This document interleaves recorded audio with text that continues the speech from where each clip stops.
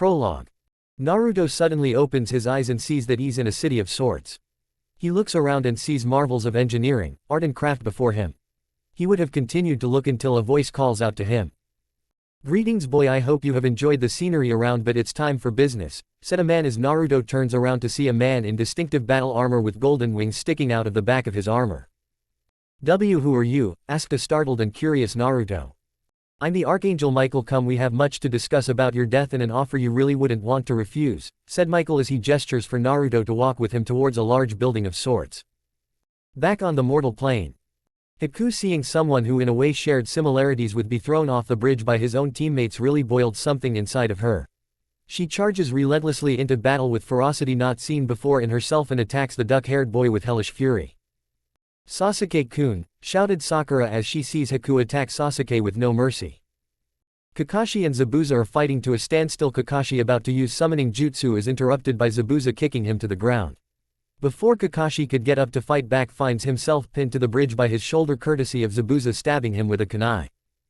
"I don't know what happened between that boy and Haku, but I'm going to have to deal with it for the rest of my travels," said Zabuza as he gets ready to decapitate Kakashi. Before Zabuza could, he hears clapping on one side of the bridge. Staring in the direction of the clapping, he sees Gato. "Gato, what the hell are you doing here?" asked Zabuza as he gets ready to kill Kakashi. "I've decided I'm making budget cuts and you're that cut," said Gato as his hired muscle chuckles to themselves. "Ah, the classical double cross," said Zabuza as he gets off of Kakashi. "Looks like it's your somewhat lucky day, Kakashi. I'm no longer your enemy, but Haku would most likely kill you for hurting the blonde," said Zabuza as he gets ready for a battle along with Haku. "Kill the men and take the girls. I'll have fun with them tonight before I let you lot have fun with them," said Gato as he licks his lips. The mercenaries get ready to fight the ninja on the bridge. Before anyone could start fighting, a bright light is shining between the two groups. It then started to dim, revealing an unknown figure. As soon as the light finally vanishes, it reveals a young teenage boy with long bright golden blonde hair, with a highly developed athletic body and armor that shows off his well-muscled arms. The whole set armor had a dark silver color to it. With the chest guard, it had a symbol of a hand holding a sword on the center of it, plated bracers over his forearms, black pants with shin guards. "Who the hell are you?" said a slightly scared Gato as he gets behind the mercs. "My name is Naruto Uzumaki Namikaze and I'm the avenging angel. Prepare to die," said Naruto as he gets out a sword of a unique design.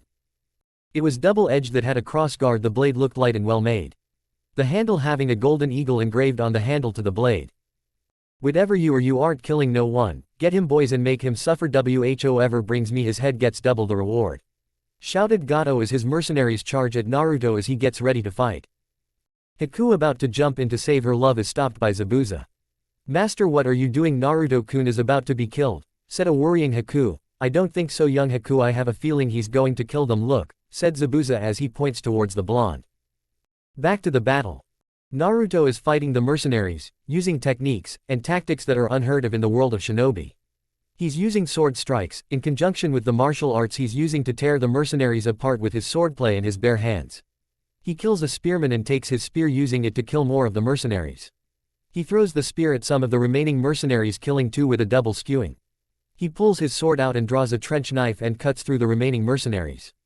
Gato tries to escape but is stopped when Naruto throws his trench knife into his spleen, crippling him.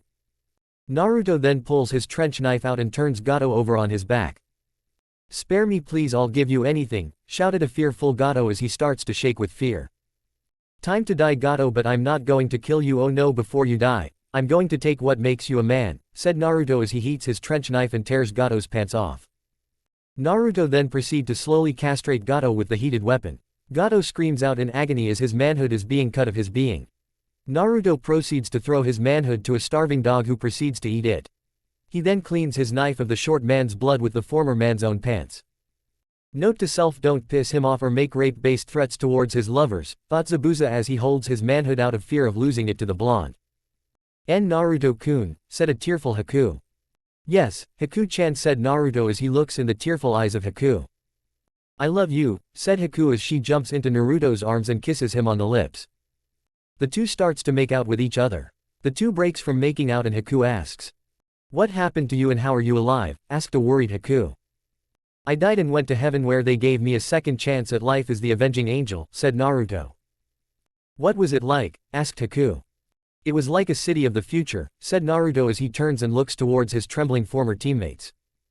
Excuse me, but I have a traitorous team to deal with, said Naruto as he lets go of Haku and stomps towards his team, leaking killing intent never felt before. Stay back, demon, stay. Kakashi never finished his sentence as he gets knocked out by a rising uppercut courtesy of Naruto. Dope, where did you get those powers and skills? I demand you to tell me. They should belong to an Uchiha and Elite Year B. Sasuke never got to finish his statement as Naruto punched him hard in the gut, knocking him out. You hurt Sasuke-kun, you do. Sakura never got to finish her tirade as she was punched in the throat and hit again in the head, knocking her out. Naruto then gets a special prisoner seal to seal them in. That takes care of that. Now to help rebuild a bridge, a nation, and then head back home, said Naruto to himself as he walks over to Zabuza and Haku. Hey Browless, I have a proposition for you, said Naruto as he gets a giggle from Haku about his shot at Zabuza being with no eyebrows who has a tick mark about it. Damn disrespectful Gakis, muttered Zabuza. What's the proposal? Asked Zabuza. You come to the village hidden in the leaves, said Naruto, getting a surprised look from the pair. Let me think about it, but first let's clean up the bridge of that recently made woman created with her goons and help get this village back into shape, said Zabuza as he moves to get started. No need, said Naruto as he gets the prisoner scroll out that contains his traitorous teammates out.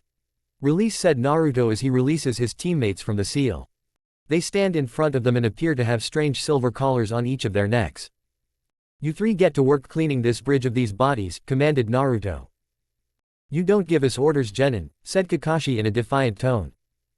Yeah, Baka, you don't give us orders, shouted Sakura.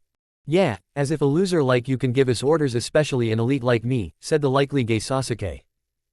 I don't think you have a choice, because you see, when I sealed you in that prison seal, it placed those peculiar collars around your necks that if you're so happen to disobey, they will generate a punisher of the subject's deepest fears that will beat you, try to kill you, or even try to rape you. So, I suggest you clean these bodies off the bridge, or that punisher will make you its bitch, said Naruto in a righteously sadistic manner. The three without a word got started cleaning up in a hurrying fashion out of fear of getting sexually assaulted or killed.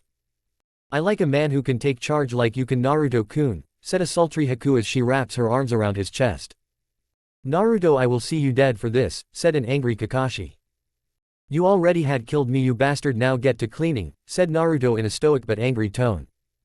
He's approved in my book, thought Zabuza as he, Naruto, and Haku walks to the village and back to Tazuna's house, dragging Gato with them. Gato is tied face first to a post and gagged by Naruto, who proceeds to knock him out. They walk in to see Tazuna and his family getting ready to go to war for Wave when they see Naruto.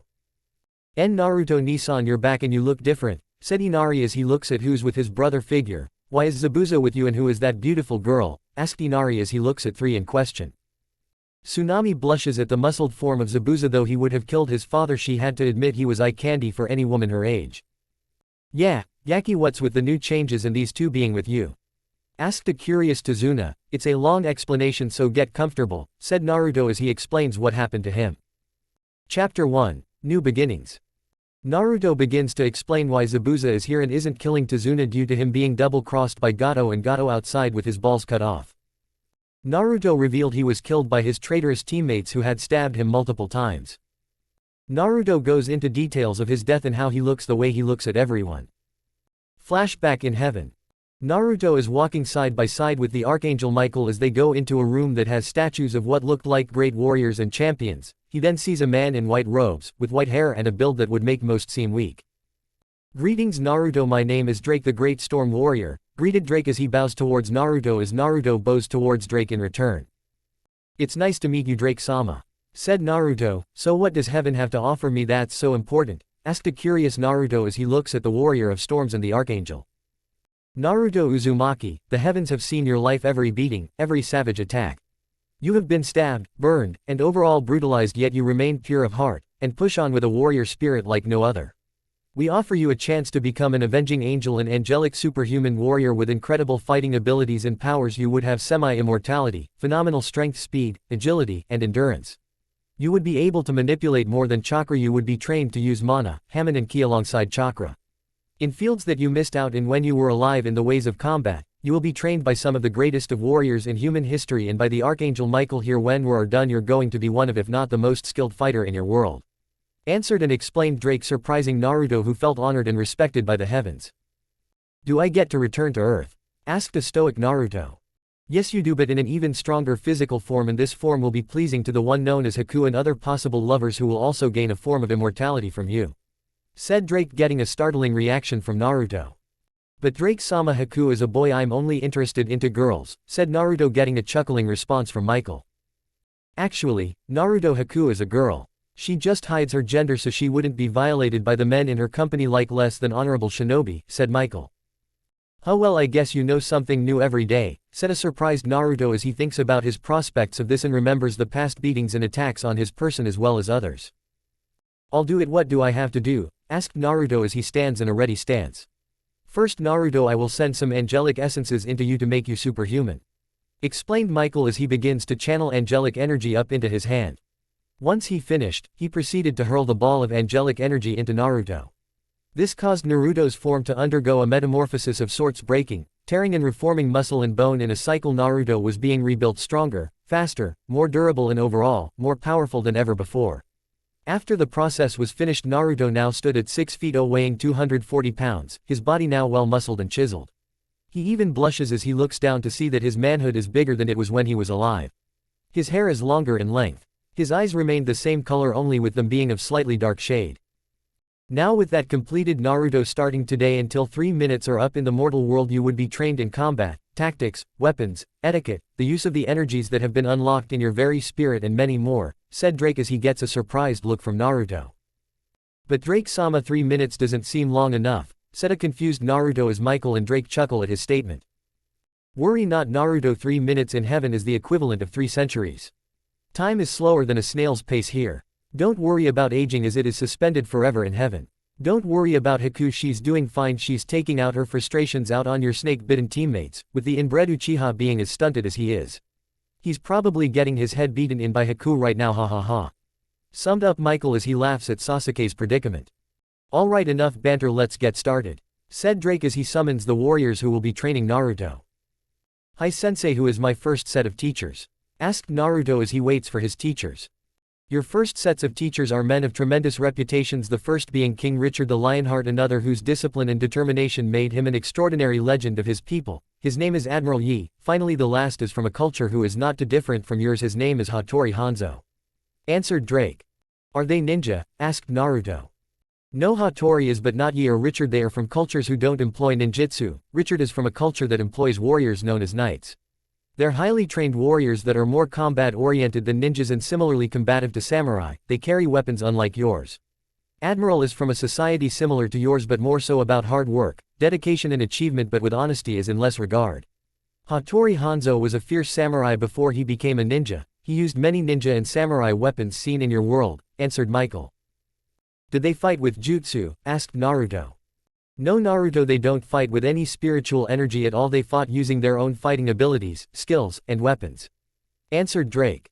Ah, here they are, said Michael. The 3 men then walked into the room. The 3 had varying heights and of various ages, one looked to be in his 40s, another one in his 30s, and finally the last one looked to be in his 50s. The oldest of the 3 wearing a type of clothing similar to a yukata but with more leg room, with pants that is black, boots that appear to be made of leather with plated armor from shin to toe. His forearms had bracers that doubled as protectors for his hands, on the center of his robe having a lion on it, on his head was headwear to look to be a protective headband of sorts. The other man had clothing and armor akin to that of a mountain mercenary. The last man had armor akin to what Naruto is more familiar with, that sports an oni mask to his face protector. Greetings, we will be training you, my name is Richard the Lionheart, said the older man with the lion on his chest. I'm Admiral Yi, said the second oldest. I'm Hattori Hanzo, said the youngest. It is nice to meet all of you masters, where do we begin? Asked Naruto. We will begin with martial arts and weapons, answered Admiral Yi. Then tactics and strategy, said Hattori.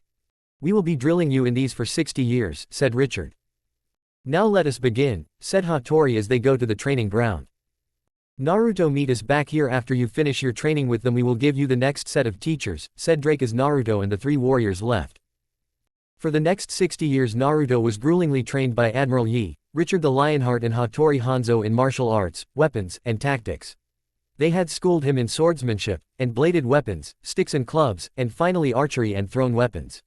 Naruto's training in unarmed combat with Hattori led to him training in jujitsu, aikijutsu, kapojutsu, and taijutsu. Richard trained Naruto in night unarmed combat. Admiral Yi trained him in Korean fighting arts. In tactics and strategy, Naruto has been trained in the use of stealth and infiltration, assault tactics, night fighting, guerrilla tactics and siege tactics by all three. He had become highly proficient in all fields under them. During the time of his training, he was also trained extensively in science, mathematics, engineering, blacksmithing, construction, calligraphy, politics, and history of the elemental nations by Drake. He's trained in the martial use of mana, hamon and ki by Michael. The 60 years are up for Naruto as he walks back into the room where Drake is waiting for him. Alright Naruto, you will have 2 sets of teachers training you and a final set will be waiting for you after 120 years. Said Drake. Bruiser team and Fuinjutsu team may come in. Said Drake. Is 2 husky, but well-toned men came in. Right behind them are a team of experts who look to specialize in some form of combat. Greetings Naruto, my name is Kentaro of the Shiteno, said the man in light samurai armor. I'm Dobrinya Nikotic, nice to meet you Naruto, said the man in light armor. Me and Dobrinya will be training you in the art of war wrestling and heightened hand-to-hand combat, said Kentaro as he bows to Naruto. Naruto bows to both of them. I will not fail your expectations, said Naruto as he then looks at the other team. This team carried with them ink and brushes. Greetings Naruto, I'm Ryuzen Uzumaki, said the man in crimson samurai armor. Greetings Naruto, I'm Goken Uzumaki, said the man in crimson light armor. Hello Naruto-kun, I'm Kushina Uzumaki, I'm your mother, said the woman in the green battle dress. My mother, said a shocked Naruto as he looks at the woman in front of her. It's true Naruto, let me explain. You see Naruto, your mother is from a clan related to the Senju and Uchiha clan called the Uzumaki clan, who are from the Senju clan. The Uzumakis were well known for their mastery of the sealing arts and kenjutsu. They were then attacked by the combined forces of Iwa, Kumo, and Kiri and scattered across the nation. Some are in hidden fortresses hidden from the world, some are in Konoha in hiding using advanced henge that can fool even the mighty Sharingan. Your mother here is of royal blood, making you a prince, explained Drake. Mother, did you and father abandon me to Konoha to be beaten and treated as a scourge? Asked a saddened Naruto. No Sochi, me and your father died during the attack and sealing the Kyuubi, explained Kushina as Naruto realizes that the 4th Hokage is his father and that he sealed the beast inside of him. Yes Naruto, your father is the Yondaime Hokage who sealed the Biju inside of you. But he did that, so you'd be powerful enough to face Madara Uchiha in combat, as he was the one who extracted the Biju inside of me, control her with his Sharingan that attacked the village. Your father fought him off, but had no other choice but to seal the Biju in you. The Biju saw us try to seal her into you and sent a claw out to stab you and prevent the sealing. But me and your father had shielded you with our bodies, we died that day, explained Kushina, getting an understanding look from Naruto. Hey Drake, I was meaning to ask what happened to Kyuubi anyway, asked a curious Naruto. I can answer that. Since Kyuubi didn't kill anyone in a malicious fashion, she's not in hell. However, because of her hatred being untamed, she couldn't enter heaven, so I suggested she be transformed into a ninja Onimusha and transported to Tundra country, explained Michael. Oh well, let's get training, said Naruto as they go to the training ground. Oh Naruto, the last set will be a set of warrior sages of the past for your last, and I will be training you along with them for your 180 years, said Drake. See you then, said Naruto as he walks towards the training ground. Naruto has been training in war wrestling and heightened hand-to-hand combat by Dobrinya Nikotic and Kentaro, who had spent 80 years helping him hone his abilities in unarmed combat in areas of his strength and agility. He got extensive training in Fuinjutsu by the Uzumaki teams in all types: sealing, combat, constructive, trapping, spacetime and containing. After the 120 years were done, the Uzumaki Fuinjutsu team and the Bruiser war wrestling and heightened combative teams start to leave. Naruto and his mother share a brief reunion and a heartfelt goodbye from each other. Kushina, before leaving to join her family in the afterlife, also told Naruto to steer clear of the Toad Sage Jiraiya, as he will leech off of his hard work like he did with his father, and told him how he even placed mental suppression and physical seals on him and that his death broke these seals. She also tells him to give her grandchildren with any of his wives. This gives Naruto a blush as Michael and Drake chuckle at his mother's request. Drake and several warrior sages wait by the training field designed for them. On the field, Naruto is face to face with his final teachers, masters of the warrior sage arts of the lion, hawk, wolf, polar bear and wolverine, that left Naruto in awe at who he saw. Naruto, I would like you to meet the warrior sages that will be teaching in their sage arts, said Drake. Hashirama Senju of the Senju clan, the honored valiant lion sage, Tobirama Senju, the tenacious polar bear sage Kenshin Uchiha, lost older brother of Madara and warrior of clan Uchiha, and Makoto Uchiha, the shuriken mistress of Konoha, the hawk battle sages, Kue Uzumaki, the savage wolverine sage, your ancestor, Tsukumo Hatake, the fierce and ferocious wolf sage. Introduced Drake. I didn't know you were a sage of the lions, Hashirama. I know you were a sage, but I thought you gained that title through training in the wilderness, not with the lions, nor did I know you, Makoto Obasan, to be one. Nor you, Tobirama Senju, said a surprised Naruto. Yes, that's what the history book said, but in truth I had training with the lion warrior sages and mastered their sage arts to high levels never seen before. They wanted me to keep my training a secret, so I did, explain Hashirama. The polar bears kept to themselves about it, said Tobirama. But to my understanding my son had betrayed and killed you, said Tsukumo as he looks at Naruto. Yes, he did, but he is right now most likely getting his ass handed to him by Zabuza Momochi of the Seventh Swordsman right now, explained Naruto. Let me guess, my great-grandson had stabbed you in the back, didn't he? Asked Kenshin. Along with a girl named Sakura Haruno. Asked an angry Makoto. Yes, answered Naruto in an angry tone. On to business then, so you can get some sweet payback on those bastards, said Kue Uzumaki. Yeah, shouted Naruto. Oh hell yeah, we're rocking and rolling now, said an excited Hashirama. This should be interesting, said Tobirama. Let's do this, said Kenshin, getting affirmative nod from Makoto. I disown Sasuke in spirit, tell him that for me, Naruto, said Makoto, gets an affirmative nod from the blonde. For the final 180 years Naruto had been put through the most extensive training possible, being taught the respective elemental jutsus, ninjutsu and combat skills by the sages and Drake. With each one teaching him their respective skills, they have become an expert, with Hashirama teaching him blind combat, Kenshin and Makoto teaching him ballistics and marksmanship with kunai and other throwing weapons and the bow and arrow. Tobirama taught him advanced battlefield tactics and jutsu, Kue teaching him enhanced knife fighting and close quarters combat. Tsukumo teaching Naruto short blade fighting and fencing. Drake teaching Naruto combative versatility with all the weapons, skills, and tactics, along with ingraining in him naturalistic reflexes and instincts. Naruto's skills and abilities are at an enhanced to even supernatural level of performance. Makoto hugs Naruto as they return to their respective heavens. Naruto has finally finished his training. He was ready to return to Earth to kick some ass. Alright Naruto, time is up, it's time for you to return to Earth, said Michael as he looks at the now blonde ninja warrior in front of him. Here, take this armor and weapons, it's the armor of the Avenger. The weapons are razor sharp and can only be used by you. The seal pouches conceal anything and anyone, only you can work them, explained Drake as he gives Naruto the armor. Then a portal opens up. The portal's open, Naruto, time to go, said Michael.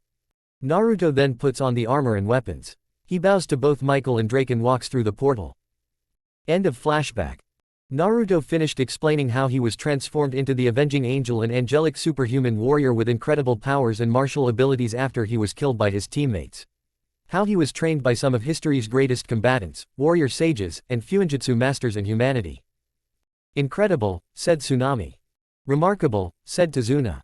Cool, said Inari. Naruto, I need to ask, why were you killed by your teammates, asked Haku as everyone looks at Naruto. It's because I was the Jinchuriki of the Kyuubi no Kitsune, said Naruto, getting a shocking look from Haku, Zabuza and Tazuna, along with a confused look from Tsunami and Inari.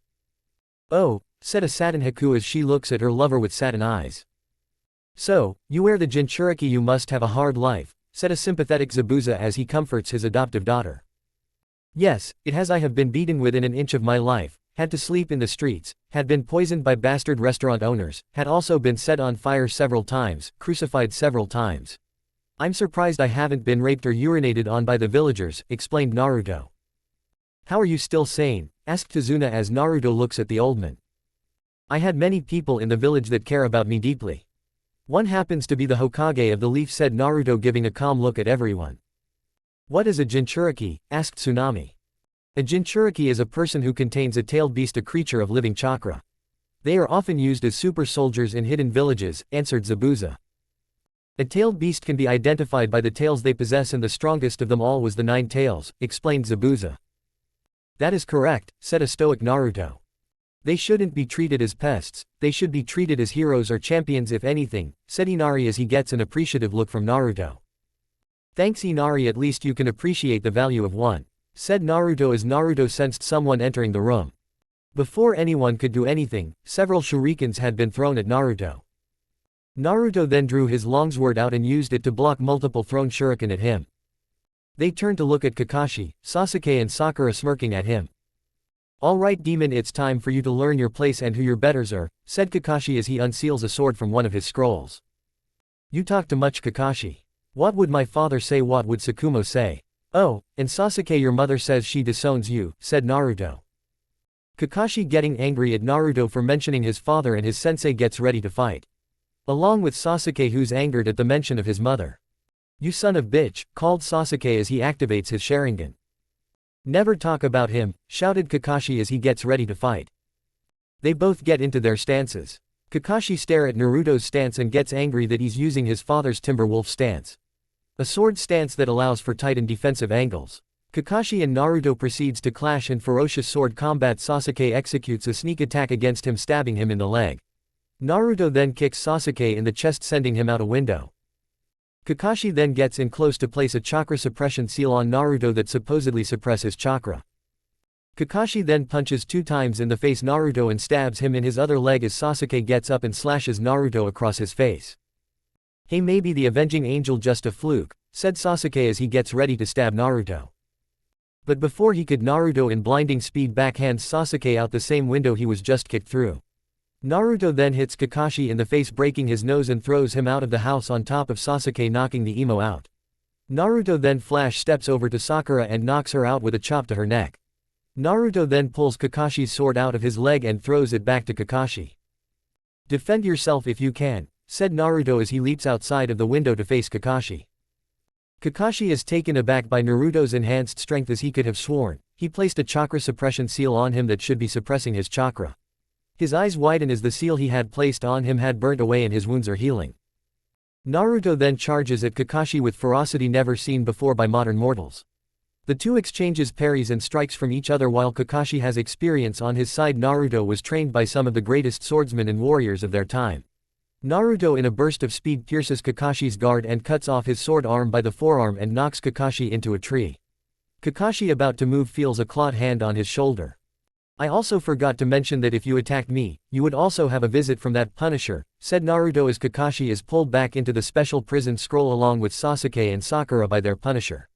Before that happens, Naruto gets Kakashi's wallet before he gets sucked into the seal. Inside of the seal they experience hell on earth as Sasuke is beaten by his brother viciously and forced to reproduce the Uchiha clan as a genetically transformed girl in a room full of rough-looking men while being held down. Kakashi had just been sexually dominated by 12 dominatrixes. Sakura is gagged and gang-raped by multiple groups of ugly boys in a soundless room. "This should be enough to repair that window, and anything broken," said Naruto as he hands Tsunami Kakashi's wallet. Naruto proceeds to walk away. "Naruto-Nisan, where are you going?" asked Inari as Naruto looks at him. "To go search Gato's mansion. Zabuza and Haku, you're going to help me," said Naruto as he gets a nod from Zabuza as he leads the way. Naruto, Zabuza and Haku make their way to Gato's mansion. They had swiftly killed the remaining mercs through various methods, Zabuza killing some with his sword and shuriken, Haku kills some with her ice needles, Naruto kills some with his bare hands using the bearcat form in conjunction with his tonfa. They make it inside to find any treasure inside. Naruto goes down to the basement to find any slaves Gato had for his personal pleasures. He finds cells containing women who had seen better days. One of them comes up to him and asks, "Are you an angel?"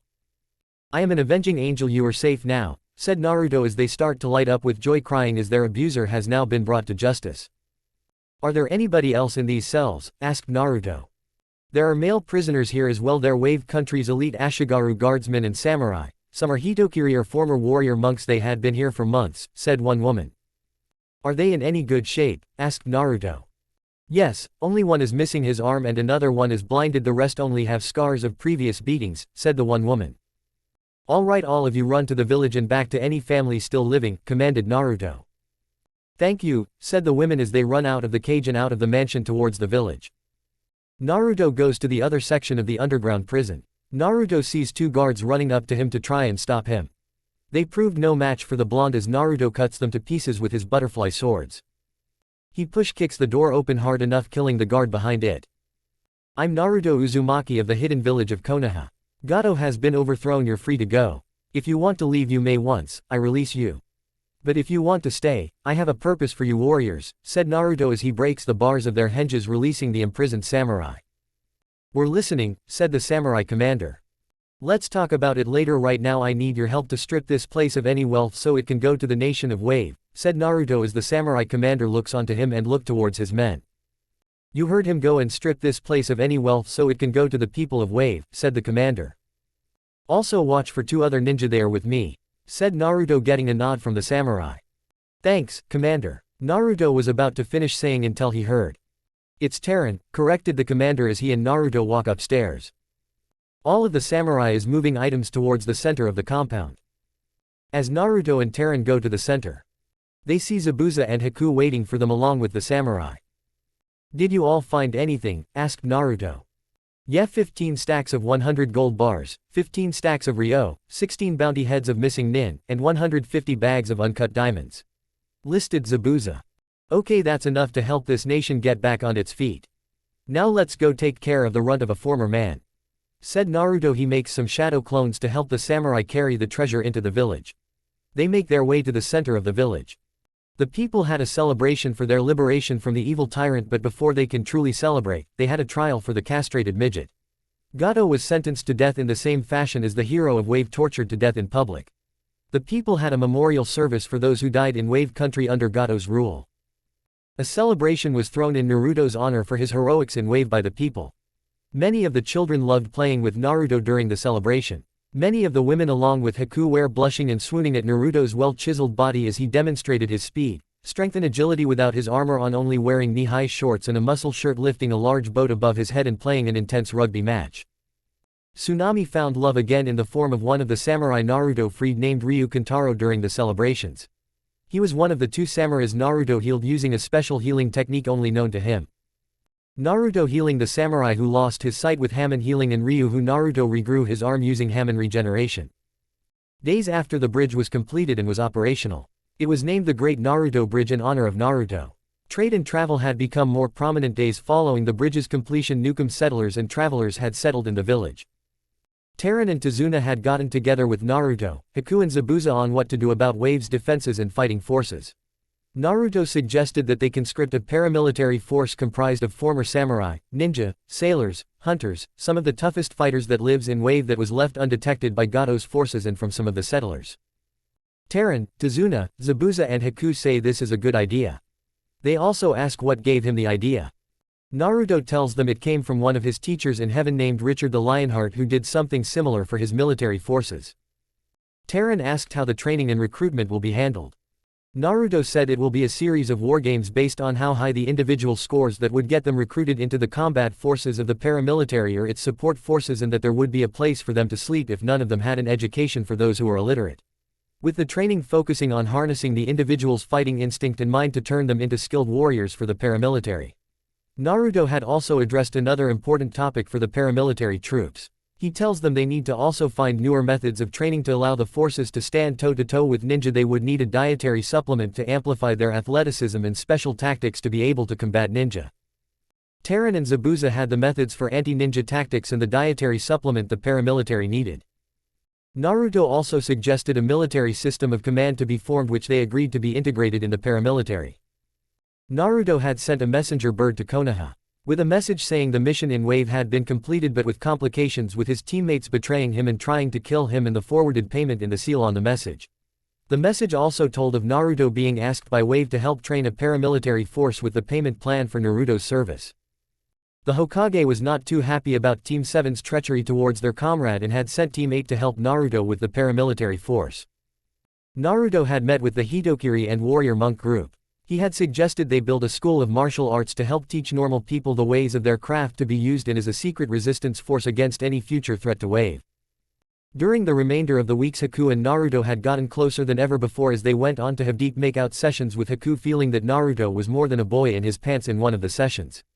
They talked about each other's lives, how both in a way are strugglers in life and how they should make the best of it. Right now, Haku and Naruto were making out deeply with each other. Haku and Naruto began to take each other's clothes off, admiring each other's forms. Before they could have sex, a knock was heard on the door of his temporary base of operation in a reconstructed house. Naruto and Haku had gotten their clothes on and went to answer the door. Naruto goes to answer the door. When he opens it, he sees a beautiful woman with long black hair, ruby eyes in a battle dress with a flak jacket. with the Konoha Hitai 8 tied around her head.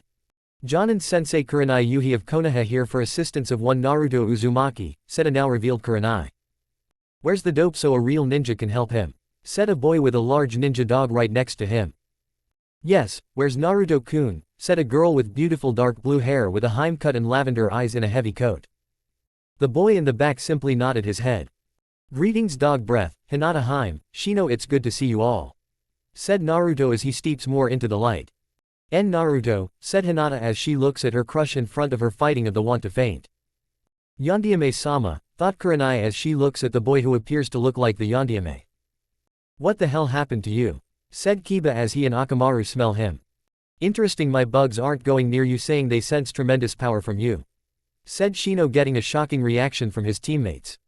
That is a long story that I would explain inside, said Naruto as he welcomes Team 8 inside of the house. Oh, where are my manners? This is Haku Momochi Yuki, explained Naruto as Team 8 looks at the young girl. Hinata having a jealousy look at her as she looks at the girl.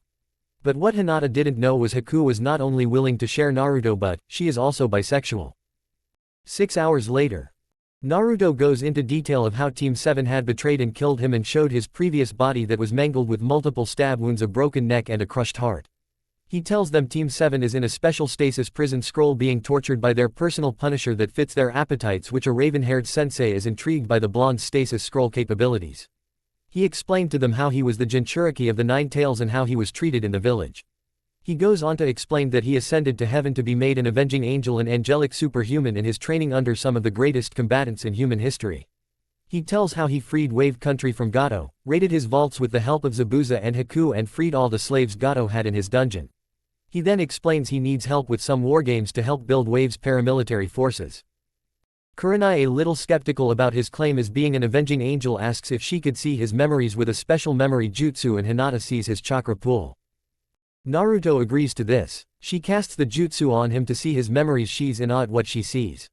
She sees every moment in when he was in Wave up to when he was killed and to when he was in heaven and gained his status and abilities. Hinata looks at his chakra pool and sees it's amazing. Seeing it dark and calm like blood but seemingly potent.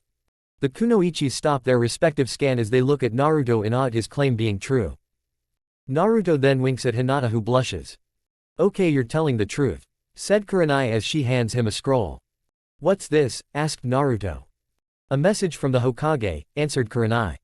So that's why Naruto is often hated in our village, thought Hinata, Shino, and Kiba as they look at the blonde opening the scroll.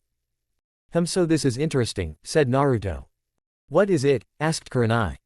It seems that Gigi has given me operational command, said Naruto as he gets a surprised look from everyone in the room. So what now? Asked Kurenai. I need to create a main fortress for the future paramilitary force and a fortress school of martial arts. I need you and your team to help with the organization of the war games. I have the materials for the dummies, but I need you to help the blacksmith with the orders of standard armor and equipment. Here, takes this clone with you. It's made with a more durable clone jutsu. He will be helping with the blacksmithing, explained Naruto as he creates a light clone. Naruto and Team 8 go on to do their respective tasks.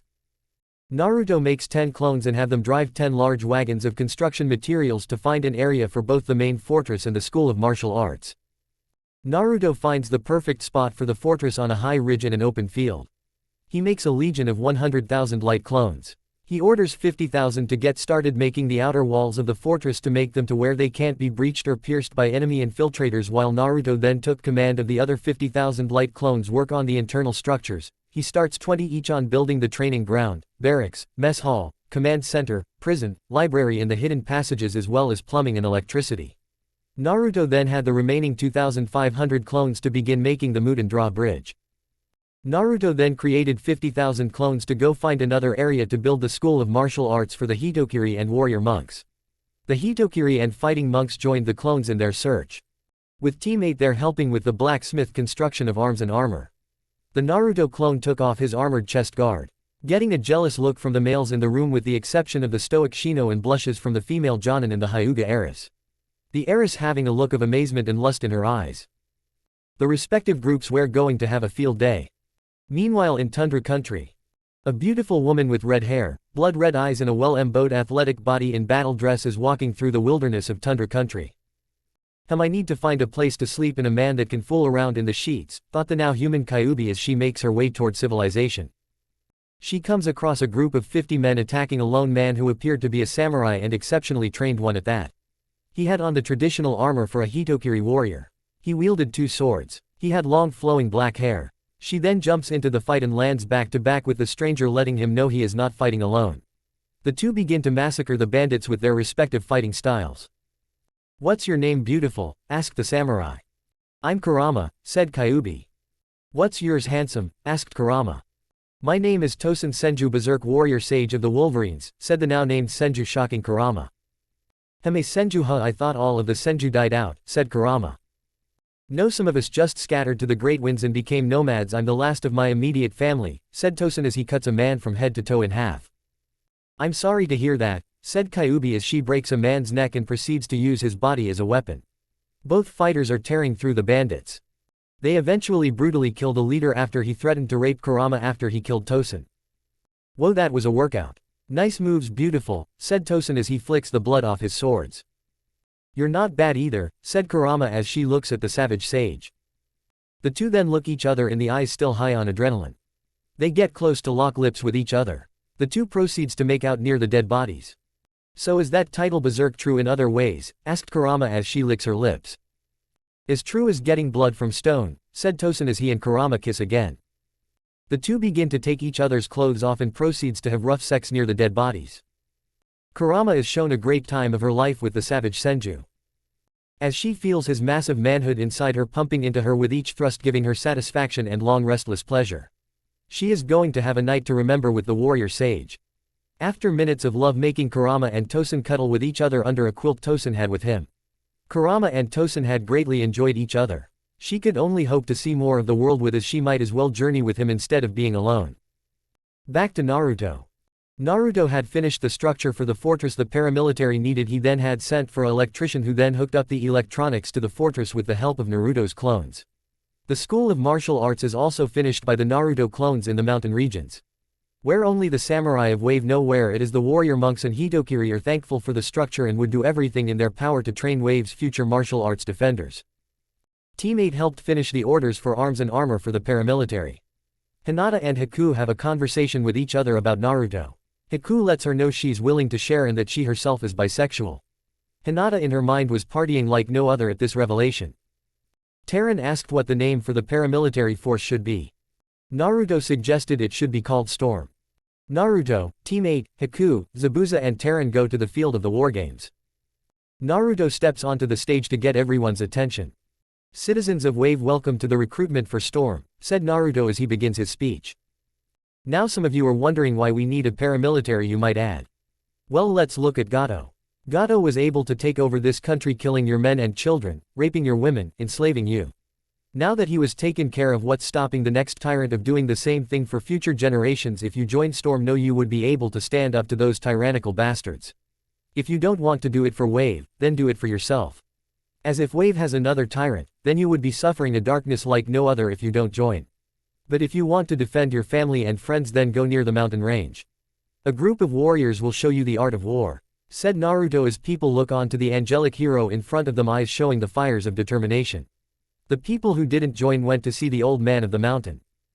Team 8 is surprised at the blonde's charisma and speech. Seeing him inspire so many people in the way he did motivates them in a good way. People started to walk up to sign. These people came from various backgrounds, some trying to find a life. Let's begin. The war games will test you in areas of hunting, team combat, hand-to-hand combat, archery, swordsmanship, and weapons combat for those who are skilled in other weapons. Once that is done, it will show us what we have to work with, explained Taran. The war games began the hunting portion of the war games, which saw many of the hunters scoring high. The team combat portion saw high scores from the hunter, sailor, and fighter teams, along with the former samurai and ninja being high as well. The settlers and native teams were doing excellent in the team combat portion as well, showing a fighting spirit like no other. All the other events went similarly, showed incredible scores from the groups, with the highest being from the former ninja and samurai groups. The second highest scoring groups being the hunter, sailor, and fighters. The third being the settler and native demographic groups in bunch. Alright, from this moment on, Storm has been formed, but it's not fully operational. You will be training with each other, learning from each as you would be put through hellish training from here on out. Training that will give you all the means to defend Wave from its enemies and make new connections with the outside world," said Taran. Let us thank Naruto Uzumaki Namikaze for the creation of this fortress and his service to Wave," said Taran as he along with the samurai and ninja draw their swords and perform a sword salute to the blonde. Teammate is shocked at the revelation of Naruto being the son of a Kage. "You're a son of a Kage?" asked Hinata as she looks at her lover with surprise. "Yes, my mother told me he is the Yondiame. I myself couldn't believe it, but one of my teachers did show me a picture of him and showed me a mirror. It really surprised me," explained Naruto. "Wow, it's like you're from a fairy tale," said Hinata as she lunges towards him and kisses him. Teammate, more specifically Kiba, and Shino are surprised at this reveal. Kurenai had already put 2 and 2 together on who his father and mother is. Haku walks up to Naruto and kisses him on the lips. "That's for being the hero of Konoha and Wave," said Haku as she is then kissed by Hinata, who returns the feeling by grabbing her ass and giving it a squeeze. She then walks back to a shocked teammate. "What Haku is by, we'll share him," said Hinata as she looks towards her lovers. "Naruto, I had a blacksmith make this sword for you," said Taran as he gives him a katana with a prong guard. This katana is the Kiba no Tengu. It's a blade made from the hardest steels and titanium in Wave. It's very much indestructible. Take it and use it in battle. Taran as he bows to the young blonde. Naruto returns the bow. "Thank you, I will use it valiantly in battle," said Naruto as he puts the sword to his sword belt. Teammate and Naruto walks towards the edge of Wave. They throw a parade for Naruto as he leaves the country. The Tazuna family met him to say their goodbyes to the young blonde. "Inari, take care of your mother and listen to your new father. He will teach what it means to be truly strong," said Naruto as he looks at a teary Inari. Inari nods his head in agreement. Teammate, Haku, Zabuza and Naruto leaves Wave Country. As they're making their way to Konoha, they run into a scene that shakes them to their core. They see 2 girls, one with mint green hair and tan skin and another with red hair and smooth sun-bleached skin, as they are being beaten by men with flank jackets. Kurenai and Zabuza recognize them as Chunin of Hidden Grass and Waterfall. Before Kurenai could say anything, Naruto jumps into action. Naruto executes a climbing elbow towards one of the ninjas, knocking him out. "Who the heck are you?" asked a defensive nin. "An avenging angel," said Naruto as he charges the nin. Naruto and the nin start to battle. Kurenai, worried about the young angelic ninja about to jump in, is stopped by Zabuza. "What are you doing? He needs our help," said an irate Kurenai as she looks at the blonde engaging in hand-to-hand combat. "You don't need to worry yourself, Kurenai, he has the fight handled," said Zabuza as he points towards the battle. Naruto is tearing through the grass and waterfall nin with his brutally efficient hand-to-hand combat skills, breaking bones, causing internal injuries, really tearing into the opposition. Naruto then knocks out the last of the opposition with an uppercut. The 2 girls look at their savior in awe. "Are you two all right?" asked Naruto. "Yes, thank you," said the girl with mint green hair. "That's good to hear. Can I get your names?" asked Naruto. "My name is Fu," answered the now-named Fu. "My name is Karen Uzumaki," answered the now-named redhead girl. "It's nice to meet the both of you. I'm a Naruto Uzumaki Namikaze," introduced Naruto as the 2 are shocked at this reveal. "Liar, and Uzumaki has red hair, not sun-kissed blonde hair," said Karen. "I'm actually half Uzumaki," explained Naruto. Karen used her senses to sense the chakra he's emanating. She senses that he has Uzumaki chakra, but of a whole other type she has never sensed before. "You're telling the truth, but what happened to you?" stated Karen. "I died and came back to life," answered Naruto, getting a confused look from Karen and Fu. "What do you mean?" asked Fu. "It's a long story," said Naruto. "Where was your group headed?" asked Fu. "To Konoha," said Kurenai as the group walk up to them. "Well, it looks like we're going with you, because going back without these guys is going to be hell for us," said Karen. "Kindly explain your plight as we travel," asked Naruto. Elsewhere in the elemental nations, a pair of uniquely dressed mercenaries are walking out of a bounty office, and after collecting the heads of several famous Iwa, Kumo and Kiri nins. They look like warrior monks, but they have a kanji for Great Destroyer the back of their GI. "So, brother, how's our opium operations in Konoha doing?" asked a woman with blood-red hair. "It's doing good. Soon we would have enough slave warriors for the Dark Lord's return. Who knows, maybe we might find a virgin sacrifice from the operation to him be reborn," said the man as they walk away towards the docks to find their ship. "Good, now on to Demon Country. We have a country to control from the shadow." Chapter 2. New challenges, new friends, and new enemies. The group travel to Fire Country. Karen and Fu explain their situation in their home villages. How they are treated as slaves due to Fu being a Jinchuriki and Karen having the ability to replenish chakra by either giving an individual chakra through them, either biting her or her funneling chakra into them. Naruto express his relation of abuse as he tells them that he himself had been attacked brutally when he was a Jinchuriki every day. Fu and Karen ask how he is alive if he is no longer a Jinchuriki. As they themselves are aware that if a Jinchuriki have their biju removed they would die in the process of the biju's removal. Naruto then explained how he was killed due to the treachery of his former teammates. Fu asks how he is alive now in front of them. He explains that when his soul went to heaven, they had awarded him for the purity of his heart and willpower going through his tortures, by making him an angelic superhuman warrior called the Avenging Angel. Fu and Karen were disbelieving at first of him being an avenging angel. That is until Chome the seven-tailed beetle spoke to Fu and told her that what Naruto is telling them is true. As Chome tells Fu she is able to sense energy of many types with certain types that even her brothers and sisters are scared of. One of which are heavenly or divine in origin, which is what Naruto is emanating. Fu is surprised by Chome's statement that she wonders what the angelic warrior can do. Karen asks for a demonstration of his power. Naruto does so by channeling Hamon from him into Karen, greatly healing some of her less than repaired scars. Karen checks to feel that past scars that was caused by people biting her had healed. She was in shock at this and looks at him in awe for what he did. He also healed Fu's scars from past beatings that even Chome wasn't able to heal in the past. Fu and Karen are in awe of his power and claim being true. They ask a variety of questions about heaven, about Kami, about life. Naruto just tells them he didn't meet Kami. Heaven is a marvel to behold. He didn't get to ask a question about life as he was being trained by some of history's greatest warriors, sages, and seal masters. They continue to talk about their relations to abuse they have suffered in their childhoods.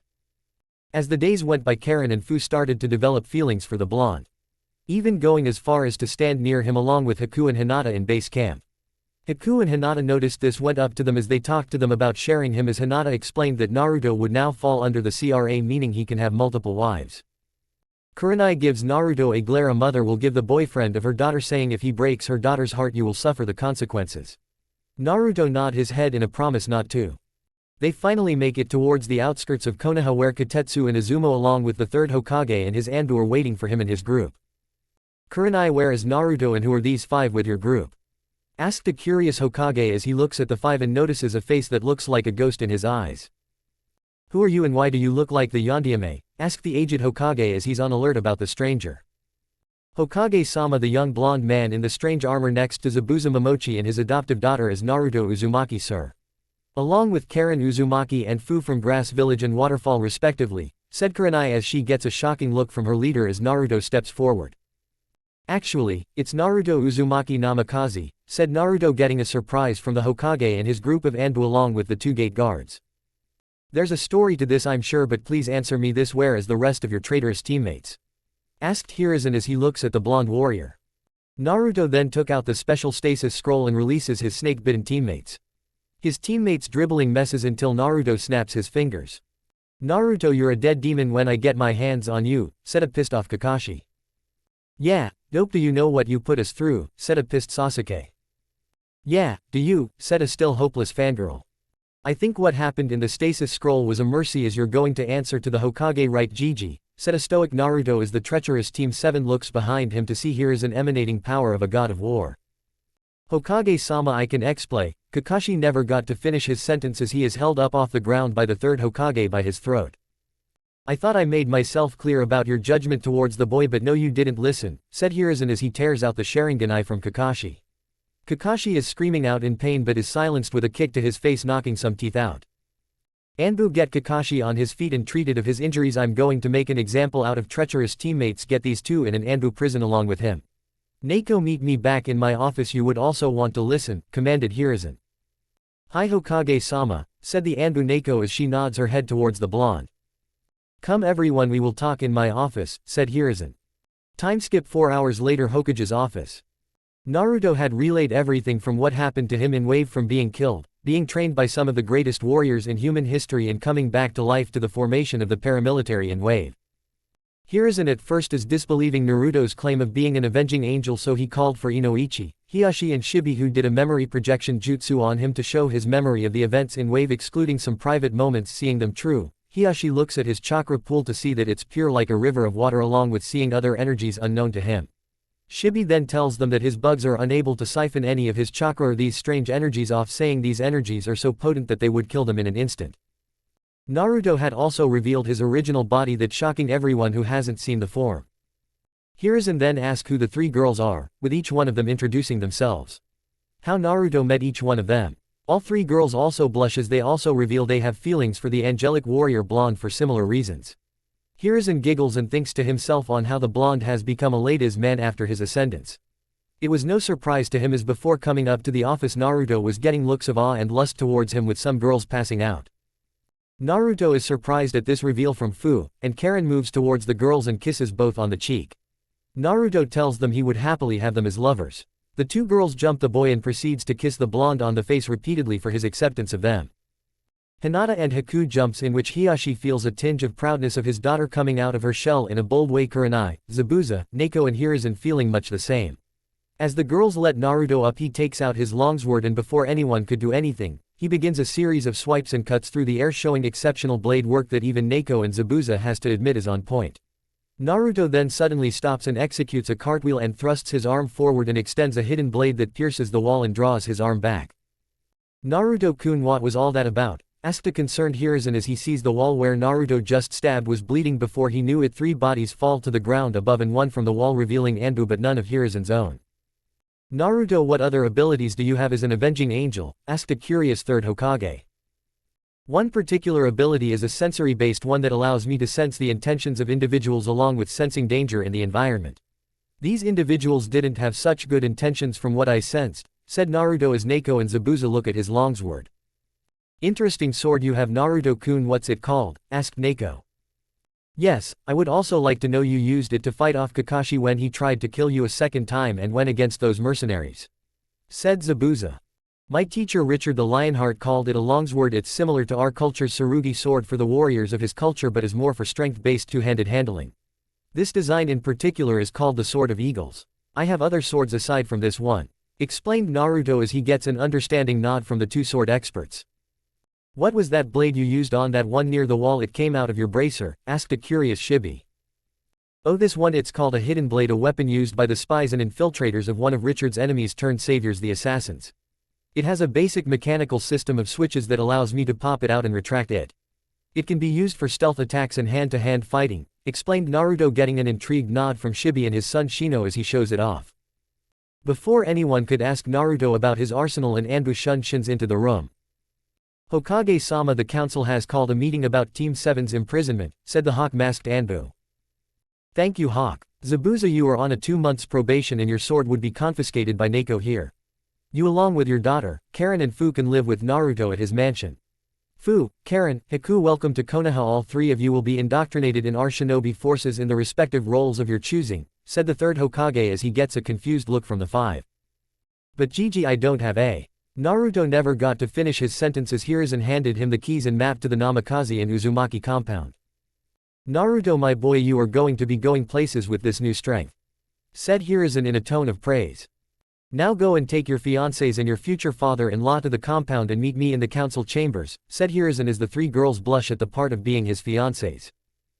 Actually, Gigi, I can take them there along with being in the council room, said Naruto as he did the light clone jutsu. Naruto, what type of clone is that? Asked a curious third Hokage as he looked at the clone in question. It's the light clone jutsu, the opposite of shadow clone jutsu. It has all of the merits of shadow clone jutsu and none of the shadow clone jutsu's drawbacks, explained Naruto as the aged warrior nodded.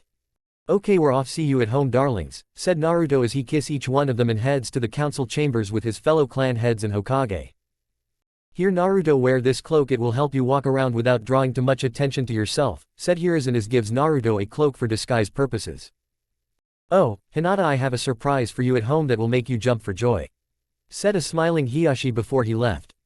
Hinata, thinking what could it be that would make my father smile? Council chambers.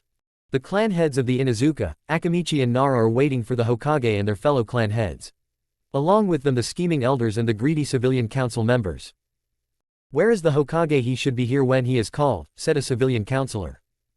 Hold your tongue, civilian, you're treading on dangerous ground, said Choza Akamichi, clan head of the Akamichi clan, the strong husky build and tenacious defenders of the leaf. PFT civilians no sort of respect or discipline nor respect for power or authority, said Sume Inuzuka, matriarch of the Inuzuka clan. What did you say, you bitch? Said an ignorant civilian council by the name of Mebuki Haruno. Kuromaru Sume's ninja partner is growling at the women for such disrespect for his partner says, "Watch your tongue Haruno, the last time you didn't you had to have a skin transplant when Kushina cut the fat out of your ass.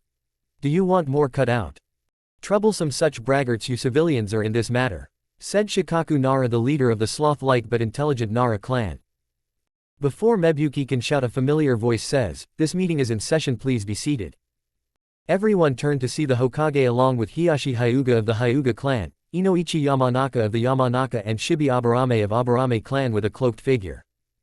"Hokage-sama, why are you late, you old fart, and who is this foreigner behind you? He has no place here." The disrespectful civilian counselor never got a chance to finish as the figure had leapt behind him and broke his neck, shocking some of the civilians in the room into submission.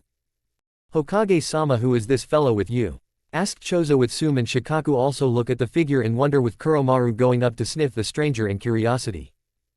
"Everyone, the figure here is someone related to both the Namikaze line and the Uzumaki line, someone who has stayed here and has been beaten and attacked on every one of his birthdays," said Hiruzen in a quizzitive tone, with Shikaku, Sume and Chozo catching on to the identity of the stranger rather quickly. "Ladies and gentlemen, might I reintroduce the heir to the Namikaze and Uzumaki clans. Naruto Uzumaki Namikaze," said the third Hokage as Naruto takes his hood down and reveals his chiseled face with no signs of baby fat or the whisker marks. Outrage soon follows as the civilian council shouts obscenities of how the so-called demon is not their Yondiami's son until. "Shut the hell up, you no good viper bitches," shouted Naruto, leaking killing intent never felt before. "You civilians know nothing of sacrifice, nothing of ninja warfare. All you do is sit in these chairs at this table believing you have power. Well, let me tell you something, you don't. All you do is bitch about not getting your way and getting more money. Now shut the fuck up when grown-ups are talking," said a very pissed off Naruto, making the civilian counselors who had sense do so. "Who the hell do you think you are, you bastards?" So, the civilian counselor never got to say anything as he was picked up by the young blonde with one arm and thrown to the wall hard enough to kill him. "Anyone else want to say anything?" asked Naruto as he looks at the remaining civilian councils who nod their heads out of fear. "Good, Gigi, you can take over," said Naruto as he takes a seat in the center of the chambers. "Thank you, Naruto. The reason why Team 7 has been detained is because they have been charged with murder of a fellow Konoha ninja," said Hiruzen, getting a shocking look from everyone in the room. "How could that be, Hokage? The dem I mean Uzumaki-san is right there," said one of the civilian counselors who almost got himself killed. "Naruto, could you please show them your original body?" asked Hiruzen as Naruto took out the scroll that contained his original body and released it, showing his body that been riddled with stab wounds, showing a broken neck and a destroyed heart courtesy of Kakashi's original jutsu, the Reikiri. The clan heads even more confused by this reveal. "How are you still alive, and what's with the changes? You look like an all-around athlete and fighter rolled onto one," asked Sume. "Yes, I would also like to know of this as well," said a curious Chozo. "The demon, he has possessed him, quick kill it," shouted Mebuki Haruno, but she got punched in her throat by Naruto, knocking her out. Silently Sume thanked Naruto as Kuromaru licked the blonde on his cheek, which Naruto pats him on the head in show of saying, "You're welcome." "What did I say about talk when grown-ups are? Now where to start?" "Oh yes, here it is," said Naruto. Time skip 60 minutes later. Naruto had explained what happened to him in Wave and how he was turned into an avenging angel, a warrior with superhuman fighting abilities, and how he was trained by some of the greatest combatants not only in the history of the shinobi world but in humanity. Flashback Wave. Naruto had just rescued Tsunami and Inari from mercenaries sent by Gato to abduct Tsunami. Luckily, she had the most unpredictable ninja from Konoha to save her and her son. Inari apologizes to the young blonde that had told him of his hellish childhood. Inari, now grateful of having a parent and grateful of being alive, he bows to the blonde in respect. Naruto manages to catch up to Team 7 and told them Zabuza is planning to attack the bridge to draw out Tazuna. Team 7 thinking it's a perfect time to execute a plan they had. "Tazuna, tell your workers to go home. But not to run, just walk away calmly as it would alert Zabuza of being found out," instructed Kakashi, thinking now is the perfect time to get rid of two problems that had been bothering them once and for all. Tazuna did as he was told and told all the works to head home. He himself had went back to see if Inari and Tsunami is okay.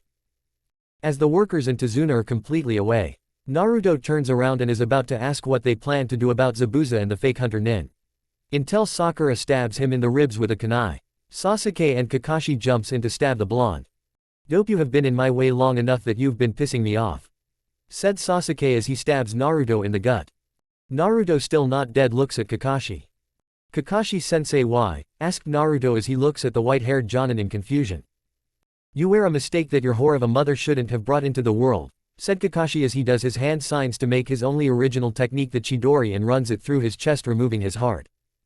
Before he dies, Naruto with his fading strength says, "You three will get what's coming to you, and you Sasuke, I will see you in hell," said Naruto as he begins to die. Sasuke then picks up the dying blonde and says, "Hell is for chumps, loser, so enjoy it," said Sasuke as he throws the blonde's dying form off the bridge. Unaware, Team 7 had an audience in the form of Zabuza and the hunter Nin, who took of her mask to reveal herself as Haku Momochi Yuki, crying tears of sorrow and rage as she looks at the Uchiha who threw the only person who felt like a kindred spirit, but most of all her precious person. Before she leaps into battle, she says a prayer for Naruto to reach heaven in peace. She puts her mask on. Fueled by the want to avenge her precious person, she leaps at the Uchiha with a vengeance. Attacking him with hellish fury, the Uchiha was unprepared for. Zabuza and Kakashi began to go toe-to-toe. Flashback end. The council had asked what happened to the Kyuubi. Naruto had explained that because of his death it also killed the Kyuubi, and that the Kyuubi is a woman, which surprises everyone. "Naruto, what happened to the Kyuubi now that you're alive?" asked Hiruzen. "Is she sealed inside you still?" asked Danzo, worried about his potential weapon. "No, she isn't, she is no longer a Biju," said Naruto as they all get a shocking look from the council. "It could be a trick, so the demon could." The man never finished his sentence as he got his back broken by a flash-stepping Naruto, who stepped back in the center. "Here, I'll prove it," said Naruto as he took off his chest guard and shirt to show his well-toned torso, which made some of the female Anbu and Onsu Minazuka blush and whistle at him.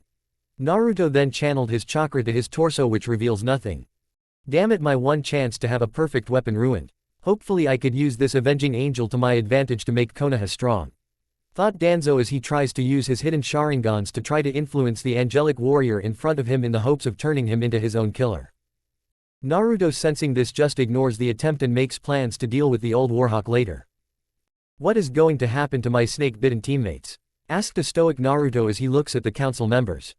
A civilian was about to answer until Naruto shot a glare that went towards him, who found sense to shut up.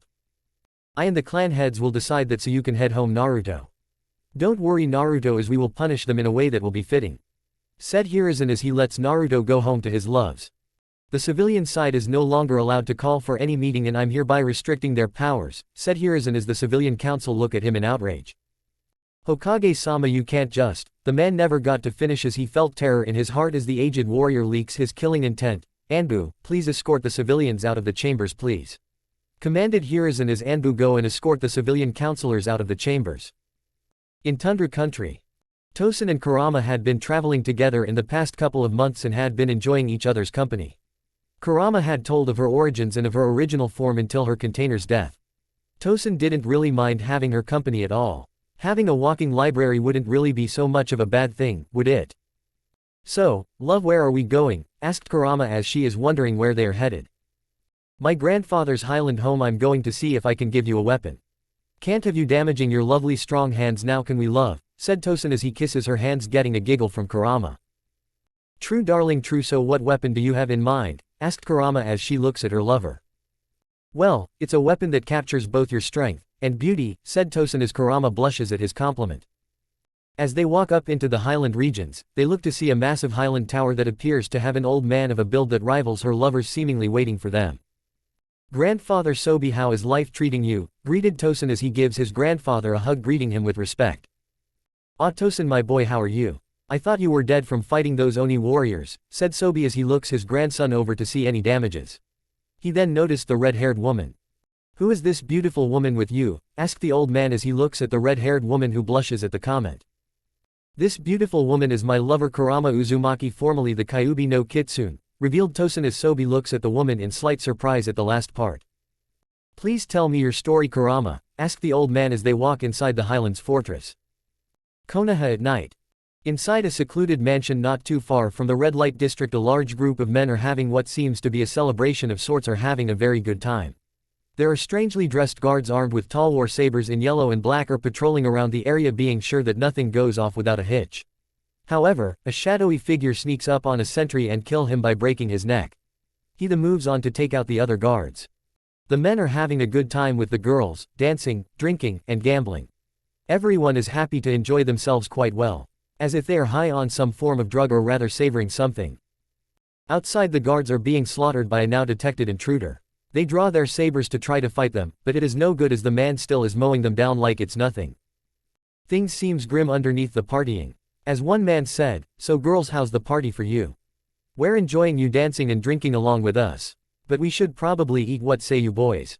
As one of the men reveals himself to be a demon as he begins to attack one of the party girls, greatly injuring her.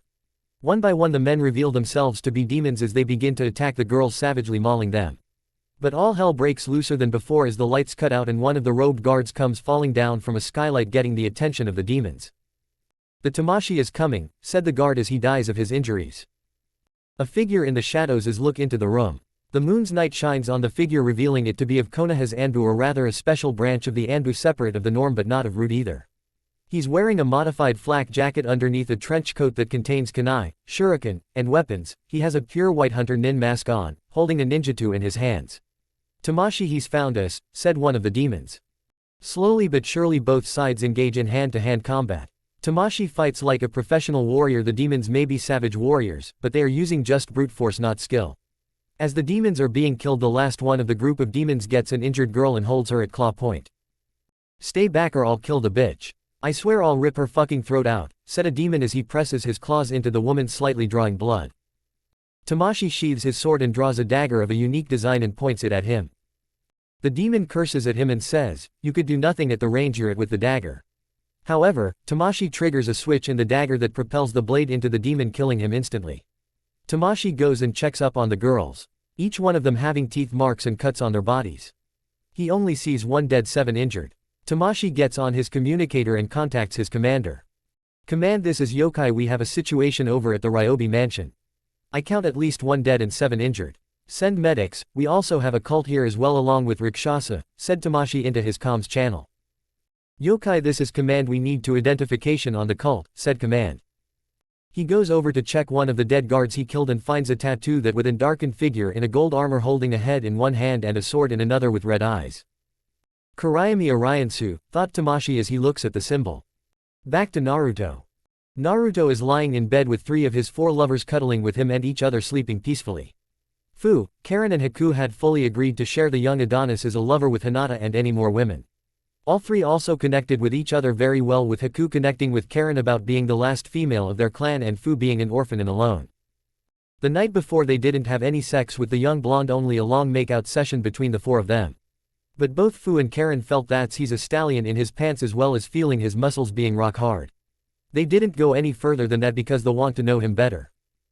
They had decided to get some good night's sleep. Naruto knowing he is going to be needed for his testimony in his team's tribunal. Naruto found the master bedroom in the mansion and decided to sleep in the room. However, Zabuza, sensing a loneliness in the boy during the night, tells the girls to sleep with him in the mansion's master bedroom to give him company. The girls were eager to comfort their fiancé as he sleeps. They went in the room with him and laid on each side of him, comforting him very well, caressing his muscled torso, running their hands down his torso and near his manhood. Right now, they are cuddling with him, with Fu, Karen and Haku laying on his chest. Naruto then wakes up, which also woke up his 3 lovers. "Good morning, Naruto-kun," said Haku as she locks lips with him, kissing him deeply, and Naruto returns the kiss with equal vigor. Naruto breaks away and kisses Karen just as deeply as Haku. Fu also got her deep kiss, and she made sure Naruto loved it, grabbing his head and tongue, wrestling with him. Before anything could happen, the doorbell rang. Naruto had gotten on a kimono his size and went to see who it is.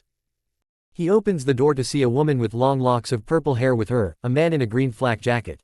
He had short brown hair under a bandana, wearing black pants. He appears sickly and malnourished. He is Hayate Gecko, sword master of Konoha. Alongside both is the mysterious Tamashii. "Hello Naruto, I see you've changed, cough. I see Yugao wasn't, cough, joking around about you being an avenging angel," said Hayate. "Hi Hayate, it's been a while, hasn't it? What brings you to my humble home?" asked Naruto as he looks at the 2 sword fighters and mysterious warrior in front of him. "Zabuza had invited me so I could, cough, test your skills as a swordsman, cough. As Zabuza said you, cough, used efficient swordplay in your recent mission," said Hayate as he coughs between each breath. Naruto goes over to him and heals him using his hamon, greatly repairing his respiratory system. Hayate starts to breathe healthier than before. What was that you just did to me? Asked a surprised and awestruck Hayate as he feels his lungs as breathes for the first time with stronger lungs. I used my ki to heal your respiratory system, explained Naruto as Hayate is surprised by the young blonde-turned angel. So, Yugao was telling the truth, he is an avenging angel. Are you able to bring back the dead now or what exactly? Asked Hayate. No, I can only heal a person. I'm not permitted to bring someone back to life. I can only heal people with severe injuries. If someone was killed it's beyond my power to do so, explained Naruto as he gestures them to come into his home. So, what's the visit about from you stranger? Asked Naruto as he looks at Tamashii in person. Well, the Hokage wants a new member to be a part of a special unit of Anbu that needs help dealing with things that goes bump in the night. I came to see if the rumors are true and by what my sensor abilities can tell it's true, answered Tamashii as he looks at the young blonde. I can get your codename, asked Naruto.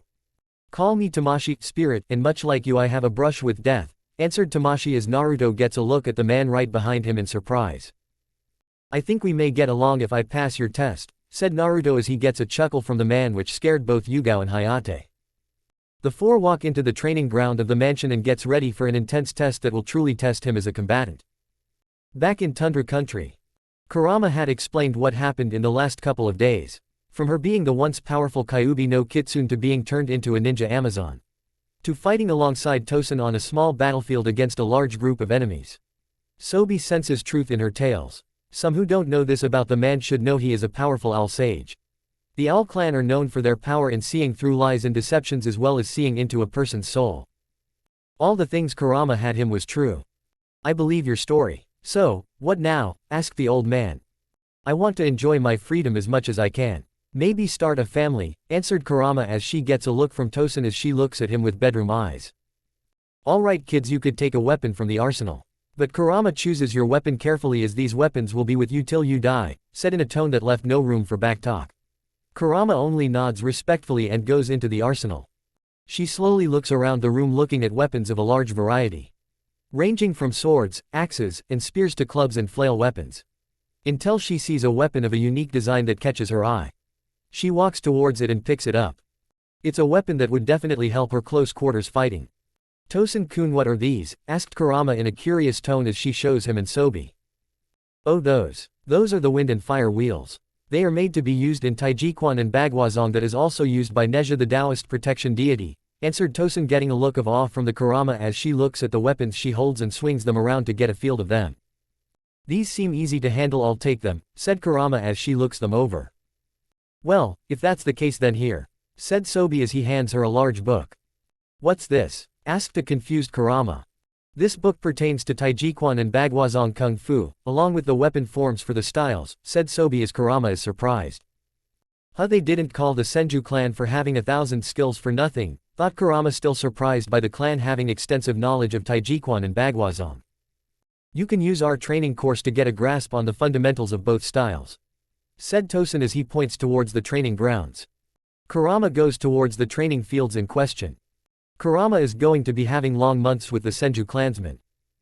Back in Konoha, Haku is having an amazing time going through the medical notes of one of the most famous kunoichis in the elemental nations, Tsunade Senju. Seeing theories on chakra healing and regeneration. To Haku it's like being in a candy store. She is not the only one looking through the medical notes. Karen, who is also a big fan of Tsunade, is there with her. So Haku-chan, what was your life before meeting Naru-kun? Asked Karen as she looks at Haku. Well, how to put it, certainly thrilling but also full of danger and constant vigilance for our work.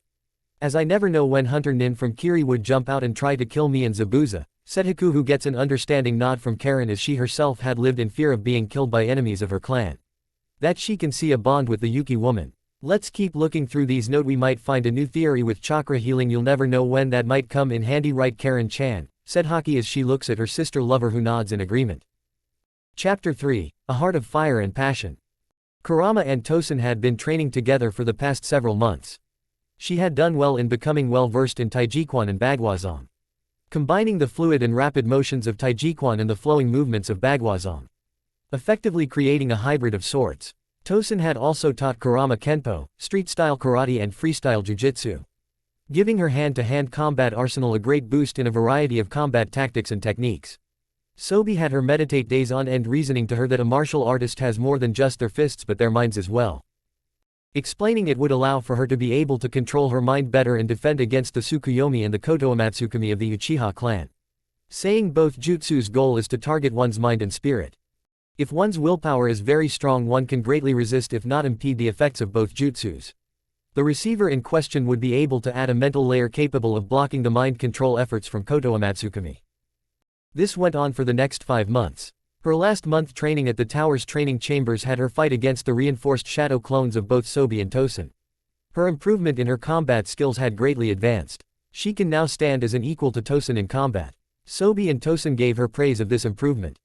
All of her training in martial arts and meditation gave her the physical and mental discipline needed to combat Uchiha clansmen.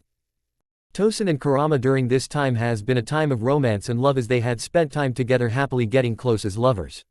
Tosen is planning to pop the question to her, but he will wait and see. He had gone to a blacksmith in secret to forge a set of armor that would help her in the future. He himself had put some finishing touches on the armor in question and did some metalwork himself. Both Kurama and Tosen went on many adventures together fighting missing nin, demons, assassins, rogue samurai, and outlaws. The pair made a name for themselves as the Wild Duo. A duo of samurai hitokiri that employs themselves as independent mercenaries for villages who couldn't defend themselves nor had any money to hire any ninjas, only being paid in resources. If they ever take missions from any noblemen and daimyos, they will have half the money up front and half later. They themselves have shown to be more than a force to be reckoned with when it came to combat.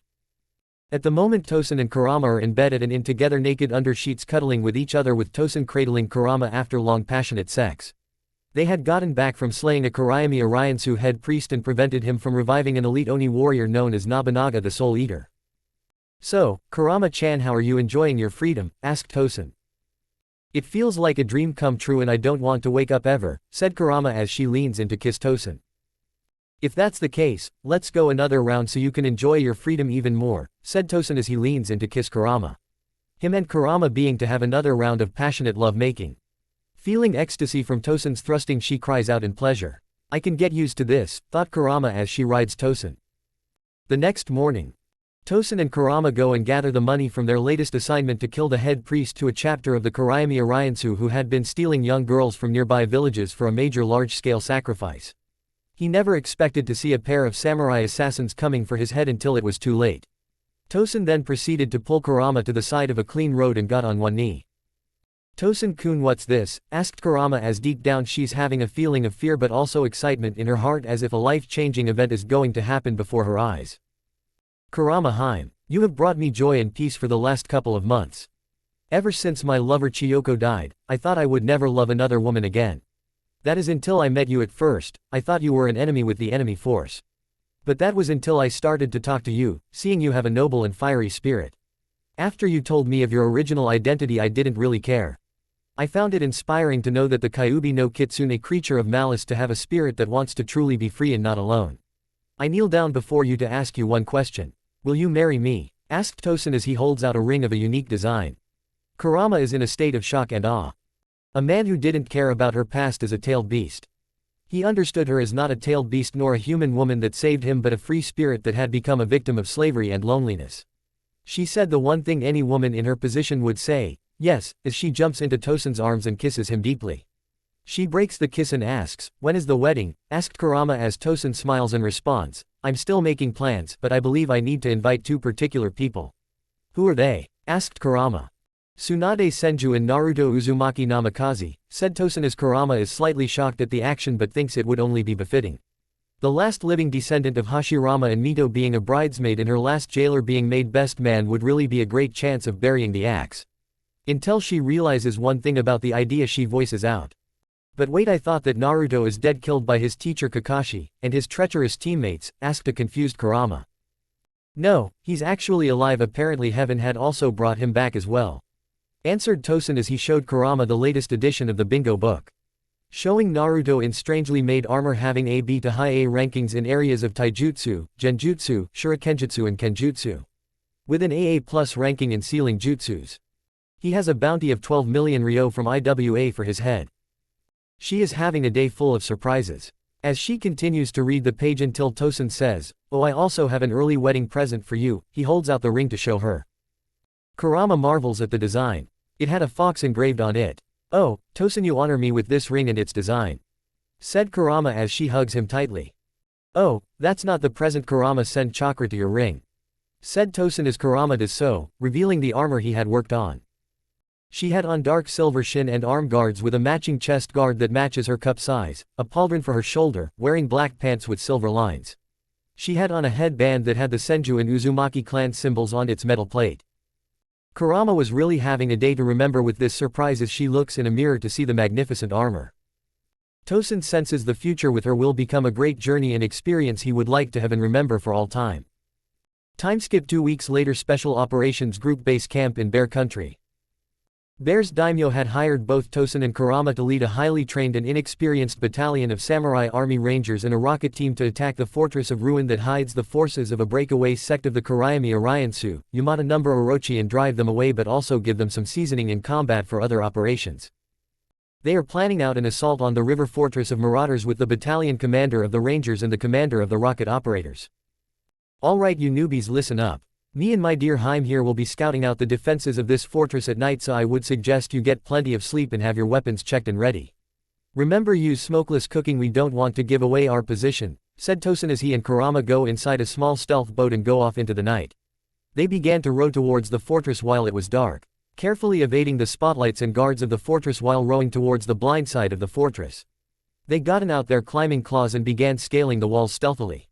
Tosen, darling, after this job what should we do about the building of our compound for our family, whispered Kurama.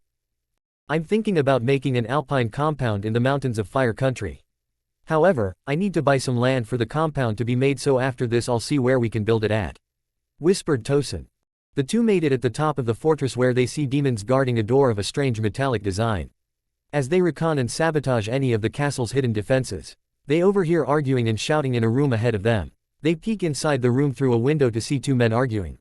One being a man with long black hair with pale skin, he had golden eyes with slitted pupils, wearing garbs that look plain but functional for combat. He was Orochimaru, renegade Sannin of Konoha and snake sage of Raichi Cave. The other looks to be a man of similar paleness and appearance to Orochimaru. He had a contrasting build to Orochimaru. He has on armor akin to that of a samurai. Our agreement stands, Orochimaru. I will not attack Konoha as long as you stay out of my order's way. But if you get in our way, this will be war between our respective groups, said the muscular counterpart as he gets a glare from the snake sage. We will abide by the agreement as well, Komodo. But what should be done about this avenging angel? I've been hearing about how that boy Naruto Uzumaki Namikaze had been tearing through your original predecessor order numbers with Tamashi, asked Orochimaru. Leave them to Yamata, he will deal with them, said Komodo as he gestures towards an armored warrior akin to that of a dark samurai with a weapon that makes both Zabuza's sword and the Samahara of Kisame look like butterknives. He wears a horned war helmet, who demonstrates his weapon cutting through 6 prisoners in one stroke of his massive sword, as well as killing 2 burly-looking men with his bare hands. Komodo and Orochimaru conclude their dealings with each other. Orochimaru leaves the room. Kurama and Tosen leaps towards the ceiling to hide from the Sannin. Looks like your old container is going to have a truly worthy opponent in Yamata after all, whispered Tosen to Kurama as she looks towards the devastation that was caused by the dark warrior Yamata. Naruto-kun, I hope you're ready for mortal combat with this foe, thought Kurama as she and Tosen went to sabotage some of the fortress's hidden weapons.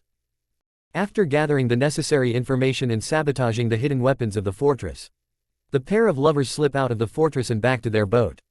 The next day is going to be pandemonium. In Fire Country coastal area. Inside a tower fortress, 2 figures are playing go near the dead bodies of the warriors of the Kuraimi Ariansu order. One appears to have a bright white human-like Anbu mask with bright silver hair, wearing a trench coat that has claw marks, with a Tsurugi sword right next to him. Another with golden blonde hair in strange armor with a sword similar to his masked partner. They are Tamashi, elite Anbu and veteran warrior of Guardian, and in front of him his new partner Naruto Uzumaki, Konoha's avenging angel and Guardian's new recruit. So, Naruto, how are you handling being in Guardian? Asked Tamashi as he throws out a card.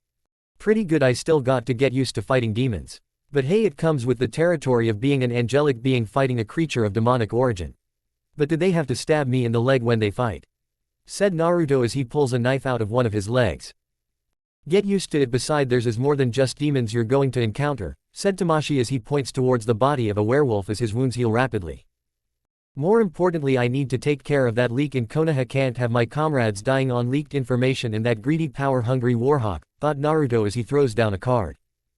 Hey Naruto, you got to be glad that those snake-bitten teammates of yours got theirs huh? Said Tamashii.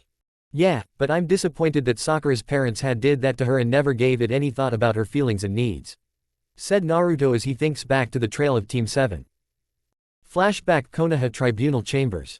Many of Konoha's ninjas that are off-duty had been sitting and waiting for the trial to get started. Alright, everyone is to be seated. Said an Anbu nin known as Yamaneko Wildcat.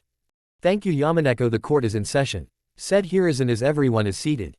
Judges of the trial are Sume Inuzuka, Choza Akamichi, Inoichi Yamanaka, and Hiruzen Sarutobi as head judge of the tribunal. Bring in the accused. Said Hiruzen as the Anbu guard brought in Kakashi Hatake and Sasuke Uchiha. The two looked like they had been raped in cell by a gang of sodomites with how ragged their clothes are. Kakashi Hatake and Sasuke Uchiha, you both have been found guilty of murder. How do you plead? Asked the third Hokage. Not guilty Hokage-sama. Said Kakashi. Yeah, not guilty you old bastard. Said the arrogant Uchiha, which gets a scowl from the aged warrior and his fellow judges.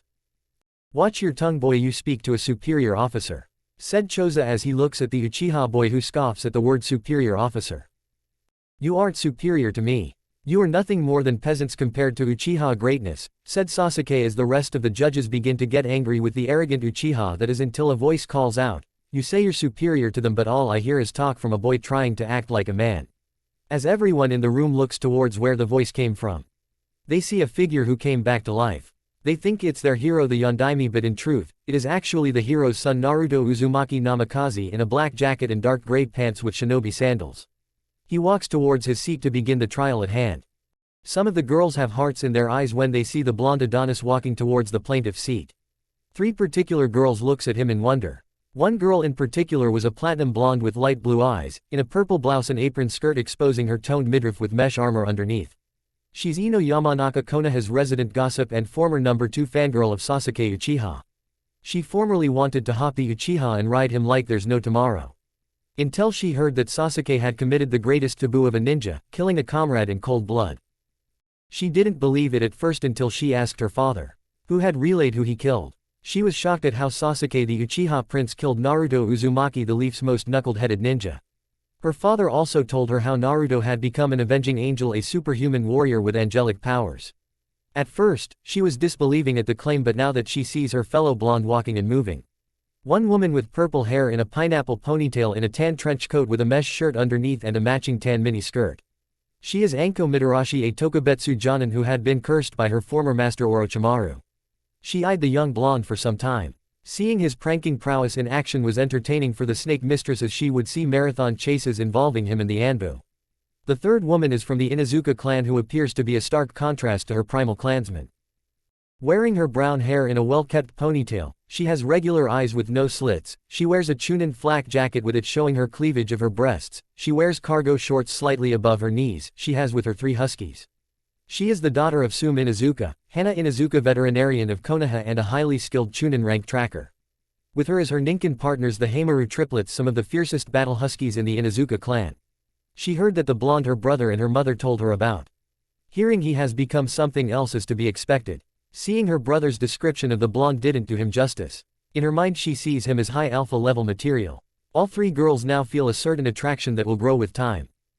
You call yourself and your clan great even though your clan prides yourself as jutsu thieves.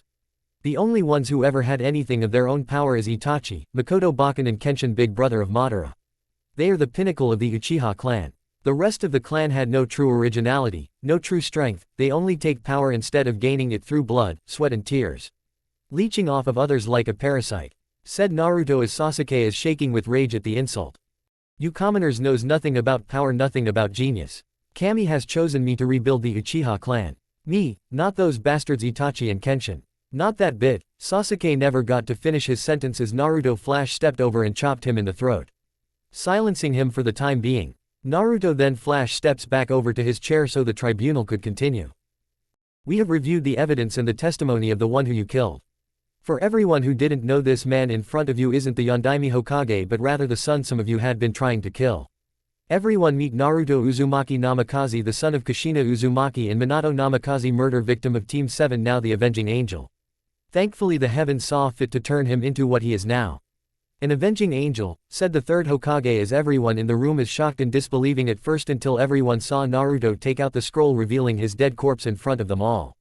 He resealed the corpse so it could be buried later.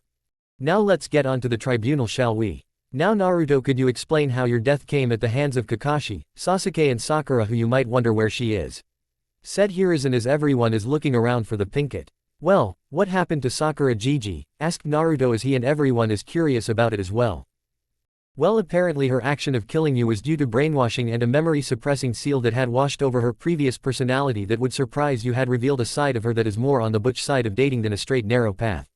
Lucky, however, a vast number of the Haruno clan had been exiled from not only Konoha but Fire Country itself on charges of attempted theft from 2 clans, child abuse and sex slavery, said Hiruzen as everyone is surprised at the actions of the vast number of the well-known clan of spies. For the next hours the courtroom had reviewed the evidence of Naruto's graphic murder and the conspiracy behind it. Hiruzen also revealed to everyone that Sasuke isn't the last Uchiha in the village, saying that some of the females had gone into hiding for fear of attempts on their families that had raised. Some just still sees him not only as a demon spawn but also a blasphemy to their religious beliefs. They soon storm out of the courtroom in anger. Alright, now we have reviewed the crimes from both you and Sasuke, Kakashi. You are charged with willing neglect of your team, murder, and conspiracy to commit murder. I hereby strip you of your shinobi status and citizenship and sentence you to blood prison. Your jutsu library is to be given to the Chunin and Jonin library in accordance to rank of jutsu and the sealing of your memory of any security protocol. Said Hiruzen as Kakashi is shaking in fear of not being able to survive a night in blood prison. And as for you Sasuke Uchiha, your clan heir status is hereby revoked, and you are to have a large portion of semen and blood harvested to be used to rebirth your clan in the right environment. Your bloodline will be permanently sealed away in your for until your death, a breeder. Said Hiruzen as Sasuke starts to get violent when Anbu guards try to take him to the hospital for his punishment. The Anbu paralyzes him and drags him off along with Kakashi to their fates. Flashback end. Naruto and Tamashii had their shadow clones gather any valuable intelligence and weaponry while they began to set explosive tags on the columns of the tower so it would collapse on itself as the clones finish up their tasks. They had primed the explosives tags to go off minutes after they leave, so they can watch the fireworks. Naruto and Tamashii had used their built-in wing suits to jump off of the tower towards the ground. They stick the landing and turns around to see the tower blow up and sink in on itself. Elsewhere in the elemental nations in the mountains of Snow Country, many snow ninja are lying dead on the ground, cut to pieces by weapons of a unique design. The 10 warriors who did the killing stand over the survivor. They appear to be wearing shamanic-like battle dress that's comprised of moccasin-like combat boots, tribal-like bracers and headbands. Tell your Kage that the Rasengan clan is not to be trifled with. But first send him this message, said a man who appears to be the taller of the group with long white hair and a handsomely masculine face. Do it, said the man as he commands 2 of his warriors to cut the heads off of dead shinobi and places them in a box. Take this back to your leader and let him know how each and every one of them are going to die, said the leader in a tone that would rival the spirit of vengeance. Back to Kurama. Kurama and Tosen move back to the base camp so they can plan out an assault on the fortress. They make it back in time to see the Rangers and the Rocket Team time getting ready for action. They with the commanders of the Rangers and Mortar Team. Perfect a pre-dawn strike. All we have to do is hit this fortress from its blind side. Me, Kurama and a small team of Rangers will scale up the wall of their blind side. While we do this, the Rocket Team is to get into position and wait for the signal to attack. When signaled, hit the fortress with the rockets, said Tosen as he gets nods from the commanders. Now does anyone have any questions? Asked Tosen as he gets no response from anyone. Okay, dismissed, said Tosen as they get ready for the assault. We are to hit fast and hit hard, drive them out of the fortress. Remember, if any member surrenders, have him checked and bound. Don't take any chances, said Tosen. Tosen, Kurama and the small team of Rangers began to move towards the fortress's blind side to scale it. While they are moving inside, the Rocket Team get into position to hit the fortress with a barrage of rockets. Tosen and group manage to climb to the top without being detected. They take out some sentries before they could sound the alarm. Tosen shoots a flare up so they could begin the attack. As soon as that happens, all hell breaks loose as the fortress is hit with multiple rockets. The warriors get to their cannons and weapons. The demons and regular warriors arms themselves and goes out to meet the enemy of the battlefield. As soon as the cannon crews get ready to fire, the cannons explode, taking out some of the key threats to the Rangers battalion. But not all of them. Tosen and his party began causing trouble for the enemy, the wall side, attacking any enemy group on sight. On the battlefield, the Rangers are earning their place on the battlefield, fight off scores of demons left and right. The demons may be ferocious, but the Rangers have heart. as they are delivering just as much of a fight towards the demons on the battlefield. Inside of the fortress, the mysterious metal door opens up to reveal two mechanical warriors of sorts holding an okatana with both hands. The warrior moves towards the fighting to fulfill its purpose. Komodo is in the command room to see the situation. Status report. What's going on? Said Komodo in a tone of a warrior general. Sir, we are under attack from outside and within, said one of his lieutenants. Tell all essential personnel to evacuate, take as many resources as they can, leave the rest. Tell them to move towards the escape tunnels, commanded Komodo. Right, sir. But what about our troops, sir? Asked the lieutenants in question. Leave them, they will delay the enemy for us to escape, said Komodo as the lieutenants began giving orders. Sir, we have two intruders moving inside of the fortress, said a lieutenant as he shows video feed showing Tosen and Kurama fighting against Rakshasa and Oni side by side. Tosen Senju, and I see he has brought Kurama Uzumaki. I will meet with them in combat. You two wait for me at the entrance of the escape tunnel and have a demolition team on standby to leave. Back to the battlefields. The fighting is getting more intense as two warriors are running wild. Some of the rangers are getting beaten back, that is until one ranger with a well-placed impact grenade drops a stone tower on the metal bruisers, taking them down and out. The rangers start to go room to room, clearing out enemies where they can find them. Outside the fortress, the demonic forces are being pushed back by the ranger battalion of samurai as they cut down demons still fighting. Even a demonic warrior knows when to retreat, as they break off from the fighting and goes towards the direction of the rendezvous point of their leader. Back inside of the fortress, Kurama and Tosen are moving towards the fortress inner workings. They stumble upon a fight platform as they start to move away from it. A shadowy figure leaps away from the ceiling and draws his sword out, revealing it to be Komodo. Ah, the wild duo Kurama Uzumaki and Tosen Senju. What are you two doing here? Said Komodo as he gets into his fighting stance. Not much, King Komodo, just driving your order and its forces out of Bear Country. Is there a problem? Said Tosen as he and Kurama get into their respective fighting stance, with Kurama getting out her wind and fire blades and Tosen his katana. Yes, I do mind. I just found this nicely abandoned fortress and I would have liked it to be kept secret, said Komodo as he begins to fight the couple in an intense battle. Tosen and Kurama are fighting as a formidable team, but they are fighting against an extremely formidable opponent in King Komodo, as he is a man that can stand toe-to-toe with Orochimaru in a contest of swords and not be hit by the more flexible man.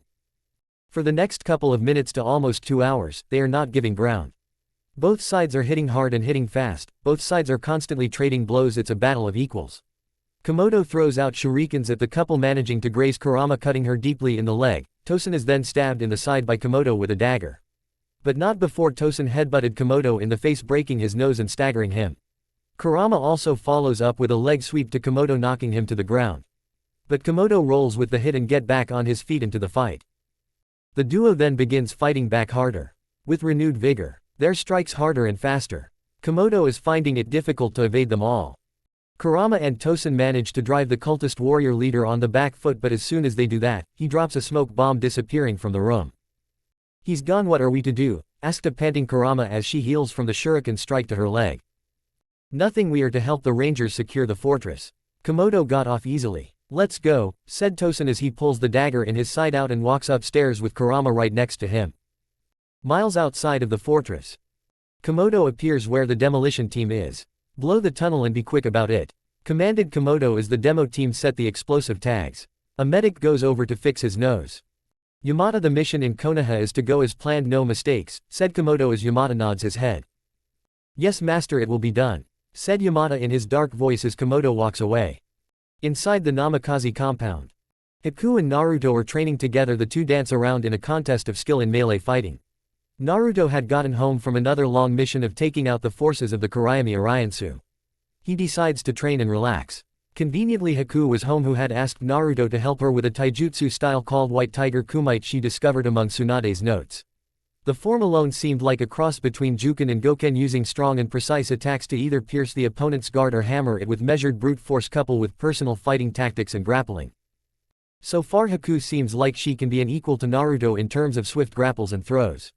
Thanks for the wrestle, Haku-chan. It's very refreshing to wrestle with someone as flexible as you, said Naruto as Haku blushes at his compliment of her flexibility. Such as charmer you are, Naruto-kun, said Haku as she kisses Naruto, making out with him. Let's go a few more rounds, said Haku as she and Naruto go another round wrestling after breaking the kiss.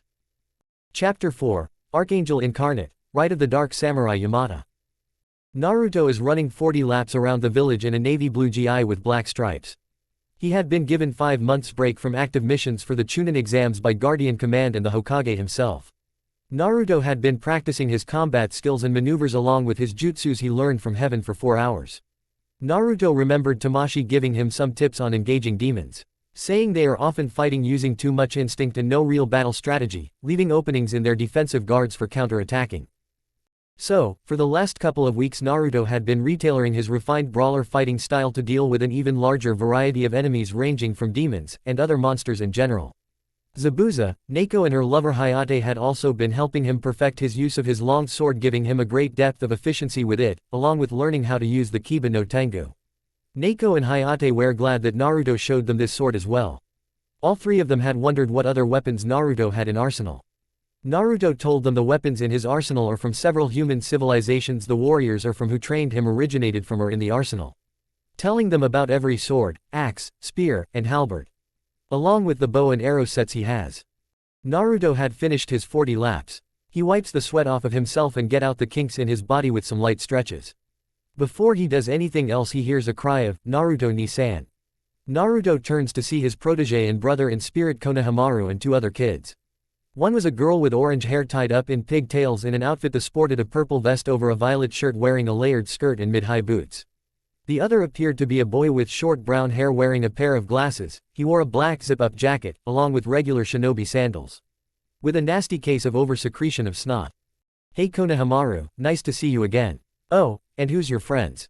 asked Naruto as he walks towards the one with the snot problem and the easy of the greatest doctor. Naruto had corrected the boy's snot glands by sending some of his Hammond to repair his snot gland production limiters and wipe the snot from his nose with a tissue.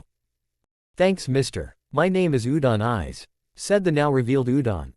"My name is Moegi Kazamatsuri, one of the most beautiful upcoming kunoichis in Konoha," said Moegi as Naruto smiles at the girl's spirit.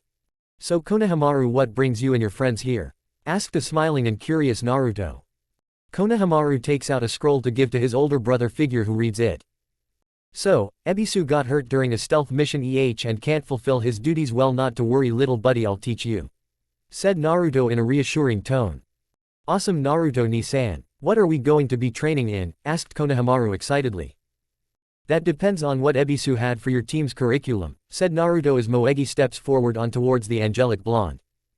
"Is it true that you're an avenging angel?" asked Moegi as she, Konohamaru and Udon look at Naruto. "Yes, I'm an avenging angel," answered Naruto, getting a look of shock and awe. "I always thought those rumors were only just rumors," thought Konohamaru as he looks at his brother figure in surprise. Before anything could happen, they hear a cry of, "Naruto."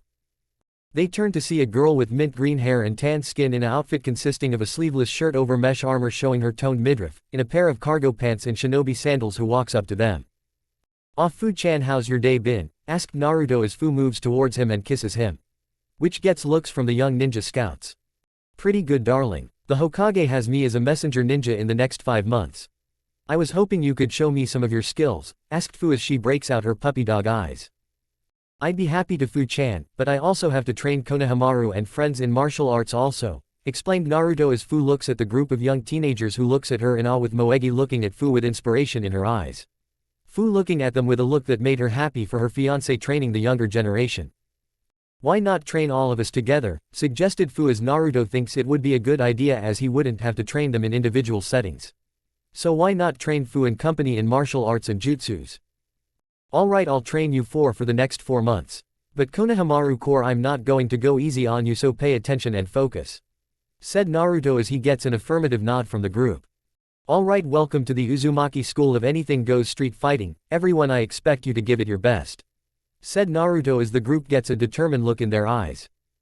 As the groups leave towards their homes to prepare for their intense training, a robed figure watches from a nearby hill.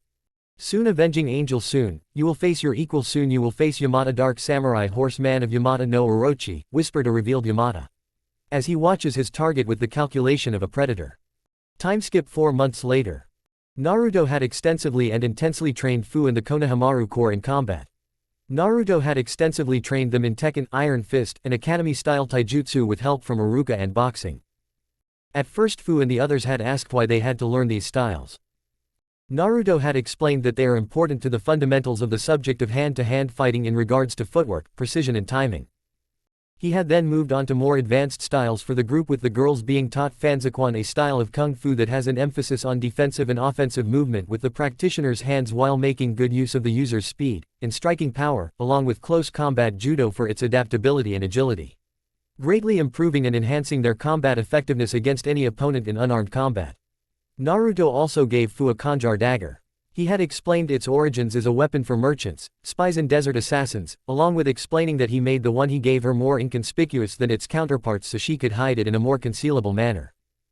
The boys on the other hand had been trained in a separate pair of styles. Konohamaru had been trained in Pao Chuan Cannon Fist and Shotokan Karate, greatly improving his skills in Monkey Fist, giving him more balanced qualities of speed and strength. Udon was trained in Kenpo and a refined style Drake had taught Naruto called Bartitsu, giving him a devastating and efficient style for close quarters combat. Naruto had also trained them in the use of jutsus and weapons. Fu was trained by Naruto in archery, explaining that since Chome granted her the ability to fly, she can use this as a bonus for her long-range tactics, reasoning that she could use this to not only escape but use the bow and arrow to engage strictly close-range fighters. He had also taught her some fire and water jutsus, making her offensive arsenal a deadly one against any attacker in her travels. Naruto had trained the Konohamaru Corps in weapons and jutsus fitting their respective roles. Konohamaru had been additionally coached in Bojutsu by Naruto under the supervision of the Hokage, who figured out the way to navigate the hell that is paperwork. Naruto also trained Konohamaru in Eskrima, giving him skills in stick and bladed weapons combat. He also taught him fire, water, and earth jutsus for his role as his team's close combat powerhouse. Moegi, Naruto had trained in the use of the Sai along with water and wind jutsus, completing her skills as an aggressive defensive and counter-offensive combat medic, allowing her to effectively kill enemies in close-range fighting. Udon had been trained in the dual wielding of the crossbow and combat knife, effectively completing his role as long-range support. He also learned wind jutsus from Naruto to round out his skills. Naruto had also been in training himself after each session to improve upon his own fighting ability and technique, practicing his combat skills, jutsus and tactics, greatly refining his skills and tactics to new levels and mastering his jutsus to a point of being able to do one-handed signs. He trained and developed his armed and unarmed fighting style to have the qualities of both a defensive fighter and a counter-attacker. At the moment, Naruto is having a night fighting lesson with the team, in a 4-on-1 blindfolded battle. Naruto is in the center holding a pugil stick with company surrounding him in different stances of their developed fighting styles. They charge at him individually, showcasing the fruits of their training under Naruto with their particular styles they had developed from the martial arts he taught them. Udon using a more grounded weapons form that used better weapons handling, versatility of technique and exceptional footwork, greatly keeping Naruto in check, while Konohamaru using a weapons form similarly to Udon's but in more of the Sarutobi clan's weapon style mold as attacking with acrobatics. Moegi and Fu blindsides him by landing a stick ball combo, knocking him into a few trees, but he recovers and goes on the offense, delivering attacks all four swiftly dodged. Naruto performs a cartwheel to evade a combination strike from both Udon and Fu. However, he isn't able to react to a dual drop kick coming from both Konohamaru and Moegi. They get him at the point of their weapons. Naruto takes his blindfold off and says, "Alright, you are ready for any situation. But don't forget to train every day." Fu lands in his lap and kisses him deeply. They break the kiss and Fu takes off her blindfold and says, "Well darling, looks like you have given us the tools we needed. I thank you for our gifts." "Thank you Naruto," said the Konohamaru Corps as they also take off their blindfolds and bows in thanks of their substitute teacher for his lessons. The group then walked towards Ichiraku Ramen for lunch. Naruto could still remember the day when he goes to eat at their stall. After the Team 7's disbandment. Kakashi and Sasuke's trial. Flashback 6 months ago. Naruto had walked into the Ichiraku ramen shop to get some ramen. Ayame, who was working the counter, looked up to greet the customer that entered the stall until she sees him. She starts to blush at the sight of the handsome blonde, not knowing it's Naruto. She then proceeds to ask, "What would you like to order?" "The usual Ayame-chan," said Naruto as Ayame is confused and asks, "Who are you and how do you know my name?" asked Ayame as she is slightly creeped out by the handsome blonde in front of her. "It's me, Naruto Uzumaki," said Naruto as Ayame is shocked by this reveal. "No way, you're my Ni-chan. Prove it," demanded Ayame. Naruto leaned over and whispered something in her ear that made her blush, as only one person knows that secret about her that she told only one person. "Naruto, it is you. What happened to you?" said Ayame, shocked as she looks at the blonde with both curiosity and awe. "What's up with all the noise, Ayame?" said Chuki Ichiraku as he walks into the front of his stall. Ichiraku sees Naruto and sees a ghost of the Yondaime right next to him. Okay, this has got to be good, said Ichiraku as he gets ready to hear everything he has to say. Flashback end. Naruto had since revealed what happened to him in Wave Country and how he was transformed into an avenging angel to the Ichiraku family and how he was trained by some of the greatest warriors ever to grace the art of war. They were in awe and shock at how Naruto was killed by his teammates and became an avenging angel. He also told them how he found love from 4 females in the form of a clansman, another Jinchuriki, and 2 bloodline users. He also told them of how a large portion of the Haruno clan had been exiled from the village for turning Sakura into a brainwashed sex slave. At the moment the group is having a good time eating and laughing. Fu and Naruto have a brief make-out session until he heard. "Hey Naruto, long time no see," said a feminine voice. Naruto turns to see Sakura with a ponytail, in an outfit that speaks in proper kunoichi. She has an impressive bust that ranges from C to C+ cup on a highly athletic frame. With her is a girl that had long beautiful brown hair in a dress that had both the practical sense of battle but also fashion sense of a civilian girl in the color of dark violet. She had an impressive bust on a body type and build similar to Sakura's but for more speed. "Aw Sakura, how's it going?" "Oh, and who's your friend?" said Naruto as he gestures to the girl right next to her. "Oh, this is my partner for the intelligence corps, Akira Yoshimatsu. She's a top-notch kunoichi and expert in taijutsu and bukijutsu," said Sakura, who gets a modest blush from the now revealed Akira. "Hey Naruto, Ni-chan, how come you and Sakura are buddy-buddy when she had a hand in killing you?" asked a curious Konohamaru as everyone except Sakura looks at him in confusion. "I don't hold a grudge against Sakura as she was as much of a victim as me, her being made a breeding stock and a mindless fangirl," answered Naruto, who gets a respectful nod from everyone in the room. "That's an admirable trait you have, Uzumaki. I look forward to working with you someday," said Akira as Naruto feels honored by the kunoichi in front of her. "So you're angry with your parents, Sakura?" asked Ayame as she looks at her. "You're damn right I am. I just hope those pieces of shit for parents are dead," said Sakura, getting a nod of agreement from everyone in the stall. "So are you broken up about the Uchiha?" asked Naruto. "No, I just hope he gets milked like the power-hungry bastard that he is. I hope Kakashi doesn't drop the soap," replied Sakura as everyone laughed at the last part of the comment. Everyone then relayed what's been going on with each other. Sakura had explained that her clan had ousted those a part of the plan that attempted to turn her into a sex slave against her will. She then went on to explain her clan has formed a new council that serves as a checks and balances system that checks the powers of both the elders and clan head. Akira explained that she's from a clan that focuses on training themselves to being well-rounded and skilled fighters, specializing in the field of Sora Budo, Sky Martial Way, that looks into military studies and science as well as the field of advanced and ancient martial arts. She then asked what martial arts Naruto knows from heaven. Naruto explained to her that he had been trained under masters of combat from different ages of human history itself.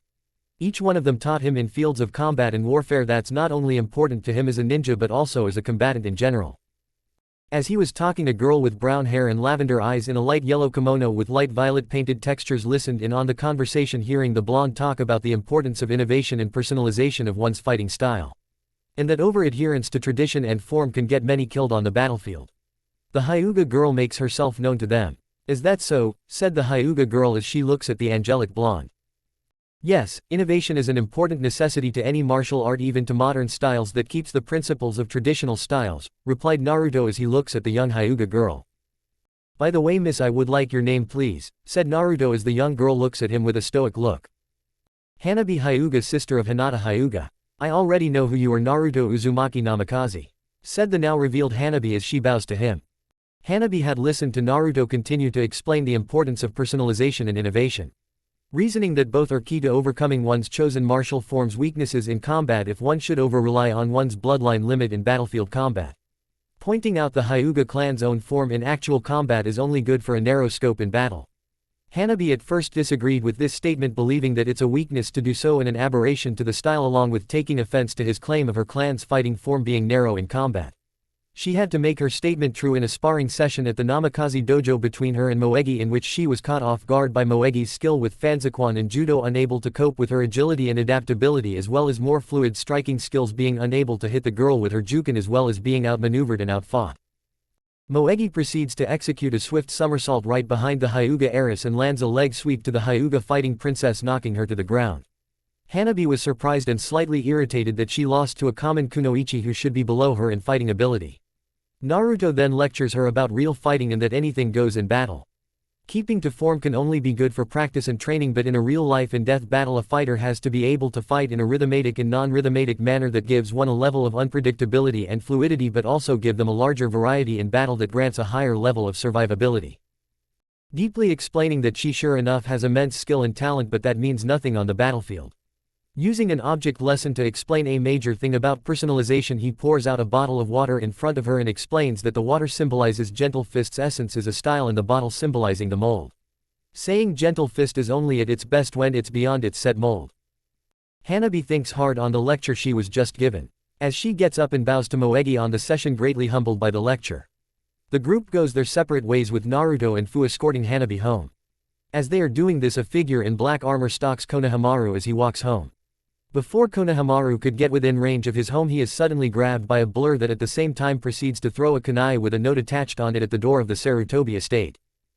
Hanabi started a conversation about how the Hyuga Elder Council are very creepy and cold when anyone talks like Naruto does about over-adherence and innovations, saying it's nothing but fools talk. But no one says a thing about it as those who do disappear mysteriously. With the branch Hyuga being the most common as they have been mistreated the most. Naruto sensing something off about the Hyuga Elder Council as he senses some key similarities with the Spartan society as they would oppress and murder their slave population to improve and test their fighting skills. Naruto thinking it's a good thing Richard the Lionheart taught him some history about a culture similar to his Richard's own. So, Naruto, what style of martial arts do you practice? Asked Hanabi as she and Fu look at him in curiosity. Fu, who never really got a solid answer out of Naruto about his martial arts and fighting style. She has seen him practice these forms that he knows. But she has never got the chance to ask about them in question. Well, to answer you Hanabi, my fighting style is the effective sophistication of brawling and street fighting with martial arts and spirituality. Originally, I had no definitive fighting style, fighting pretty much on instinct and innate talent, effectively making me a brawler and street fighter. However, what I lacked in refined technique and control, I made up with ferocity and determination. I was above someone like above the average clanless genin, but below that of Sasuke, Uchiha and many clan heirs. After the wave mission I was planning to retrain in taijutsu and battle tactics, maybe pick up some more jutsus. However, my death changed that plan drastically. But when I was given the chance of becoming an avenging angel, it kicked off a heavenly dream for any novice warrior. The masters that trained me had greatly gave me a polished and refined edge when it came to individual combat, as well as improved my ninjutsu arsenal, teaching me fighting forms and spiritual techniques that turned my brawler and street fighter style into a style of fighting that would make me a martial artist in spirit and mindset. Explained Naruto as Fu and Hanabi are in awe at the explanation. As they walk towards the Hanabi's home. Elsewhere in the Hidden Leaf, Tamashi is seen practicing his Windstorm Fist and Avenger Sword stance during the past couple of months. Tamashi had also been thinking about how he and Naruto are a lot alike in situation. Both being resurrected warriors. Naruto by divine intervention and Tamashi by twisted science that turned his skin blue and gave him incredible physical fighting ability. Flashback Namikaze compound. Tamashi and Naruto are having a sparring session in the training field, both greatly surprised how even they are in physicality, with Tamashi having greater experience on his side. Tamashi is caught off guard with the type of sword his blonde counterpart is using, as he has never seen a blade like it. Sure, he's seen the double-edged sword Kusanagi of Orochimaru, but it was made for quick cuts, slashes, and swift thrusts. This sword was made for two-handed heavy blade work. So Tamashi-sama, tell me about yourself, asked Naruto as he blocks a swing from Tamashi as he leaps back. Well, to give you an understanding of myself, I'm similar to you in a way of meeting our maker, said Tamashi as he executes a roundhouse kick which Naruto dodges. Naruto is caught off guard by the reveal in how he and Tamashi are two resurrected ninja that came back to life. Naruto then asks in a shocked tone as he gets into a blade lock with the man in front of him. Are you two an avenging angel? No, I'm just an enhanced resurrected warrior similar to you, but not an angelic warrior like yourself. I'm superhuman through the means of twisted science that involved the gutless coward Orochimaru, who used me as a guinea pig for a large variety of experiments. He would have continued until the old man had exposed his work and fled the village with his tail between his legs. Explained Tamashi, getting a sympathetic look from the blonde. In a way, both are kindred spirits. So Tamashi, what's your proposition? Asked Naruto. We need someone like you for Guardian, a special forces unit designated to deal with not only ninja operations but also operations against supernatural threats to the leaf and to the world. Explained Tamashi. Why me? Asked a curious Naruto. Well, you're the best candidate for the unit as not only are you a superhuman combatant, but also, an avenging angel. You're arguably an ideal fighter one need against foes who would greatly injure or kill normal ninja in combat," said Tamashii as he dodges a leg sweep from Naruto, who thinks upon the offer. "When do we start?" said Naruto as Tamashii under his mask smiles at his agreement. As they collide with their swords, with Tamashii getting a slight cut on his mask and Naruto getting a cut on his ponytail's binding, causing it to break, releasing his flowing hair. Flashback end. Tamashii finishes the last sets of kata as he thinks back to his life as Tomi Tsurugi, a ferocious street fighter and highly trained mercenary. Thinking back to how he fought like a maverick all his life after the death of his father by a eunuch when he was a young boy.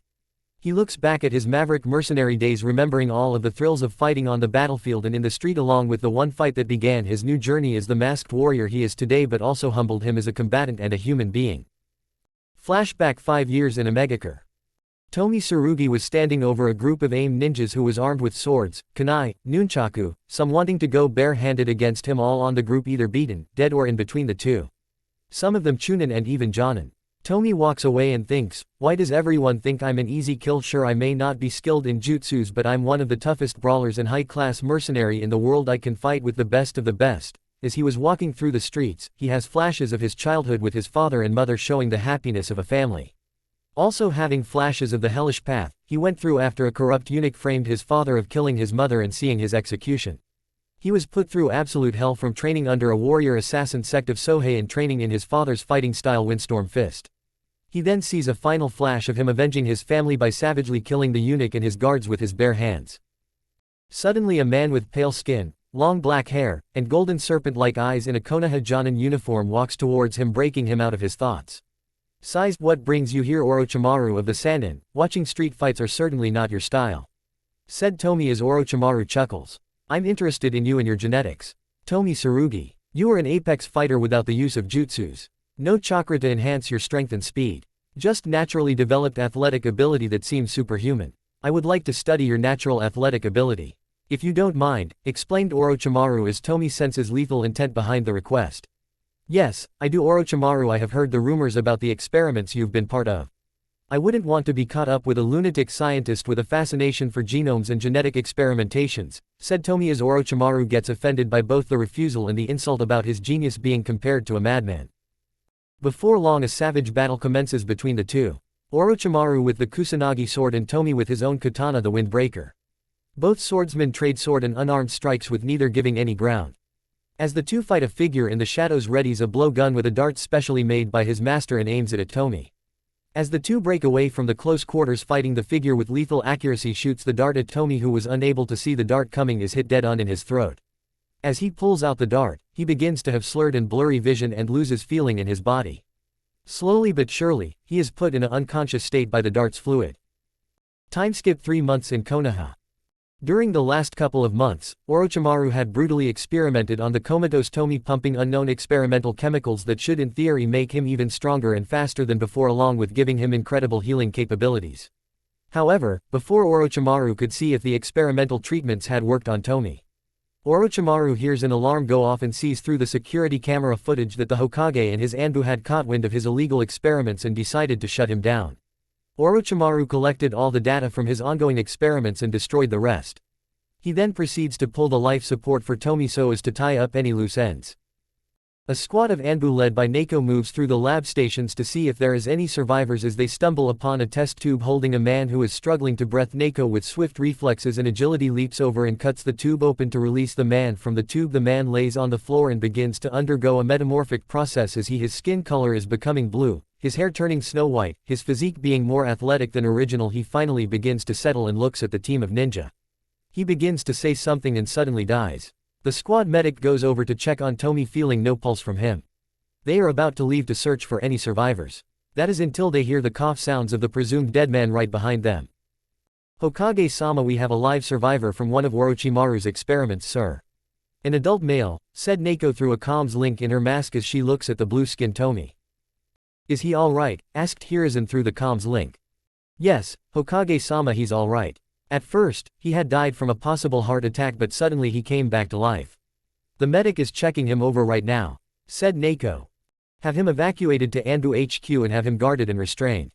I have some questions for him regarding Orochimaru, said Hiruzen as Neko proceeds to give out orders to take Tomi to the Anbu HQ. Flashback end. Days after the event, he had met the third Hokage, who told him of where he was and how he was experimented on, telling him how the enhancements temporarily killed and brought him back to life, showing his skin being blue and his hair white. Tomi was absolutely pissed at Orochimaru for his tinkering of his being and making him a monster. However, a nurse reassured him of his newer condition as being a blessing than a curse and that it shouldn't go to waste. Hiruzen himself had offered Tomi a place in Guardian, a special forces unit of the Leaf Village that is tasked with dealing with supernatural threats as well as threats of the shinobi caliber, and needed a tough guy for the job. Tomi thinks about how his life has been, from his father's execution to his career as a tough maverick mercenary to his life-changing experience under Orochimaru's knife to dying and resurrecting.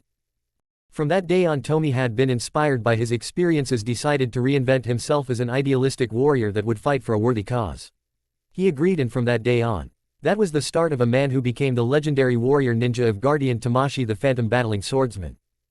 Tomi at the moment thinks back to his youth starting off as a recruit, as well as how he earned his codename. Flashback 5 years ago.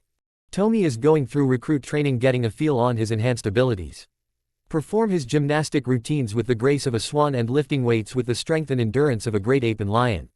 Many of the female Anbu nins are blushing at his physical form and handsome face. Some of the males are in awe at his strength and endurance. Hey Tomi, you're getting plenty of admirers from the female Anbu, said Bear as he points towards the females in the room. Neko paid no attention as she was in a relationship with Hayate Gecko, the village's top-notch swordsman.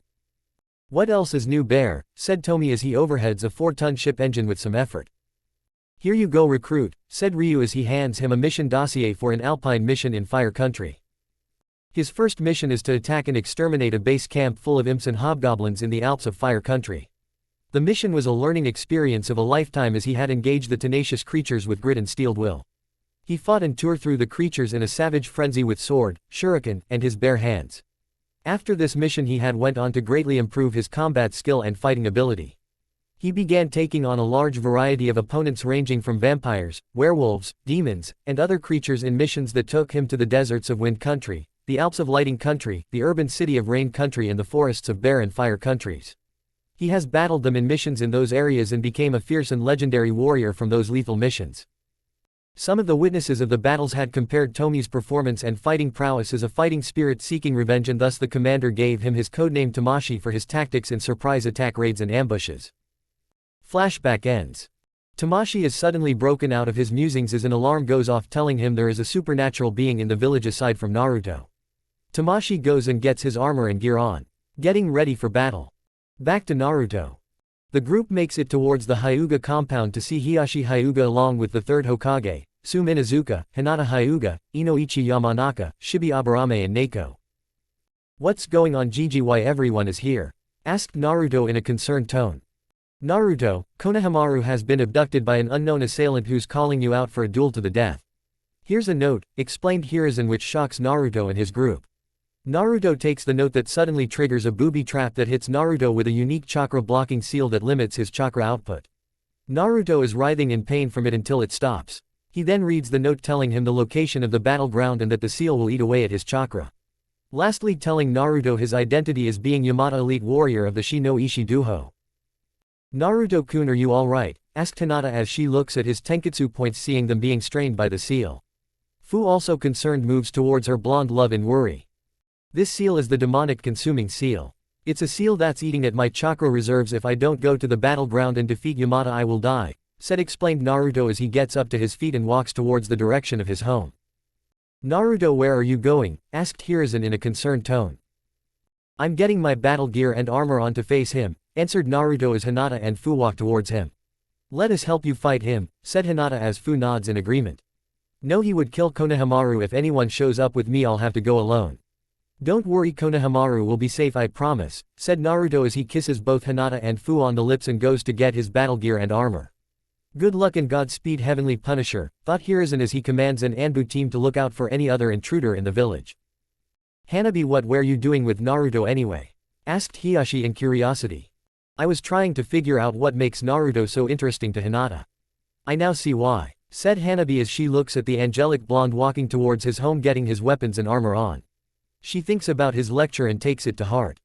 He proceeds to travel to the location of the battleground. He mentally prepares himself for one of many of the toughest fights in his life. He reaches the battleground, a rocky terrain similar to Iwa only with slightly more foliage. He sees Konohamaru tied up and bound. He calls out, "I'm here, Yamata, show yourself." Silence reigns in the area. "Do you fear me, warrior of the dark? Face me now," shouted Naruto as silence continues to reign until the dark warrior appears a distance away. "I'm here, Namikaze, free your protege and face me, avenging angel, if you dare," said Yamata as Naruto moves to free Konohamaru. Slowly sensing no danger from the bindings, he frees Konohamaru and tells him to run to safety.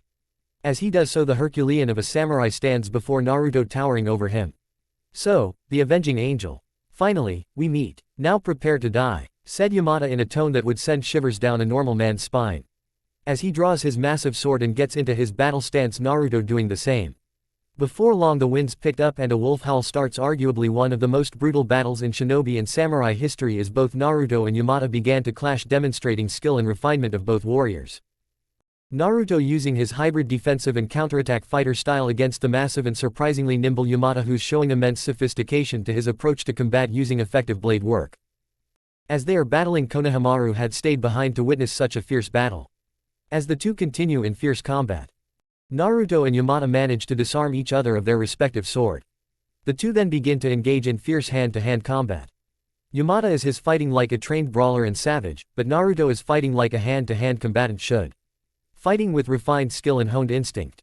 Using effective combinations of punches and kicks while mixing them up to wear down the dark warrior. Yamata goes into his berserker's rage and tries to adapt to the blonde warrior. But he is unsuccessful with his endeavors, as he is being outmaneuvered and outfought by the angelic warrior, who's using the forms of Fanfiction, Judo, Kenpo, Tekken, Boxing, Pao Chuan, Bartitsu, Kajukembo, and Hapkido, using all of the techniques and tactics to do some serious damage to the warrior of the dark, landing combination and hits that Yamata has no answers for. Yamata, having enough of the battle of skill, transforms into his dark dragon state and starts to batter the young blonde around the arena. Naruto is struggling to get up to fight the dark dragon. However, before the bestial dark dragon could land the finishing blow, Naruto starts to glow, illuminating the night in a bright light. As the light dies down, Naruto appears to be permeating with pure ethereal energy of a sort. He leaps for his sword and gets ready for an even fiercer battle against the dark dragon. The battle is getting wilder by the minute. Konohamaru is in shock at the battle at hand. A hand grabs his shoulder and pulls him away from the expanding battle area. He looks up to see his grandfather and Tamashi along with the clan heads of the Inuzuka, Hyuga, Aburame, Akamichi and Yamanaka as they look on with awe at the battle at hand. Seeing the blonde fight like a fierce samurai and wielding his sword with purpose. Soon can see why Henna is becoming attracted to the young blonde as she see the blonde stab a dragon head's eye. Naruto is scaling the dark multi-headed dragon, cutting and stabbing at each head with ferocity unbound. Attacking with savagery and determination. Each and every one of the heads dies after being attacked. Suddenly Yamata reverts back to his human state, injured and tired. Naruto, with the speed and skill of an assassin, lunges at Yamata, and with enough strength and technique he cut Yamata in half with a single strike of his sword. Before the dark warrior dies, he says his last word in his dying breath. "Ah, you may have beaten me, avenging angel, but you will face more warriors of the Yamata no Orochi. Soon you will die." After Yamata finishes his sentence, he dies. His body combusts into violet fire, leaving nothing but his sword. The ethereal energy surrounding Naruto dies down and Naruto is on one knee, panting as the demon-consuming seal releases, greatly restoring some of his health. The Konoha ninjas move towards Naruto and helps him to his feet. Hiyashi checks his tenketsu points to see they are repairing and improving from such as a fierce battle. "Naruto, my boy, you have shown your mettle as a valiant warrior. Today I thank you on behalf of the Sarutobi clan for the rescue of Konohamaru," said Hiruzen as he bows to the angelic warrior. They walk back to the village with the healing but victorious angelic warrior, who thinks on the words of the former dark warrior. Naruto is going to have more than one problem to deal with in the future. As he thinks about Danzo, the civilian council, Hyuga clan elders and the Shi no Ishi Duho. He thinks he's going to be training like no other to crush each and every one of their plans. Chapter 5, Chunin Exams, New Friends and Rivals. Inside the Hyuga compound. The Hyuga clansmen are patrolling around the compound, seeing everything is normal through their Byakugan eyes. However, what they didn't detect is a figure in light-plated armor referencing a certain shinobi of older times with dark urban camouflage coloring. He has on several pouches on his utility belt and leg holster that contains black twin batons. He moves swiftly and silently through the compound towards the elder quarters like a panther. As he nears the quarters, he senses something dark and foul in the air. He hears sounds of grunts, beating and cutting of flesh. The intruder in a way knows the reputation of the Hyuga's focus on martial combat and etiquettes. Not butchery. He moves towards the room the sounds were coming from. He senses that the room is carefully hidden by a very adaptive genjutsu. The figure peeks into the room and sees a training ground from hell. Blood and corpses dwell in a pit with the bodies of Hyuga branch members being seen. He sees Hyuga main branch members brutally training using branch members as the training dummies, targets and punching bags using juken to brutalize the branch members or using kunai to puncture internal organs at long range. There is even steroid doping of the main members through the use of pills or needle injection. But what catches his eye the most are the main branch women in the far corner of the hidden training area. These main branch members wear using Hyuga branch women as sexual release toys. The figure then takes pictures using his helmet's built-in camera to take pictures of the acts and the perpetrators in question as well as the pit full of dead Hyuga branch members. A fanatical sentry spots the figure. He's about to sound the alarm, but the figure was suddenly behind the sentry. He thrusts what appears to be a wrist-mounted hidden blade through the man's neck, killing him instantly. The mysterious character proceeds to throw the man's body in the pile and slips away into the night undetected. Next day in Konoha. Naruto was practicing his combat skills in the dojo. Practicing first his unarmed combat skills using light shadow clones to practice each individual fighting form. He went on to practice his combat acrobatics showcasing his superhuman agility and reflexes, then towards his hand signs workout practicing each and every hand signs for jutsu. He finished his warm-up practicing with his sword and other weapons, with the last weapon being a trident. As he was finishing up, he hears a scream coming from the front yard. He moves towards the front yard to see 10 armed ninja holding Karen by blade point. "Let her go now and I might let you live," said Naruto as he gets their attention. One of the men said in a shit-eating grin, "Sure, all you have to do is renounce your claim of being the Hokage's son and we'll let your whore go. You also need to go back from being this self-titled avenging angel to the whipping demon you truly are." That phrase is the phrase that got a lot of laughs from his friends. But that phrase got a really pissed off avenging angel leaking righteous killing intent that made them shiver with deep-seated fear. Naruto with his trident walks forward slowly. One by one each and every one of the intruding ninja proceeds to attack Naruto, but what they expected to be an easy win was a loss of life as Naruto went on to slaughter each and every one of them in fury with his trident. "Karen darling, can you flare your chakra to get the Hokage here?" asked a calm Naruto as Karen did just that, but not before she started to briefly make out with Naruto for saving her life. Time skip 4 minutes later. The Hokage came to the Namikaze household with a small team of Anbu who had helped clean the mess up. Naruto had explained that these men had broken into the house and held Karen at sword point, demanding he stops claiming himself to be the Yondaimi's son and the avenging angel. Hiruzen had cleaned up the bodies and tells them he would look into cleaning out the shinobis who have been Kyuubi haters and his past attackers. Hiruzen then leaves with corpses of the dead ninja. Naruto goes to put up his trident, but before he gets far, Karen taps his shoulder. "Yes darling, do you need anything?" asked a curious Naruto as he turns around and looks at his lover with interest. "Could you by chance teach me what you know on martial arts? I was coming to ask you about this as seeing as you trained Fu. I was wondering if you could train me," answered Karen in an embarrassed tone as she is touching her fingers together like a certain Hyuga. She thinks to herself that her village only used her as a fountain of revitalization but had never really been too keen on giving her extensive training in the area of hand-to-hand combat. Naruto smiles at this and caresses her cheek and said, "Of course, darling, anything for you." 1 month later. Naruto had trained Karen in the martial arts of Wing Chun, dirty wrestling and Chin Na. Each one giving Karen a unique insight on hand-to-hand combat. From Wing Chun's technical emphasis on skill and technique to dirty wrestling's unconventional street tactics to Chin Na's speed and precision. All these skills now allow Karen to handle herself against even a near-cage level fighter. Karen and Naruto had grown close during the sessions, feeling a deeper connection as lovers. Karen had even asked Naruto about his dreams for the future. Naruto explained that he would safely guard the future of the leaf in the world with her and all his future brides, as he then explains that since he's immortal he wouldn't be able to fulfill the role of being a Hokage due to lacking his mortality, as well as seeing that most of the villagers have no release of their hatred for the Kyuubi and opened their eyes to reality. Karen understood this well and took it to heart that she would also have a form of immortality. Karen had also wondered who would be in Naruto's place as Hokage instead of him. Right now, Naruto is walking to go meet Konohamaru on training him some more. That is until he hears a noise around the corner of a building.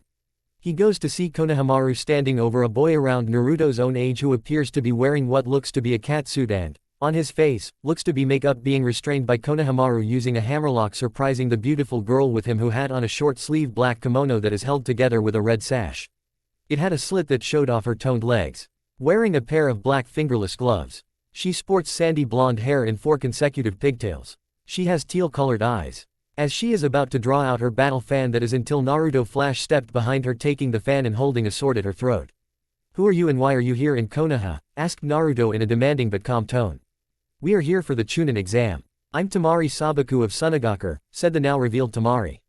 "I'm Kankuro Sabaku. Could you please get this kid from commando school off of me?" answered Kankuro as Naruto nods for Konohamaru to let him up. Naruto proceeds to sheath his sword and hands Tamari her battle fan back. "You are fast and silent," said Tamari as she gets a good look at the blonde in front of her as if memorizing his features.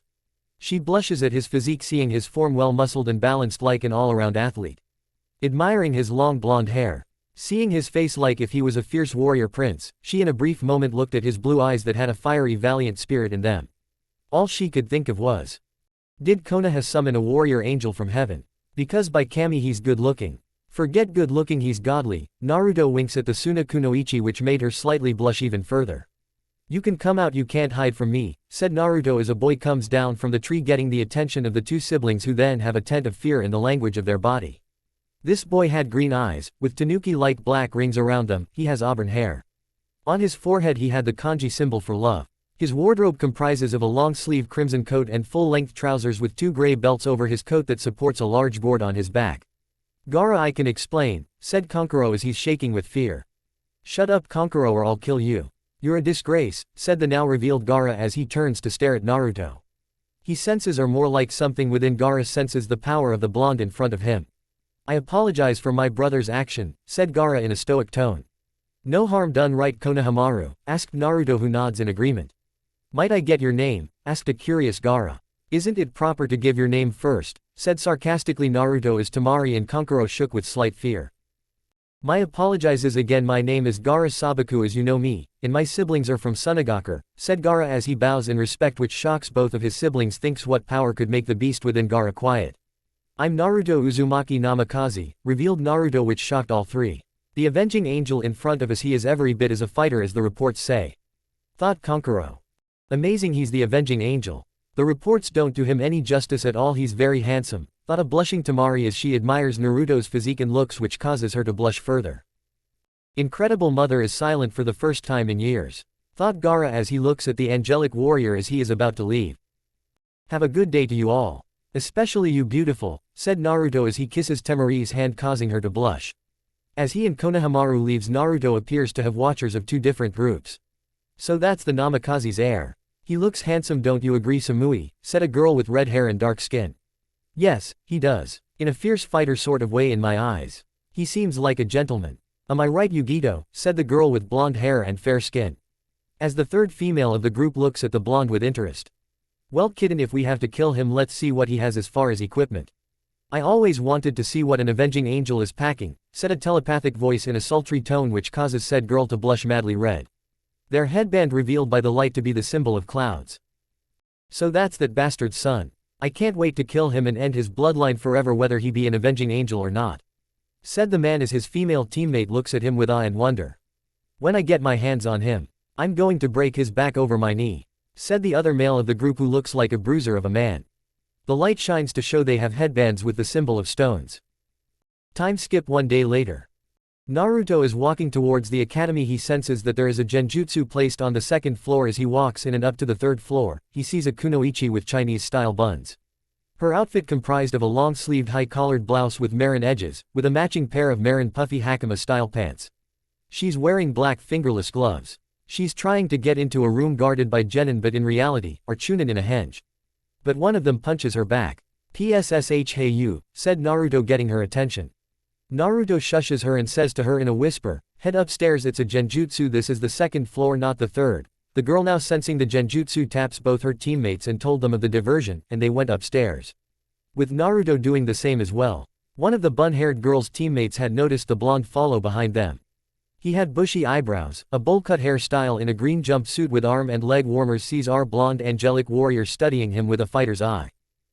Naruto reaches a large area that is near the area of the first part of the exam. As he is about to go up the next flight of stairs, he is stopped by the boy seen with the bun-haired teammate. "Ah, it is good to meet you, Namikaze-sama. I'm rockly happy to make your acquaintance," said the now revealed Rock Lee. I would like to see and test your skill as a hand-to-hand combatant and martial artist for myself if that's alright with you, asked Lee as he gets into his fighting stance. Sure, why not, let's have a spar, said Naruto, who does the same. In moments Naruto and Rock Lee proceeds to engage in a sparring session with the two fighting with their own unique style. He's fighting using Goken. He's very skilled with the form. He's nearly as fast as me, his punches are like stone being slung by a slinger. Naruto thinks to himself as he dodges a high roundhouse kick. Impressive, Naruto is somewhat faster than me. He's extraordinary in hand-to-hand combat. He's showing superb skill with what he learned on the street. I have seen my fair share of street fighters, but Naruto has shown extraordinary skill in the way he efficiently handles himself against me, adjusting his technique and form to deal with any tactic and any technique I employ, thought Rock Lee as he dodges a cross aimed for his head. Naruto is throwing out a combo of punches and kicks, landing some on the green-clad boy, who rolls with the combo as he backflips away from Naruto and leaps back to executes a dragon kick combo. Naruto is then hit by the combo, causing him to skid backwards. Superb, Rock Lee, your skill in Goken is among the best I've seen. But we should probably get going so we won't miss the exams, reasoned Naruto as Lee agreed with this reasoning, disengaged from the fight so both can walk up the steps together as brothers in arms. As they walk into the exam room, Naruto gets looks of awe and admiration mixed in with looks of rage and loathing, specifically from the team of ninja with the stone insignia in their headbands, though only two of the males are. The female is showing an emotion of longing towards the young blonde. Naruto is suddenly jumped on from behind by Hinata Hyuga, who admires his outfit and hugs him. Hello, darling, it's been a long time, hasn't it, said Hinata as she looks at her lover with admiration. Shino and Kiba walks up to him and begins to grade him individually. Hi Naruto, how's it going for you with being the avenging angel? Asked Kiba as Akamaru walks up and licks his face. It's nice, Kiba, it's a long road for me, but it's a nice one full of adventure. Isn't that right, Akamaru? Said Naruto to both Kiba and Akamaru as he pets Akamaru. Shino, I sense your bug colony is doing well. How is your queen doing? Asked Naruto. Pretty well, Naruto, just getting used to you being an avenging angel is all, said Shino in his stoic but yet still amazed at the fact that Naruto came back to life as some angelic warrior. Naruto, is that you? Asked a boy in samurai-like armor. He had a husky build of him with long brown hair. He also sports markings on his face that are not as pronounced or fierce looking as Kiba but more joyful looking. Hey Choji, how have you been? Said Naruto as the now revealed Choji looks at him in awe. As does a boy walking up to him. So are the rumors true? Are you truly an avenging angel? Asked the boy next to Naruto. He had on a lazy look about him. He has black hair in a spiked ponytail, wearing a ragged tan jacket over a black t-shirt with tan pants. Hey Shikamaru, how's it going? It's nice to see you too. But to answer both your questions, I had been murdered by my teammates and came back to life, reborn as an avenging angel. A mystical superhuman warrior like no other, answered Naruto as his other two friends looks at him in awe. So it is true, Naruto is an avenging angel, thought Choji as he looks at his friend in sadness at his death and resurrection, but looks at him with a look of high respect towards him, seeing him as an embodiment of death and rebirth in front of him. Shikamaru is having thoughts of what happens now. He knows that Naruto wanted to be Hokage, but now he's beyond that goal. Hey, Naruto, how's it going? Asked Ino as she walks up with a calm, caring tone. Naruto about to say hello to her until a voice said, I would suggest you all keep it down unless you want to draw attention to yourself. Every one of the 10 looks towards the boy who said that statement. The boy had long silver white hair in a ponytail. His outfit comprised of a dark purple sleeveless shirt over a white sleeve shirt with black pants that had wrappings along the ankles. Who might you be? Asked a curious Hinata. I'm Kabuto Yakushi, 7-time Chunin exam taker and veteran genin, answered Kabuto. Ha, 7 times you suck, dude, said Kiba as he is then bonked on his head by Ino. Baka, don't laugh, this exam has more than combat skills involved, scolded Ino. It's alright, I get that a lot. But on a plus side, I got information on the competition of the past years and the ones this year, said Kabuto as Shino, Shikamaru and Naruto pick up on this as Kabuto continues to speak. I have information on all the genin competing, including the ones from Konoha with their mission reports and statistics on their capabilities, as well as those from that new wet behind the ears village sound, said Kabuto as he shows off some information cards. This gets the attention of said genin from sound, 2 of whom schemes to humiliate the Konoha nin for his comment that is, until Naruto, who senses their intentions, stares at them, unsheathes a dagger with a curved blade with a serrated edge on it, in a way telling them, start something at your own risk. The 2 had second thoughts about this decision and decided not to. The female of the sound group looks at him like he was a warrior angel as well as a key to something she is vying for. Naruto gets suspicious of Kabuto as he has information that's highly restricted. Only the Hokage has access to said reports. Naruto thinks to himself, this Kabuto character is suspicious, having information of a classified nature. A girl with long dark blonde hair in a braid, dark eyes, wearing red lipstick begins to walk up to Kabuto. Her outfit comprised of a short-sleeved dark purple and black blouse with black pants that had a design referencing to clouds. She also wore fingerless gloves with a blue chain of beads for her left hand and bandages on her arms and legs. So, Kabuto Yakushi, tell me about the avenging angel of Konoha. Asked the girl. Ayugido ni Kumo's Hellcat and Jinchuriki of the Two Tails Monster Cat. Nice to meet you. Well, the avenging angel of Konoha, or better known as Naruto Uzumaki Namikaze, is a boy who was given a bad hand at life. However, his team in Wave betrayed and killed him. He mysteriously came back to life as some type of superhuman warrior with tremendous fighting ability. Answered Kabuto, getting an intrigued look from the now revealed Yugido ni. What are his combat statistics? Asked Yugido, getting a look of intrigue from the silver-haired genin. Sure, his taijutsu is A+, kenjutsu AAA, genjutsu unknown, ninjutsu unknown. Fighting style, seems like a fusion of martial arts and street fighting. He has 256 confirmed kills and has a bounty on his head in IWA worth 12 million ryo, dead or alive. He's also applied into the CRA, answered Kabuto, which gets a surprised and blushing look from the Kumo Kunoichi. Well kitten, looks like you'll have to share the hunk of a warrior with other tigresses, but hey, maybe you can have him to yourself in the survival portion of the exam, said telepathically the fire cat inside of blushing Yugido. Not now Nibi, answered back Yugido telepathically towards her Biju. Alright maggots, in your seats now, said a scar-faced man in an all-black stylish outfit akin to a certain vampiric hero. Everyone went to their assigned seat. My name is Morino Ibiki, I will be the proctor of the first phase. Let the Chunin exams will begin with a written exam. So, no cheating, and if you score lower on your test than your teammates, your team fails. Said the scared Jonin as some people are complaining about the rules of this part of the exam. As everyone begins the written exam, every one of the Konoha 10 wonder. What the hell is Naruto doing? Thought some of them as Naruto is checking his weapons and equipment like it was something to do. Ibiki walks up to him and asks, what the hell are you doing, Namikaze? As he is leaking killing intent that made some of the genin shit themselves. Oh, I'm checking my weapons and equipment for the second part of the exam. Answered Naruto as Ibiki gets a tick mark on his head as many people sweat drops in the room. You're supposed to be writing on the test. Not weapons and equipment checking, said Ibiki in an irate tone. Oh, I'm actually finished. See, replied Naruto as he shows his finished test to the scarred Jonin in front of him. The people around are shocked by Naruto's speed of which he finished his test. Oh, so you're finished, huh? I guess you can wait then, said Ibiki as he walks back to the front of the room. Huh, I guess Tamashi is right, you couldn't play mind games with him after all. He's just the calmness in the storm of things. I feel really sorry for the enemy he faces, thought Ibiki as he looks at the blonde in question checking his long sword, being sure it's sharp. Soon people had realized a truth about the test and secretly started to cheat in various fashions. But some participants are dropping like flies after being found cheating. It however still leaves a large group of participants from many villages. Alright, time for the 10th question, said Ibiki as it gets nearly everyone on high alert, with some wondering what Ibiki's 10th question would be. However, one person saw right through the question. Alright, if those of you who answer and get it incorrect, then your team is never to try again in the Chunin exam. Said Ibiki as many of them are shocked. You can't do that, said an unnamed genin. I'm the proctor of my phase, you're playing by my rules. Now if you want to be able to become a Chunin next year, I would suggest you drop out now and save your team's chances at getting promoted. Said Hiruzen as some of the genin teams begin to drop out and leave the room with the rest of them staying. Ibiki sees a hand starting to rise. This hand being from Naruto, which shocks some, but the next action is what surprises everyone. Naruto slams his hand into the desk, cracking it.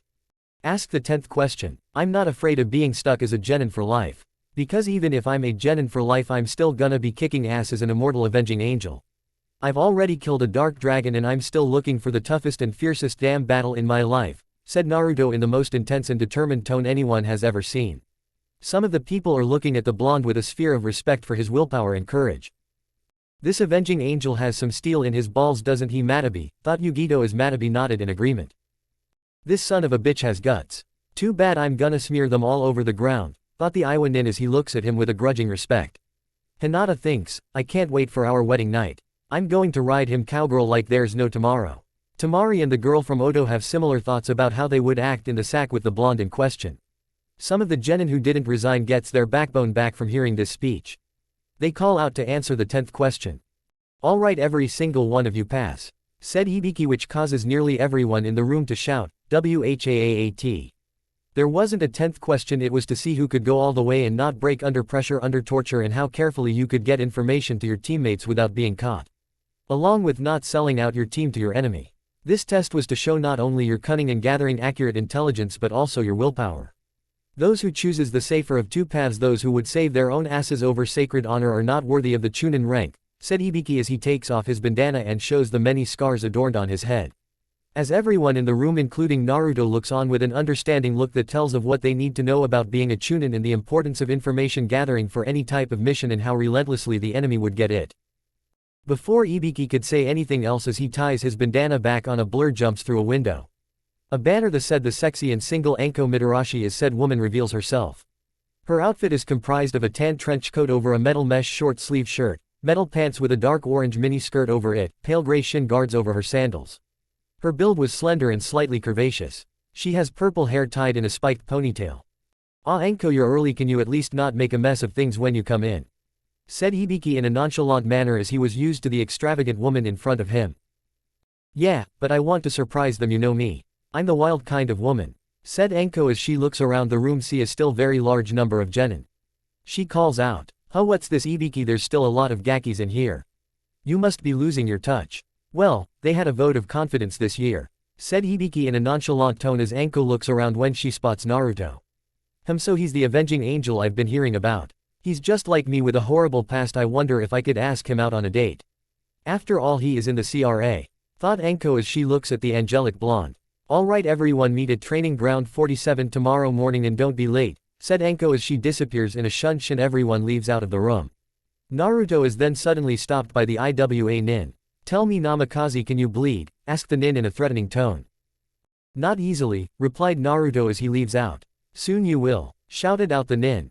As Hibiki goes to pick up the tests, he sees Naruto's being not only filled but also giving him a heads up about a certain genin by the name of Kabuto. Hibiki understands the meaning of the message and goes to the Hokage with this information. Konoha at night. At the Hyuga compound.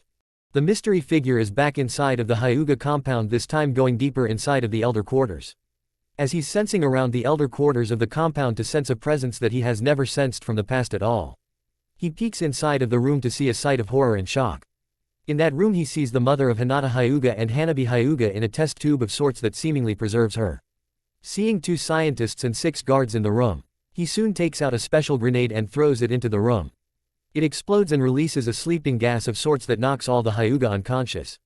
They'll be out for 2 hours time now, time to rescue a fair maiden, thought the mystery figure as he slowly but surely moves towards the containment unit of Hitomi Hyuga. He looks towards the charts to find out something that the Hyuga would kill to keep quiet about. He also went to copy and download data from their computer's mainframes on anything that would be illegal.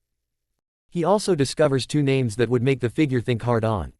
He proceeds to open the container and takes the unconscious covered up with a special cloak that cover her for not only decency but also for stealth purposes. He then leaps away with the Hyuga maiden into the night. At training ground 77.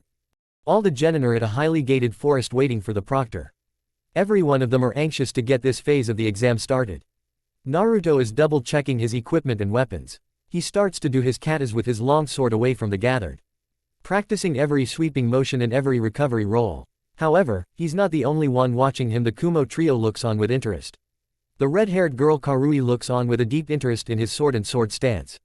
Him interesting, his kenjutsu stance is unique, using not the fast or elaborate moves seen in most styles but his seems to emphasize a lot of strength behind those swings and a high level of fluidity in its moves. The sword looks like a sarugi but it's way thicker than any I've seen. The design of it looks heavy. How is he using said blade with such a weight to it? The handle has what looks to have eagles engraved in it, thought Karui as she sees him sheath his sword. He looks around and says in a calm but commanding tone, "You 3 can come out now, I can sense you." As the 3 jump down from their hiding spots to meet the young blonde at the forest floor. So, you can sense us, that's impressive to say the least. The rumors are true, that Konoha has an angelic warrior. I never thought it would be the Yondiami's son who died and came back to life as a warrior angel of sorts, said Yugito as she walks towards and around him, admiring his physical form, caressing his arms and chest with her hand. So, you're the Hellcat of Kumo, Yugito ni. Your reputation of being a highly skilled and fierce kunoichi is one that doesn't do justice to your beauty. Yugito giggles at his compliment. Aren't you a charmer Namikaze, said Samui. As she walks up towards him. Samui's outfit was a sight for any would-be pervert.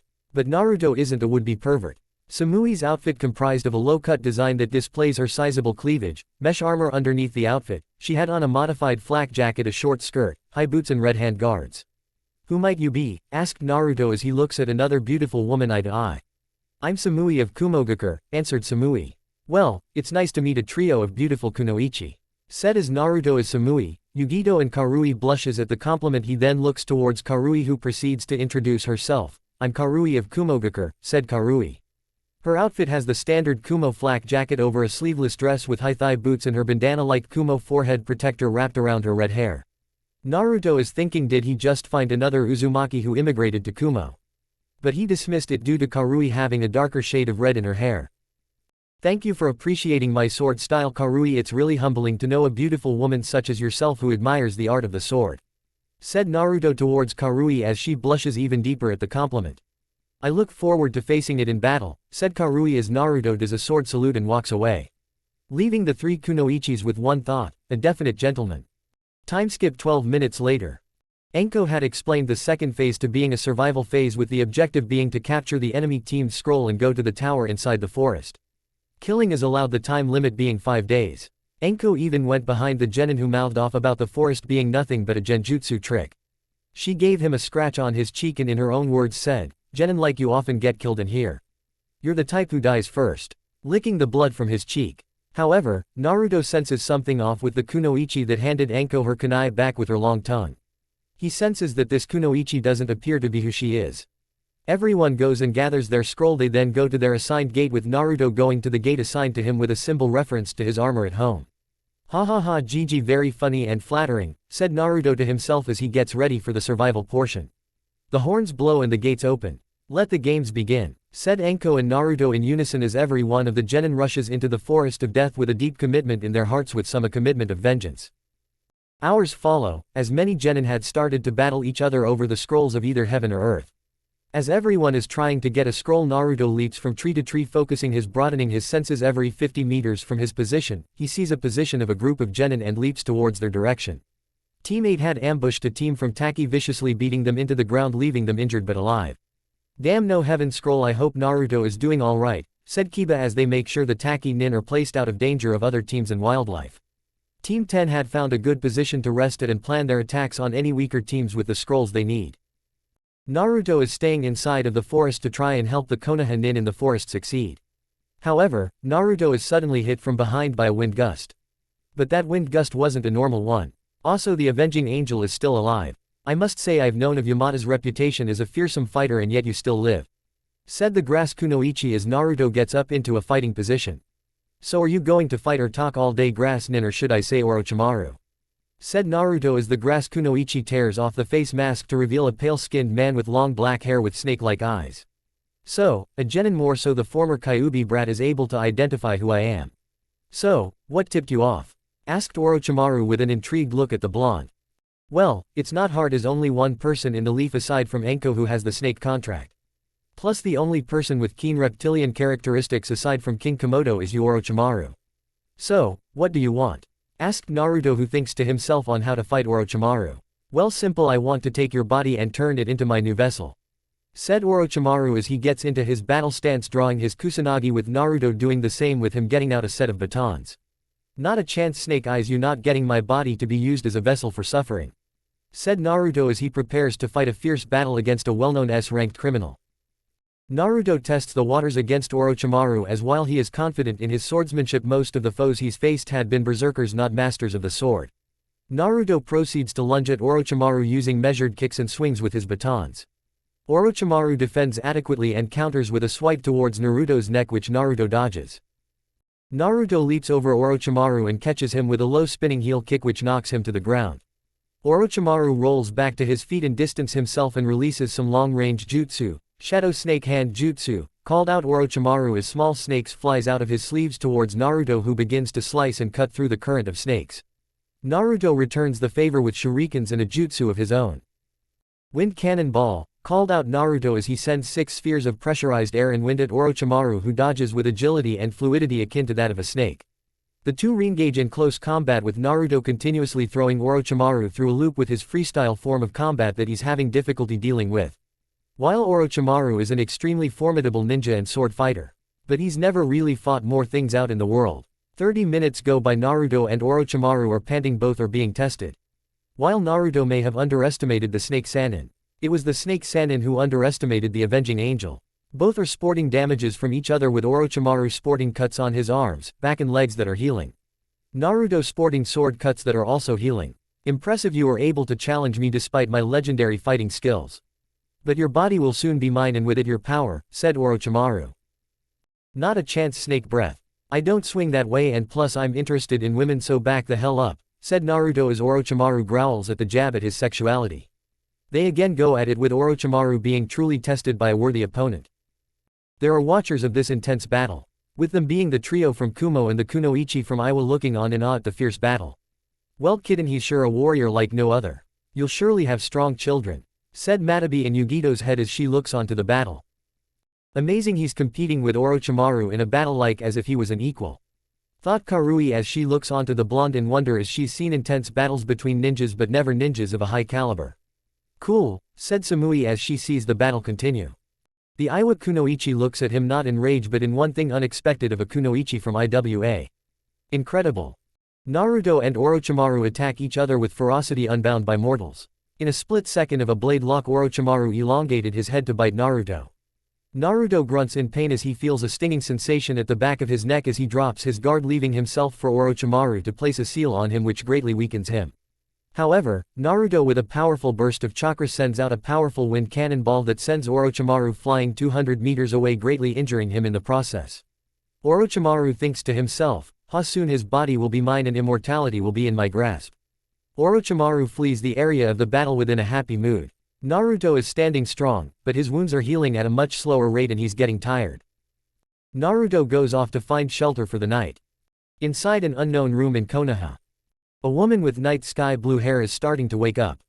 She is slowly but surely stirring and waking her bed. As she looks around, she sees a man in strange armor that is waking up to her with a tray of food.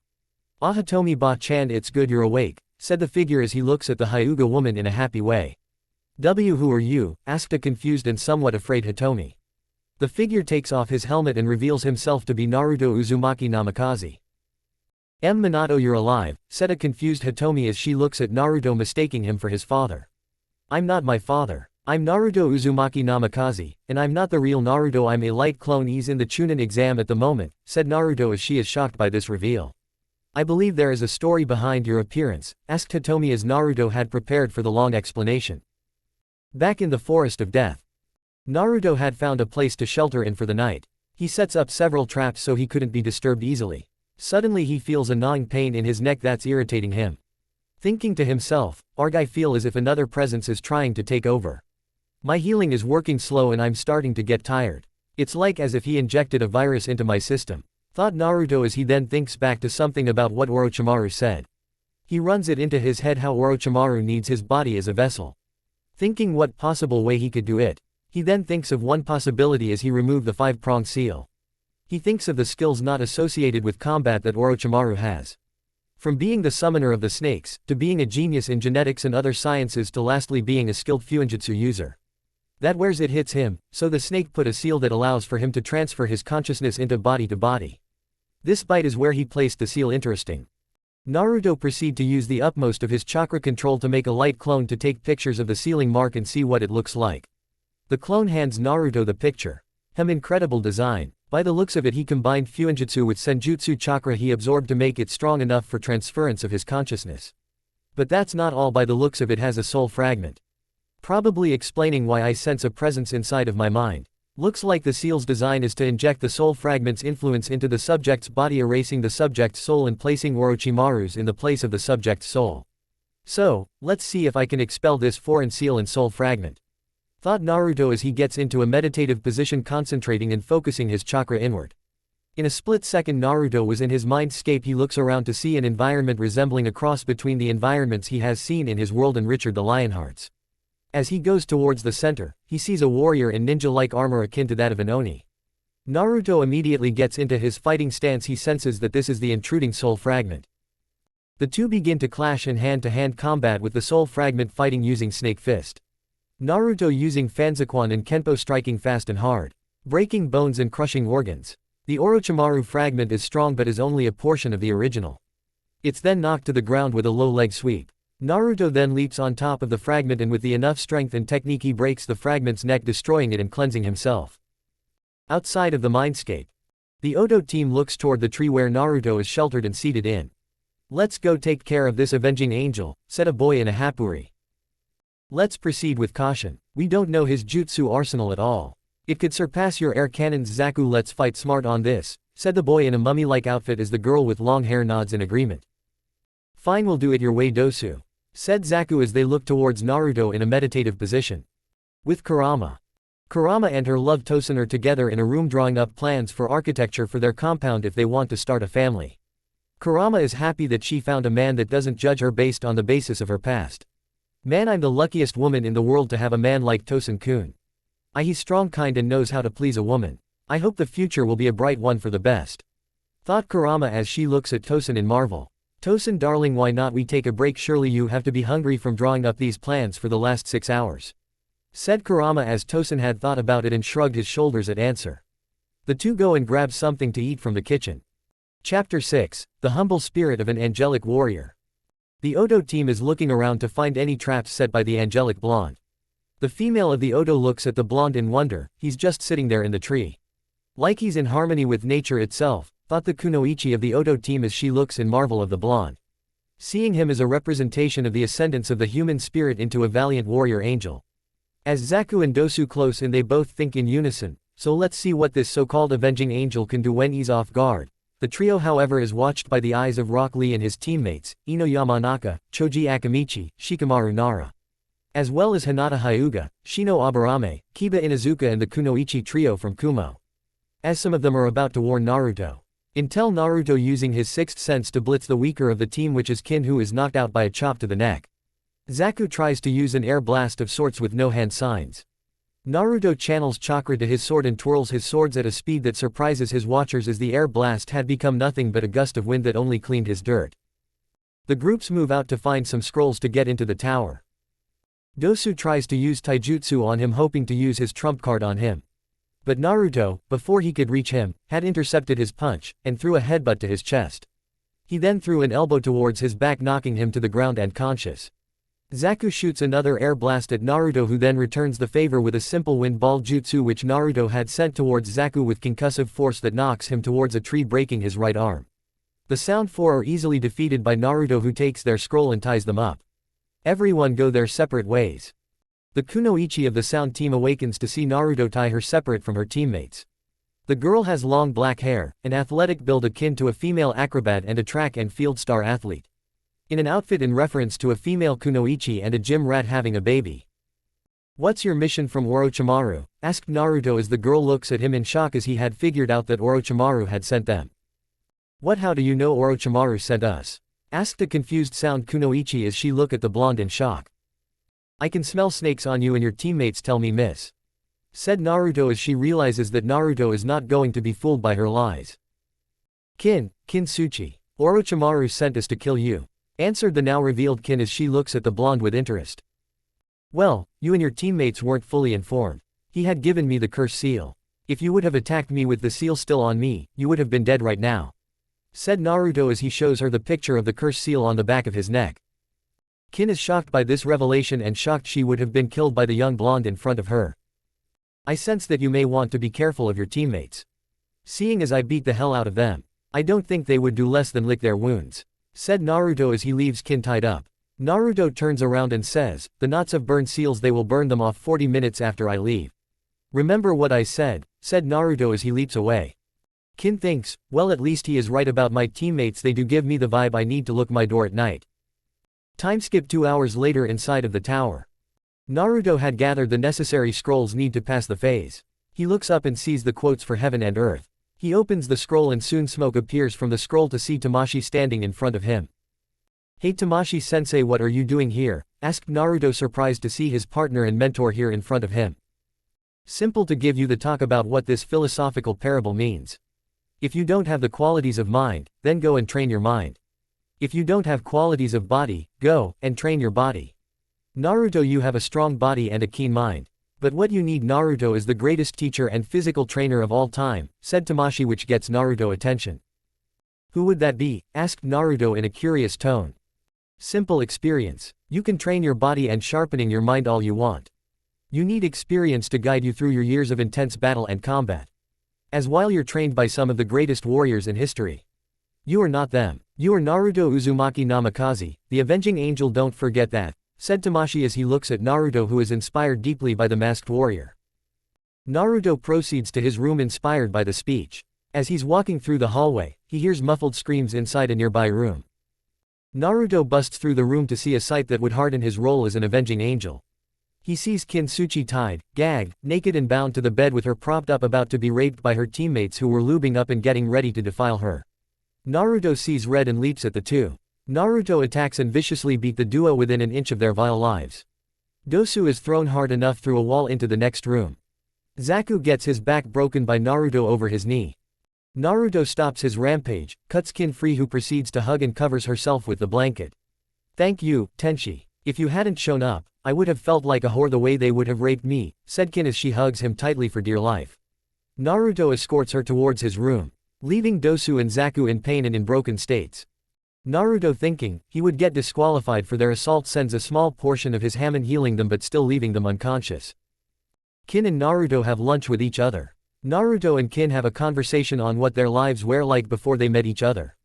Kin, with her being among a family of two parents and being an only child, thing were simple and happy.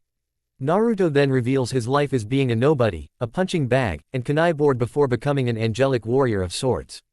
Naruto also reveals he has come to value the perseverance and humility of the human spirit. Saying many would give up or die, but some refused to do so and push on with determination and tenacity that would seem supernatural. Kin starts to feel something of admiration for the blonde, seeing his commitment and determination in his drive to be more than a shinobi.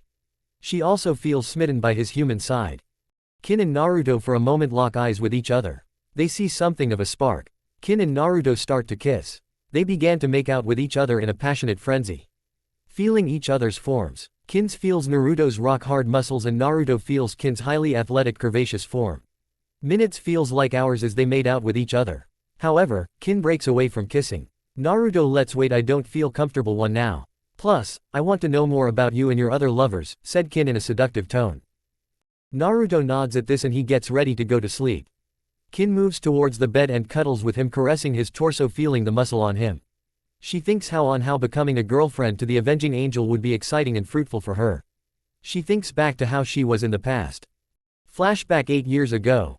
Kin is running for her life on the street from a group of men who wants beat and rape her. She, however, was cornered. She fought back as best she could. But it was no avail.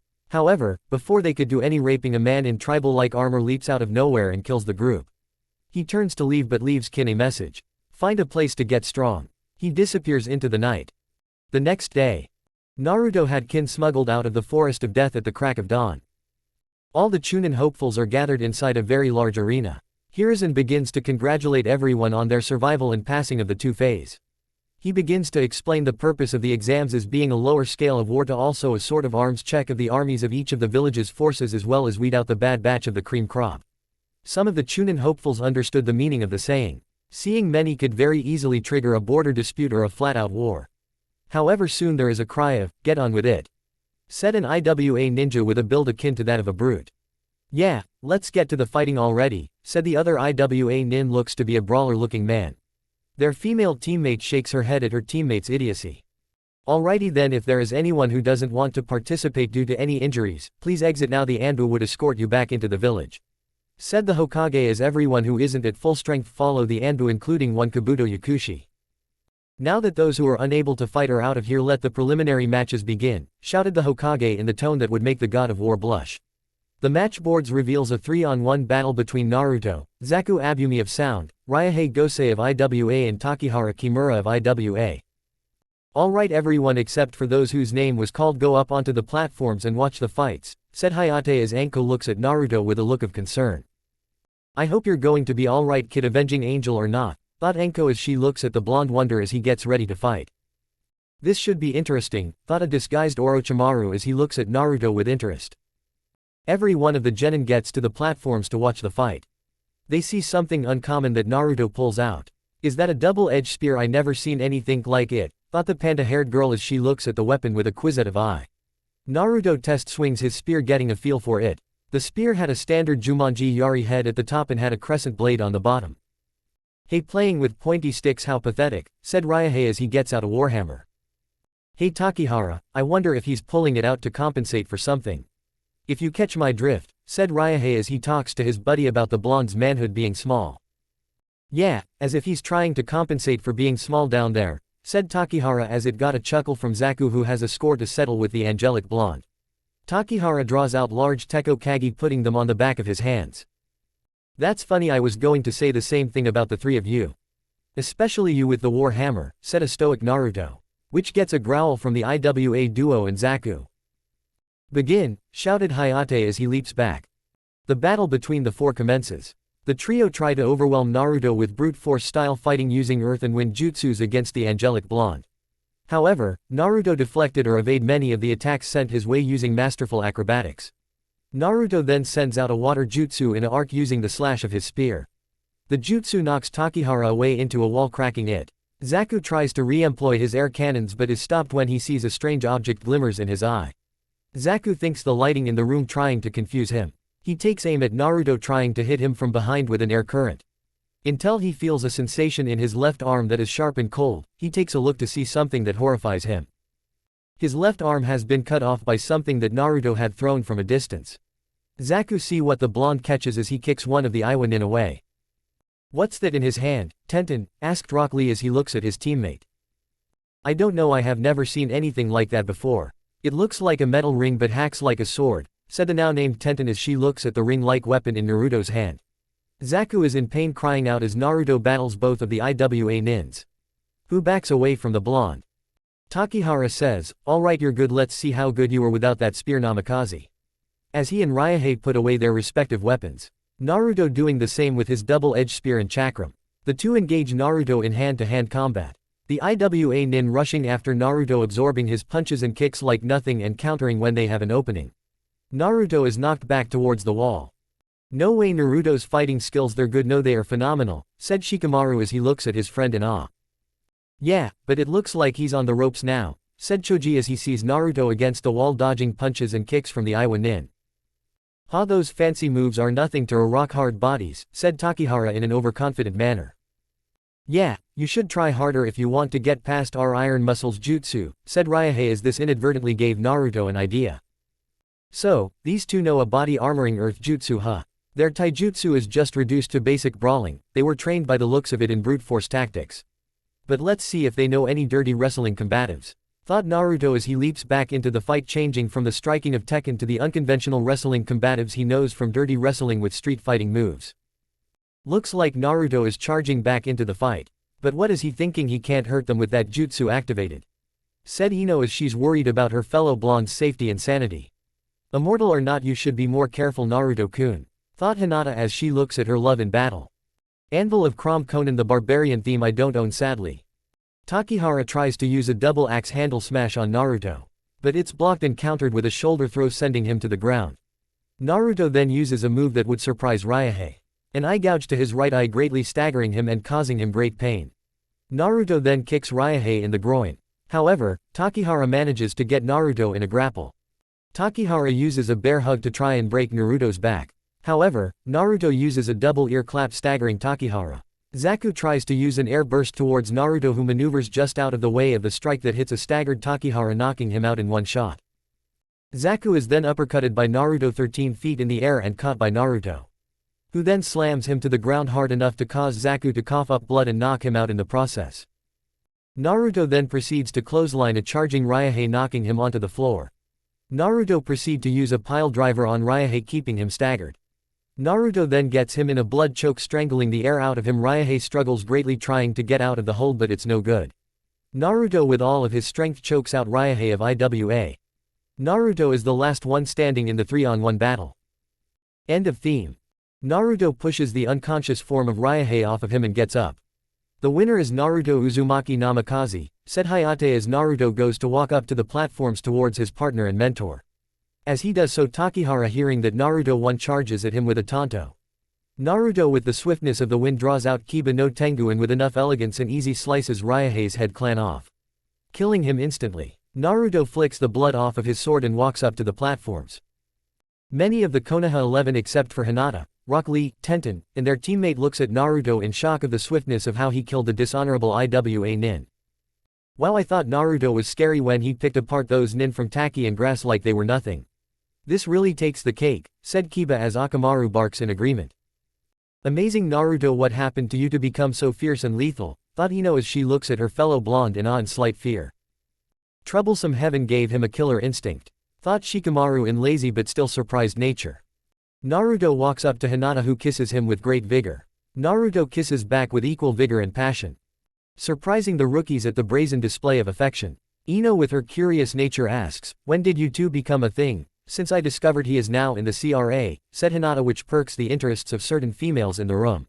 As they looks at the blonde Casanova. Tenten walks over to Naruto and asks, hey blondie, what was that weapon you used to slice that Zaku guy's arm off? I never seen a weapon like it. Naruto pulls out the chakram. It's called a chakram. It's capable of both being used as a ranged weapon or a melee weapon in hand-to-hand combat, explained Naruto as Tenten is examining the chakram, seeing its design is simplistic but multifunctional. Many Chunin hopefuls battle to be in the finals of the exams. Many of the Konoha rookies except Choji, who's eliminated by Dosu of Sound, and Tenten eliminated by Tamari of the Sand, make it to the end of the preliminaries. There is only 2 matches to go. The match boards show Hinata Hyuga versus Neji Hyuga. Hinata, feeling nervous, is suddenly reassured by Naruto, who grabs her shoulder and locks eyes with her. Fear nothing, just take a leap of faith. Failure only comes from failure of the will to commit. You can do this, Hinata, said Naruto as Hinata nods and smiles at her angelic lover. Neji and Hinata leaps down to the arena floor. You should give up, Lady Hinata. Fate has already decreed me the winner. You should go back and live a lavish lifestyle full of easy living fit for a princess, said an overly confident Neji as Ino and Tamari growls at this comment. However, Hinata retorts, I prefer the battlefield as I rather choose my fate than be controlled by it, unlike you Neji, who acts like a prisoner to it. This gets a sneer from Neji, who activates his Byakugan and gets into his Juken stance. Hinata doing the same, but her stance catches the eye of Naruto. Here is an and might guy. Interesting stance, Hinata Haim, your posture is not too rigid, having more flexibility. She's bouncing on her feet like a boxer, thought Naruto. Soon an intense battle of Juken commences. Neji is using his traditional Juken, Hinata using her unique Juken are fighting a battle of overwhelming force versus precise agility. Neji is only scoring a few glancing hits compared to Hinata's greater number as she dances around her clansmen. What is this aberration? Is this supposed to be Juken? Thought Neji as he is steadily getting angry at Hinata for not using her clan's art instead of the perceived perversion of his clan's fighting form. As time passes, Neji and Hinata are fighting to a near draw, taking on extensive damage from each other. That is until Hinata misstepped in her attack sequence, causing her to overextend herself and was hit with a direct hit towards her mid-drift, causing critical injury. I have won, I have beaten you in your bastardized Juken, said Neji in a tired and angry tone. But just barely, Neji, nay. Your victory is only due to luck, not so-called fate. You won due only to facing something that is incomplete rather than something only written, said Hinata as she gets to her feet in pain. Neji, enraged at her dismissal of fate and her seeming taunt at his skills in Juken being inadequate to defeat her unique Juken. He charges her with intent to kill. The Jonin senseis of the rookies move to try and block Neji until someone already moved to intercept. It was Naruto who catches Neji by the wrist and throws him towards the opposite direction. HMPH, so the main branch had hired Konoha's avenging angel to protect their heiress. How much are they paying you? Said Neji as Naruto stands stoically. Nothing, Neji. Hinata Haim is one of my girlfriends, as you seen up there with our kissing session. Also, I was preventing you from committing murder, said Naruto as he points towards Hinata, who's unconscious. The medical nin are moving towards Hinata form, seeing that she is unconscious. Naruto moves towards her and does something that surprises everyone. He uses his hamon to heal Hinata's body. Hinata's injuries are healed, and any chakra points hit by Neji are healed, surprising everyone including a hidden Orochimaru. Hinata is still unconscious, so the medical nins decided to take her to the medical bay. Orochimaru is also secretly fuming. Why the hell is it not working? I know the curse seal should be enough to cause him pain, thought the snake Sannin as he wait to see the next match. Hinata is carted away to the medical station. Uzumaki, you should forget her, she is weak like the main branch, said Neji as one female Jonin is getting fed up with his attitude is about to say something until Naruto says, if she was that weak then how come she caused so much damage to you so skillfully? Said Naruto as Neji turned his Byakugan on in anger. Don't do it Neji, you are weak right now, save it for the finals, said Might Guy as he reasons with Neji in a way trying to save his student's life and dignity. Neji backs down. The final fight of the prelims is Rock Lee and Gaara. The battle was a fierce one of tremendous portions while Rock Lee put up a spectacular fight. He was ultimately defeated by Gaara of the Sand, who puts his injured form down and walks back to the platforms in victory. Naruto heals Rock Lee, but he's starting to feel the tiring effects of doing so. He only manages to heal him to a level that will allow him to recover for 2 weeks naturally. Alright, draw a number from this basket to see who you're fighting against in the finals, asked Hiruzen as the finalists do so one by one. Each one of them draws a numbered ball. Neji draws number 1, Naruto number 2, Dosu number 3, Kuritsuchi from IWA number 4, Gaara number 5, Yugito 6, Tamari 7, Samui 8, Karui 9, Shino 10, Kiba 11, Ino 12, Shikamaru 13. Alright, you all have your opponents. You all have 2 months to train and prepare, said Hiruzen as he dismisses all except Naruto. Naruto my boy, please stay back for me, said the aged leader as several Anbu members surround Naruto. Naruto my boy, I know Orochimaru has marked you with a seal of sorts, please let us see it, said Hiruzen in a grandfatherly tone. Gigi, I actually don't have his curse seal anymore, said Naruto as everyone in the room is shocked. What do you mean, said one Anko Materashi who looks incredulously at the angelic blonde in front of her. I mean I don't have the seal Orochimaru pridefully put on me, said Naruto as he takes off his shirt, which gets blushes from some of the female Anbus in the room. Whistles, boy oh boy, you are a stud with all those muscles. You can take me up to heaven anytime, said Anko, who gets a look from Kurenai at her statement. Naruto turns around and lifts his hair, revealing he doesn't have any seal on him. This shocks everyone in the room, aware of the curse seal's permanent nature. Naruto, what happened? How did you get rid of the seal? Asked a curious Hiruzen. Well, it's a simple matter of understanding what the seal is in fact and what it contains, answered Naruto in a riddle. What do you mean? It's a seal that contains addictive chakra, answered Anko as she looks at Naruto in curious tone. Naruto shakes his head and says, no, it's a way to transfer his consciousness to another body. How so Naruto? Asked a curious Hiruzen. Orochimaru needs a body to match his genetics. But the problem here is gene therapy to convert a new body would take too long, and seeing his interests in strong host bodies requires him to try and entice them with power. So, he created these seals with senjutsu chakra that would induce a boost in the chakra networks of his targets in an addictive effect. The reason why it didn't work on me is due to me being an avenging angel. My chakra potency is greater than the senjutsu chakra type used in the seal. But another key thing about it is this seal possess a soul fragment, said Naruto as they take in the information the blonde is stating. So, he would change the subject's body so he could take over the body, asked an intrigued Hiruzen as Naruto continues. Yes, but more specifically Orochimaru needs to destroy the subject's consciousness to make the transfer possible, answered Naruto as everyone in the room is astonished with the blonde's deeper comprehension of the curse seal, none more so than Anko, who's shocked at the discovery. What do you mean? Asked Anko as she's more intrigued at the blonde's statement than anyone else. The angelic warrior responds. Well, it's simple logic. If you want to possess a body, you would need to destroy the consciousness of the subject. As if a single shred of consciousness is left, the consciousness would fight for control, and like how I did destroy the soul fragment. So in other words, my student's transfer needs 2 stages. 1, the erosion of the receiver's soul, and the slow genetic alteration of the subject's body, said Hiruzen as Naruto nods in agreement to his explanation. Could you remove it from other people? Asked the snake Jonin as she looks at the blonde in question. Possibly I would have to go into your mindscape and do it, said Naruto, which gets him a kiss from the purple net in front of him. Naruto surprised kisses back and breaks the kiss. Every male in the room thinks lucky Gaki with angelic powers. Wow, said a surprised Naruto as everyone looks at Anko with either envy or respect for her bold action. Alright, hold still, said Naruto as he puts 2 fingers to her head and concentrating in a meditative stance. Hey Gaki, what's taking so? Anko never got to finish her sentence as she is pulled into her mindscape by Naruto. Inside one Anko Midarashi's mindscape. The area around them seem like it's out of a horror movie in a castle setting. What the hell is this place, Gaki? Asked Anko as she looks towards the blonde. This place is your mindscape. A place shaped by your emotions and spiritual stability, explained Naruto as Anko looks around her, seeing the art and beauty twisted in a snake-like manner. So where do we go? Asked Anko. We go towards the source of the seal, said Naruto as he and Anko walks towards the seal's main matrix. Anko and Naruto arrive at an arena of sorts where they see a flying white cobra. What the hell is that thing, asked Anko as she looks at a cobra-headed dragon. This would be the source of the seal. However, judging from its appearance it's incomplete, said Naruto as the beast roars at the two. Anko, here, you might need these, said Naruto as he hands Anko a powerful combat spear and pack full of impact bombs as he generates a bow and arrow set. A brutal battle begins as both Anko and Naruto fight against the cobra-headed dragon. The clash is august and brutal as tail and claw swipes are thrown out at the pair. Naruto and Anko are using master-level acrobatics with the respective weapons they are using. Before long, Anko and Naruto manage to stun the dragon. Anko now use the spear and kill this beast, said Naruto as Anko does just that.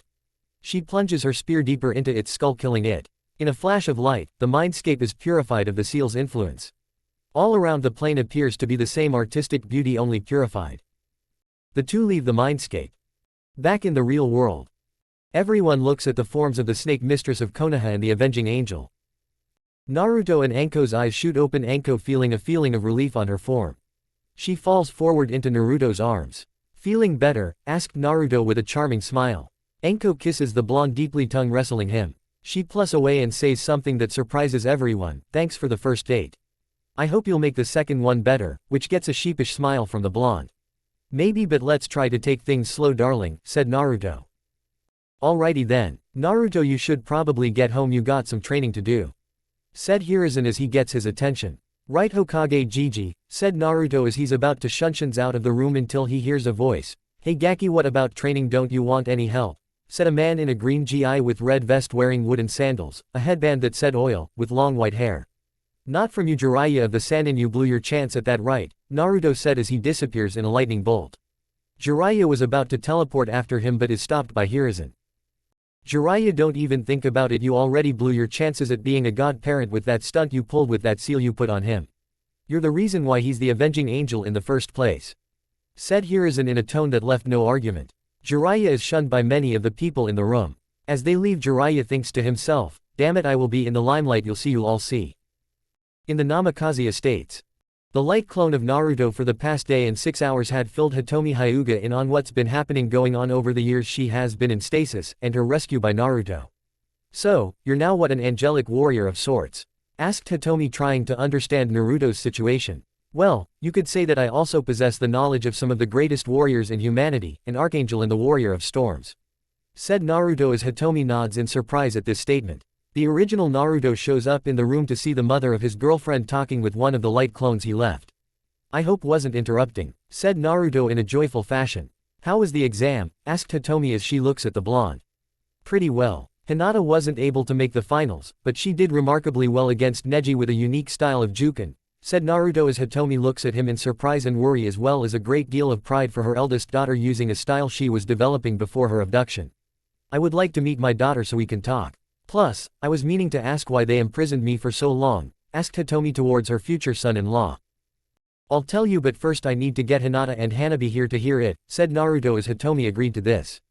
Naruto sends out message via messenger bird to invite Hinata and Hanabi. In the Hyuga compound, the Hyuga clan elders are outraged that Hinata had fought a clan member using Hitomi's Juken-style great flowing fist. Silence, shouted Hiyashi as the elders quieted down. Now Hinata, explain your battle with Neji in the preliminaries, asked Hiyashi in a tone fitting of a father. Well father, I used my mother's style in my fight against Neji and fought him to a near standstill. However, I was unable to overcome him due to the form's underdevelopment, said Hinata as the elders are sneering at Hinata's performance of being able to match the traditional gentle fist, worst yet from a form supposedly inferior that was supposed to be abandoned. Hiyashi is intrigued at Hinata's performance, especially with the new fighting form of Juken. His daughter discovered the day after her boyfriend revealed to him and the other clan heads his status as an avenging angel. In her mother's early wedding gift. Flashback 6 months ago in the Hyuga clan compound. Hiyashi had returned home from the council meeting to reveal something to Hinata in his study. At the moment, Hinata and Hiyashi are having a conversation about Naruto's chakra points and potency until Hiyashi gets to the point. Hinata, I've been aware of your crush on the blonde Jinchuriki for some. However, there is something you must know that me and your mother did with the 4th Hokage and his wife Kushina Uzumaki, said Hiyashi as Hinata blushes at the revelation. Hiyashi goes to his desk and retrieves in it a storage scroll of some sort and a document of sorts. Father, what are these things? Asked a curious Hinata as she looks at her father in curiosity. The first item on this desk here, Hinata Hime, is the marriage contract with one Naruto Uzumaki Namikaze, said Hiyashi as Hinata looks wide-eyed at the contract in front of her as her father continues. The scroll right next to it is your early wedding gift, said Hiyashi as he opens the scroll, revealing two large books, one larger than the other. Hinata picks up the smaller of the two large books and looks inside of it. She goes wide-eyed at the sight. The book her mother gave her appears to be a nearly grand manual, steps, techniques, and strategies of a variation of Juken called the Nagareru Daiken, Great Flowing Fist. Father, look at what mother gave me, said Hinata as Hiyashi looks and smiles at what Hitomi gave her daughter. Flashback end. Ever since that day, Hinata had been training in secret in Hitomi's variation of Juken to the point of being very skilled in Nagareru Daiken despite it being partially unfinished. Before anyone in the room could say anything, a messenger bird flies into the room to deliver a message to Hiyashi. Who could have sent a message to me of all people? Said Hiyashi as he gets the message from the bird. The falcon flies off. Hiyashi reads it and smirks. Father, what is it? Asked Hinata. Hinata, go and get your sister, we are to go meet your finance at his home, said Hiyashi as he turns towards the elders. This meeting is adjourned, said Hiyashi as the elders see it. One gets up and says, what of the transgression of Hinata using that abominable? The elder never got to finish as he was hit with killing intent that made him feel the one thing only felt once. Fear. Meeting adjourned, said Hiyashi in a stern tone that left nothing for argument. As Hiyashi goes and meets his daughters at the gates, Hiyashi thinks to himself, why do I get the feeling that the avenging angel will surprise me with something of tremendous joy? The three exists the Hyuga compound. Elsewhere in Konoha at night. Hayate Gecko is very glad his lung condition had been cured by Naruto. As he gets to spend time with Yugao training and being intimate with her on their down times. Right now, he is thankful because he had survived a brutal battle against Baki of the Sand, who he was able to get away from. During the altercation he was able to get to Anbu headquarters and warn about plans to invade Konoha. Hold on darling, I'm getting you to the HQ hospital. You'll live for me and your child, said Yugao, better known as Neko, as she moves towards HQ's hospital with her lover. Being thankful to the blonde for her love's newly gained and regained strength for his survival. Back inside of the Namikaze estates. Hinata and Hiyashi are having the greatest shock of their lives as they are seeing the one person that they would have seen in heaven. Hitomi Hyuga, known to the world as the Battle Angel, thought to have died giving birth to Hanabi Hyuga. Hitomi Kasen, said Hiyashi and Hinata in shock of seeing their family member. Naruto, did you bring my mom back? Asked Hinata in an astonished tone. No, that's why I called you three here. The Hyuga clan elders are the ones responsible, said Naruto as the four Hyuga look at him in shock. What do you mean, Naruto? Asked Hiyashi as he, his wife and two daughters look at him. The elders had Hitomi here abducted by faking her death, answered Naruto. But why? Asked Hinata in an angry tone. It's simple, follow me, asked Naruto as he and the four Hyuga goes towards the office. Naruto goes towards a computer station to show on large monitor data he had retrieved from the elder compound. Well, you see, the Hyuga elders discovered that within Lady Hitomi lays an evolution of the bloodline that would combine the Byakugan bloodline into a bloodline that would have similar traits to my clans, the Yuki and Inazuka clans' bloodlines. Answered Naruto as he brings up a simulation of said bloodline's activation showing an individual's bloodline in action having traits of the Uzumaki healing factor and physicals and the Inazuka's enhanced senses and animalistic instincts. Along with the ice abilities of the Yuki clan being in use. The four Hyuga are in shock at the potential of the evolved bloodline. Is it possible to activate it now? Asked Hinata in a curious manner. Well, it is Hinata Heim. As the bloodline requires extreme pain. But somehow Lady Hitomi, it's being suppressed by a drug called Blaze. It's designed to suppress mutation-based bloodlines, said Naruto as he looks at Hanabi and taps her head, sending his hamon into her body. Naruto stops and drops to one knee. Naruto-kun, what's wrong? Asked a concerned Hinata. Orochimaru's curse seal. He had tried to ensnare me by placing it on me. Luckily I had managed to remove it, but it along with healing you and Lee of your injuries had taxed me so much. Answered Naruto as he got to his feet. What did you do to me? Asked Hanabi as she looks at the angelic blonde in wonder. I also saw within their mainframe that they had placed some blaze in yours and your sister's food and drinks. I had purified you and your sister's body of said drug. Answered Naruto as he's struggling to stand. Naruto, are you going to be alright? Asked Hiyashi in a concerning tone. I'll be fine, I just need rest. But Hinata Heim, your mother and your sister needs to stay here for a couple of months. Said Naruto. Why's that, Naruto? Asked Hiyashi as he looks at his future son-in-law. It's because the traits that would have been suppressed by Blaze would become active and would soon activate inside of them. If Hinata and Hanabi would go back, they would be dead, as the Hyuga elders created an elite guard of theirs called the Stalkers. They would kill any Hyuga with any evolutionary traits. Said Naruto as Hanabi hugs her mother in fear. Hiyashi-sama, there is more going on in your home. See, in the elder quarters there is a training ground where they use Hyuga branch members as training dummies for Jukin and target practice. I also found why the Hyuga clan elders seeks to enforce your traditions to keep these atrocities going because of a sick sense of weeding out their slave stock for those who are strong enough to revolt, said Naruto as he goes over to the computer and shows the pictures of the training ground. The images made the 4 Hyugas sick to their stomachs. For the next few hours Hitomi had explained to Hinata of the Nagareru Daiken being incomplete. In that while it's geared towards Jukin's focus. Its true goal is to become something more than just a tenketsu-focused striking form but a complete martial art that covers all-out hand-to-hand combat as well as all-around use of weapons. Hence the other book Hinata luckily brought with her in the storage scroll. The large book Hitomi explained contains an encyclopedia on many older Hyuga fighting forms that were supposedly lost to time and that she is the hidden keeper of those fighting forms. Naruto purposed that he and Hinata will train for the finals while helping Hinata with her Nagareru Daiken training. Naruto and Hiyashi make plans on taking care of the Hyuga elders by making a counter-drug for Blaze.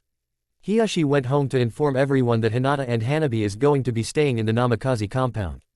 But not before kissing his wife goodbye for the time. Hinata, Hitomi and Hanabi are shown to their respective rooms, with Hinata going with Naruto to his room to sleep with him. Not in that context weirdos, I mean actually sleep. Feeling his stone-like muscles, Hinata begins to have dreams that would make a former Uchiha fan club member blushes at the nature of the acts committed. Time skip 6 weeks until finals day. Naruto, Hinata and Hitomi had begun training with each other. Naruto had greatly helped Hitomi in perfecting Nagareru Daiken as well as helping her revisit the older Hyuga fighting forms, innovating newer more combative techniques and tactics to each fighting form found in the encyclopedia. Hinata had also trained together along with Kin, who reveals she also has feelings for the blonde after he saved her from being raped by Zaku and Dosu. Hinata welcomed her to the harem. Hinata also gave Kin a warning that if she ever betrays him in the village, she will be wishing Naruto should have killed her in the forest. Kin didn't have it any other way. Naruto had trained them in martial arts that would complement and in Kin's case compensate for where they are lacking in. Hinata was trained extensively in Bando, who benefited greatly as the form's animalistic characteristics complemented her skill in Nagareru Daiken, giving her more combative aspects to use in combat. Kin was trained in Wing Chun by Naruto, giving her skills in taijutsu a much-needed boost. Naruto, Hinata and Kin had grown close as lovers as they would talk about the likes and dislikes they have and talks about their goals for the future. Kin is touched by Naruto's goal of being a teacher to the future generation of ninja and to bring back his clan. Hinata also wanting to undo the slave trappings of her clan's archaic values. Right now, Naruto and Kin is in the office with the third Hokage. You mind explaining why Mrs. Tsuchi here is in my office, Naruto? Asked Hiruzen in a commanding tone. Well, it's because she is defecting after I had saved her from her teammate's attempt on her virginity. Said Naruto as Hiruzen nods in understanding the looks at Kin, steps forward and speaks. Hokage-sama, I Kin Tsuchi pledge my loyalty to Konoha. As my first act, one would like to relay some information to you. Said Kin in a modest tone as Hiruzen listens in. The village hidden in the sound is led by Orochimaru of the Sand, and he plans on attacking and destroying your village with sand backing them. Said Kin, I'm actually aware of their backing of that village. Anything else? Asked Hiruzen as Kin continues. Yes, the case cage is dead. The man who will be coming here is an imposter. The Sand doesn't know of its treachery. They were planning on double-crossing the Sand and leave them leaderless after the invasion, said Kin, which surprises everyone in the room.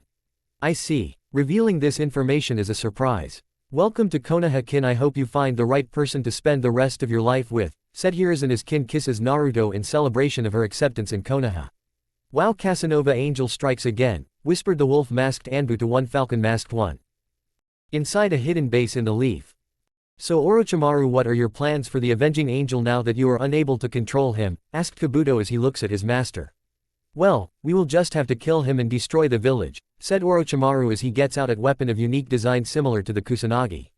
Soon even the avenging angel would be nothing more than a footnote, said Orochimaru as he reads himself for combat, practicing with a weapon that could prove a threat to Naruto.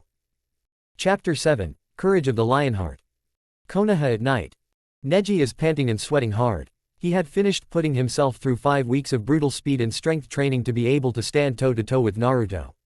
As he refreshes himself with water, he feels a strange sensation going on with his organs and muscles as if they are burning up. He goes towards his room at the branch compound.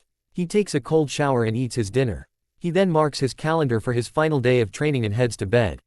Unknowing to him, a team of the savage Hyuga stalkers are meters from his quarters waiting to kill him. Alright, remember, do this quick and quietly, we don't need any unnecessary deaths. Well, deaths that can't be helped, that is, said the leader as he and his men chuckle sinisterly as they are about to burst into the apartment and kill Neji. However, they are each killed by Naruto in his guardian suit, who breaks the leader's neck. That's strange, these stalkers seem to be heading towards Neji's. Interesting, thought Naruto as he disappears into the night, thinking on this event. Elsewhere in the leaf inside of Orochimaru's safe house, Kabuto is checking his equipment for his mission at the hospital, being sure his disguise is on point as he puts the finishing touches on the extra equipment. Kabuto is thinking back on what Orochimaru revealed to him about the sword he revealed to him. Thinking back at how it glowed a silver aurora, it glowed as it was revealed to him. Flashback after the second phase of the Chunin exams. Orochimaru-sama, what is that sword? I have never seen anything like it. It's almost like Naruto's own, asked a surprised Kabuto as he looks at the blade like it's a twin of the blonde's. Ah, glad you asked, Kabuto. This is Tatsuka no Tsurugi, a blade was used by Susanoo, the god of storms himself, said Orochimaru as Kabuto is even more shocked than ever before. Orochimaru, formerly of the Sannin, has in his possession one of the most powerful weapons in existence. A weapon no doubt belonging to the god of storms himself. Soon, Kabuto, nothing, not even this avenging angel, could stop me from achieving my goals, said Orochimaru as he twirls the Tatsuka Tsurugi, getting a feel for the weapon. However, the jewel in the weapon's hilt is glowing as if it's trying to call its owner as it engulfs around the sword with a silver aurora. Kabuto, who notices it, thinks to himself, why does it glow like it does? It can't be good. But then again, I could be second guessing. He goes to leave to coordinate with sound forces. Flashback end. Kabuto forgets the feeling about the sword and focuses on his current mission of freeing one Sasuke Uchiha from the village breeding chambers. Soon Konoha will be nothing more than a memory to my master, thought Kabuto as he travels to the hospital towards its bloodline sections. Elsewhere in Snow Country, a man is seen walking through a camp of his nomadic clansmen. He sees them all training and practicing the clan arts and skills. As he smiles fondly at them, the wind picks up in a way that tells him to move on. So the time has come to settle in the village built by the god of shinobi himself. Time to talk with the elders of this new progress, thought the man as he goes towards the sages of his clan for guidance. In Tundra Country, Kurama and Tosen are having a sparring session with one another using their respective skills and jutsus, delivering counters and parries like a dance of seasoned dancers. Alright Kurama, that's enough for today. We have another job for the daimyo of Bear Country, said Tosen as he sheathes his sword, with Kurama doing the same with her blades. Sure darling, what's the job? Asked Kurama as she looks at her lover with interest. Tosen hands her the file on Star Village. We are to investigate the village hidden in the stars, as word has reached him that the mortality of genin has increased rapidly for the last 3 months. He has also tasked us to solve the issue with the number, said Tosen as Kurama reads the file on Star Village and deduces one particular thing about the village. That being they are harnessing the power of the meteorite they had found in the village for many years now. Tosen, I may be able to deduce the problem, but I may need your help with something to resolve it, asked Kurama as she and Tosen go into town for the right materials. Back in Konoha daytime, Naruto is taking Fu, Karen, Hinata, a disguised kin, and Haku out on a date. They all are being accompanied by a light clone, with the original being with Haku. So Haku-chan, how is everything with you? I never got the chance to talk to you in a while, asked a curious Naruto. Fine darling, it's just that it's a lot to take in, answered Haku as Naruto looks at her curiously. What do you mean? Asked Naruto in a concerning manner. It's just that it has been 7 months now and I went from being an accomplice to one of the most well-known missing nin, to meeting you when you were human, sharing our life stories and values, to you dying and becoming an avenging angel. It's like a dream I never knew I had, said Haku as she wraps her arms around Naruto's neck and takes in his scent. Well, you should believe it, because it was a prayer from your very lips, said Naruto as he captures Haku in a loving kiss. The two lovers making out in public to let everyone know of their love for each other. Fu and Karen had an amazing time with their clone, with each one having dinner in separate places, such as a picnic dinner for Fu and a fine restaurant dinner for Karen. Kin, while disguised, had seen many of the sight of Konoha, from the mountain to the spa and hot spring, with said light clone taking care of a certain peeping pervert. The avenging angel and his lovers were all deeply immersed in the moments. Some of the people who didn't like the blonde, who now view as blasphemy, tried to ruin each of his lovers' dates and days. However, Naruto or a nearby friendly ninja had put some of those bigots in their places and out of mind with a big hospital bill. In a hotel in the Leaf. So the rumors are true, the Namikaze is the avenging angel, said a man in what seems like heavy armor of sorts as he looks at the vase holding the ashes of Ryuhei Gosei as he puts it on the table. Yes, it is. He's something alright, said Kuretsuchi as she remembers back to his battles with both Orochimaru and her two teammates in the exams. He is quite the warrior to fight the way he fights, especially with how he handles himself in taijutsu. The stud surely is a stallion, said Kuretsuchi as Takihara looks at Kuretsuchi in disgust at her praise of the namikaze. Kuretsuchi Ryuhei is dead, we should be out trying to kill the bastard. But instead, we have to follow these stupid fucking rules, said Takihara as both their sensei and Kuretsuchi are looking at him with a serious look. Takihara, Ryuhei broke the rules of attacking when fights were called and paid the price for such dishonor. If he didn't, IWA would be under siege without the daimyo's help, said the armored man. Bull, the fight was ours, said an obviously disillusioned Takihara as his teammate and sensei look at him with disgust with his cowardice acceptance of defeat as he walks away. Han-sensei, I think you should probably send Takihara home to IWA. He may do something very stupid, said Kuretsuchi as she looks at her sensei who nods in agreement. Elsewhere in Konoha at night. Gaara is looking at the full moon when Dosu of Sound tried to kill him. Gaara however killed his would-be killer with his sand and went back to moon watching. Beautiful night, isn't it, said Naruto as he appears next to Gaara of the sand out of nowhere. Gaara is shocked by the sudden appearance of Naruto.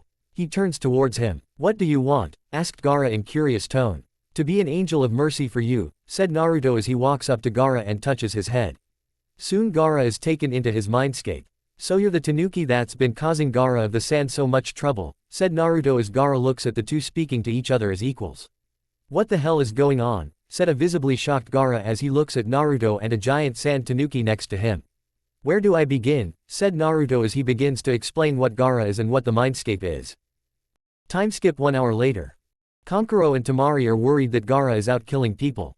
Their sensei Baki is on high alert for a possible battle. They all are hoping Gaara isn't asleep, that is until they hear a knock on their hotel door. Temari opens it to see a sight of shock and wonder. Standing in the doorway is one Naruto Uzumaki Namikaze and her younger brother Gaara asleep. May I come in? We have much to discuss, said Naruto as he is welcomed in by Temari as both Kankuro and Baki are on guard around Naruto, seeing him as an immediate threat. I know of the invasion of the leaf. I'm here to tell you to call it off, said Naruto as he sits Gaara down on the couch. What did you do to our brother? Asked a concerned and angered Temari as she looks at the angelic blonde. Naruto looks into her eyes to see she has the eyes of someone who truly cares for her loved one. Nothing, I just had a talk with the tailed beast inside of him and fixed the seal, said Naruto in a calm tone, which surprises all three of them as they look over at the sleeping redhead. Why should we call of the invasion? Asked Baki in a curious and commanding tone. It's because it's a double cross. The Sound Village had killed your village leader and has an imposter in his place, answered Naruto, which shocks the three Sunanin in the room. How do you know? You could be lying, said Kankuro as Temari thinks back at her past interactions between Gaara and her father.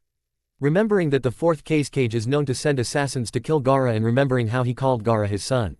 She knows fully well he had denounced him as being only a weapon of the village.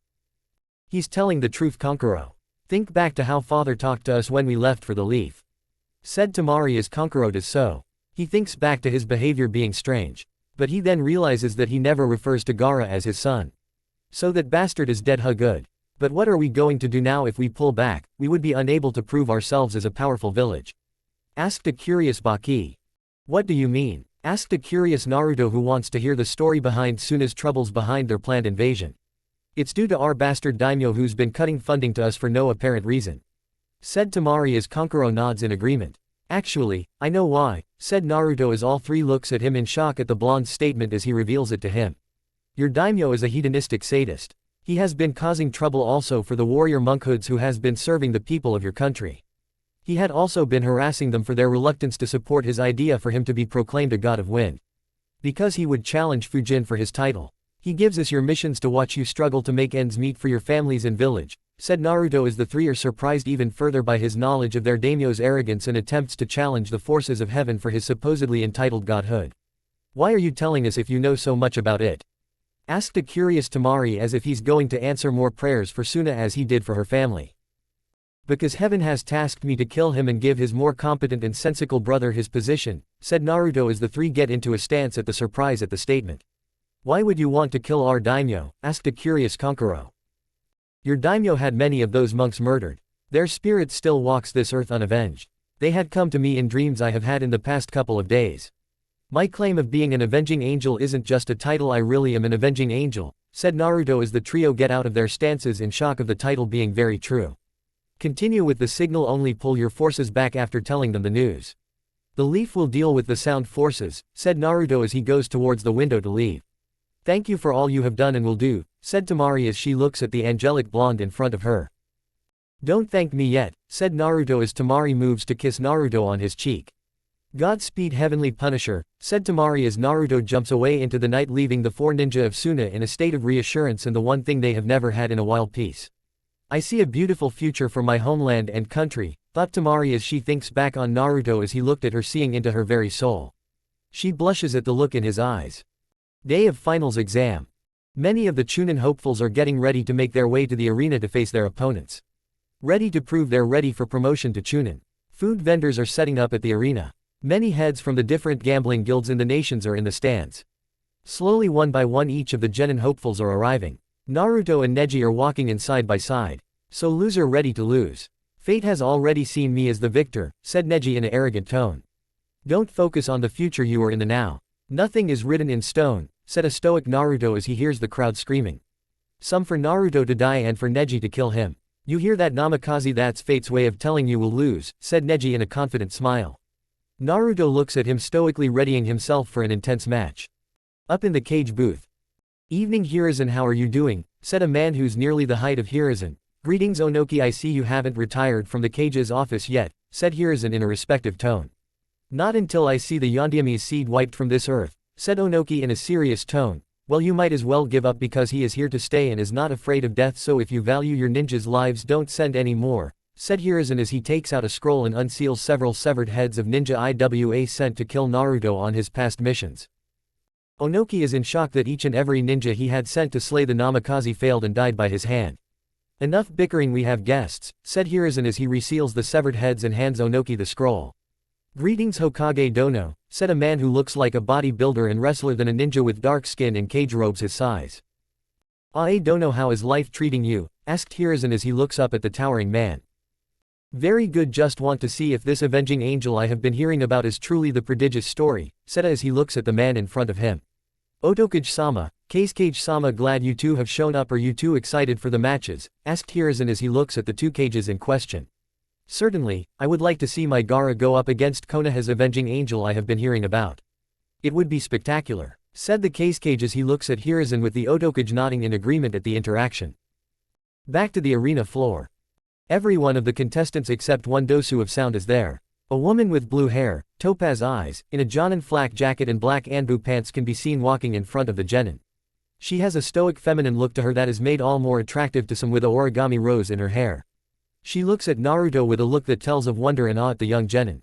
She memorizes his features for later. I'm Conan of Omegakure, I will be this year's instructor. Where is dosu of sound? Asked the brunette as she looks towards the contestants.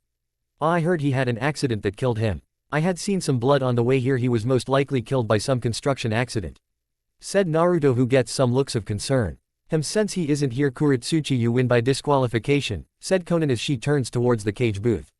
One dosu Kinuta is unable to participate, so therefore Kuritsuchi of IWA wins by disqualification, said Conan using a voice-enhancing jutsu. Many of the crowd is growing restless, wanting to see the blonde be killed by the Hyuga, are chanting and shouting. Get on with the first match so the Hyuga can kill the false avenging angel. Conan, disgusted with the way they treat their ninja, looks at both Naruto and Neji. Alright everyone except Naruto Uzumaki Namikaze and Neji Hyuga, please head to the fighter's box and wait for your match, said Conan as all the fighters moves towards the box, leaving the two shinobi behind. Alright, let match 1 begin, said Conan as Naruto and Neji get into their fighting stance. Both combatants charges at each other to assess each other's abilities in close quarters combat. Neji using Juken and Naruto using Fanfiction. Both are trading, parrying or dodging strikes from each other. Both combatants are speeding up their respective attacks to showcase the fast-paced combat shinobi are known for.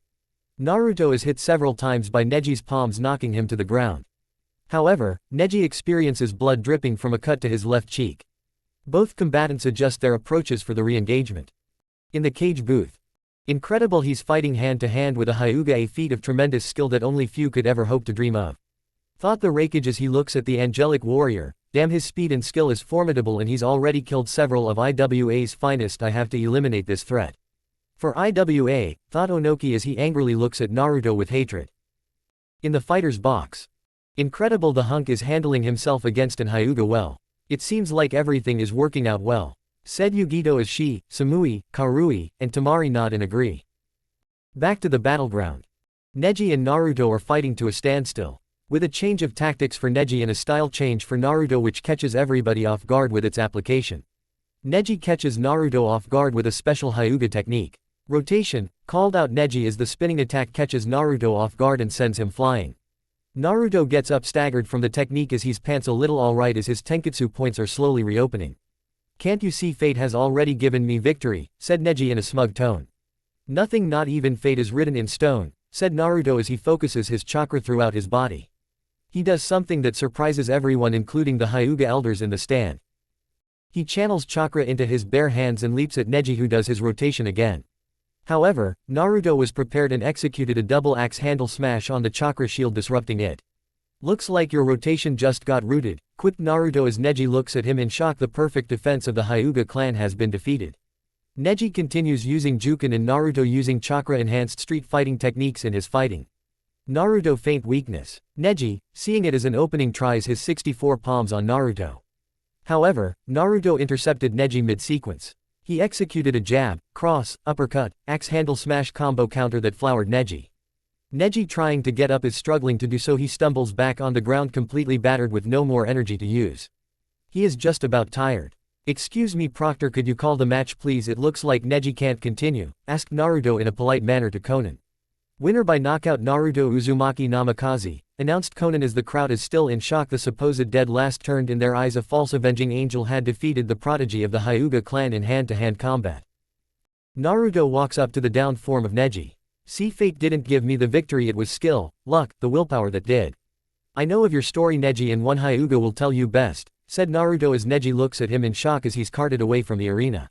Naruto walks up to the fighter's box with steps of determination. Some of the civilians cheer at how fantastic the battle was. Next match, Gaara of the Sand and Yugito Ni of Kumo, shouted Konan as the two contestants jumped down to the arena follower. Alright number one, let's see what you got, said Yugito as she looks at Gaara who has an emotionless face.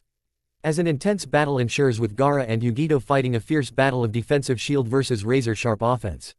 Yugito with her cat-like agility is keeping pace with Gaara and his sand abilities.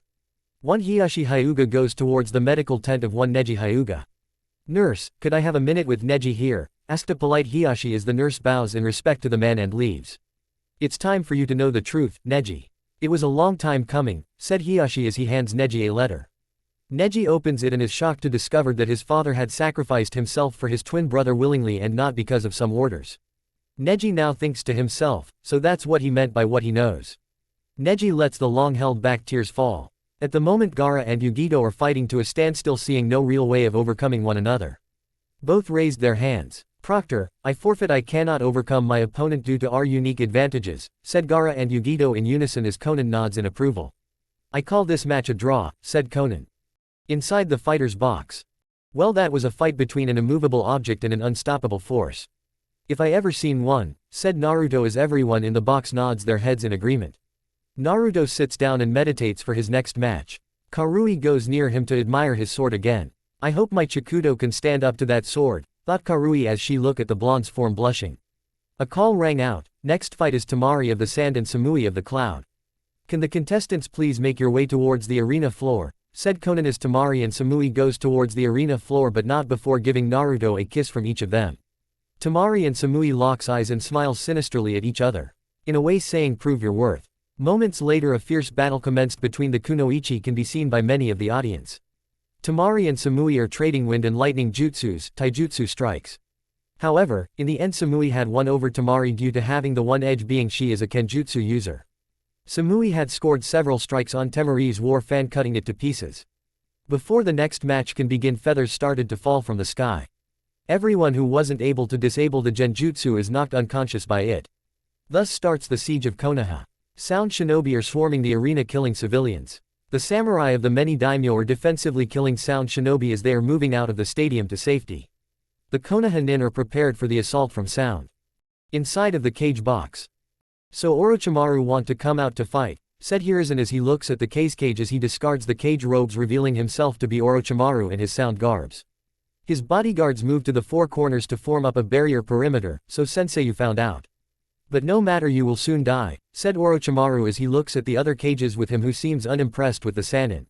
Do you wish to join Hiruzen in Death Raikage or Yusuchi Kage? Asked Orochimaru in a questioning tone. No, Hiruzen will fight his own battles, said Raikage as he looks at the aged cage in question, with Hiruzen agreeing. No, I will not help him nor attack him. My hatred is towards the blonde Gaki over there outside of the barrier, said Onoki as he points towards Naruto, who's fighting of multiple sound shinobi defending a pair of children. With Naruto. Naruto creates a light clone to guide the children to safety. You kids get to the bunkers, stay with this light clone, he will guide you there, said Naruto as the light clone guides the kids towards the bunkers. Kuretsuchi kicks away a charging sound Chunin from the daimyo of Spirit Country, saving his life. So he is human like us, isn't he, Han-sensei? Said Kuretsuchi looking towards Naruto, saving some kids as Han breaks the back of one sound Jonin over his knee. Yes, he sure is, Kuretsuchi. Hopefully your grandfather would get over his stupid vendetta with his father so you and him could bump ugly, said Han as a charging Jonin is punched away by him. Kuretsuchi blushes at the statement. Kuretsuchi, you need to see a doctor, you talk in your sleep, said Han as his student blushes deeper than before as she chops a Chunin in the neck with a knife hand strike. Naruto looks at the barrier and senses a disturbance in the atmosphere on a spiritual level that is coming from the tower. Naruto thinking about one thing, Orochimaru, you self-absorbed son of a bitch, what have you done? As he rushes up to the cage's booth with immense speed that would make Might Guy blush. He makes it outside of the barrier to see that Orochimaru used Edo Tensei to revive his teachers and father. Orochimaru, I'm going to skin you alive for such defilement of the dead, said Naruto as Orochimaru and many of the people there looks at the blonde whose eyes starts glowing. Ah, Naruto my boy, so glad to see, said Hashirama as he looks at the young blonde in question.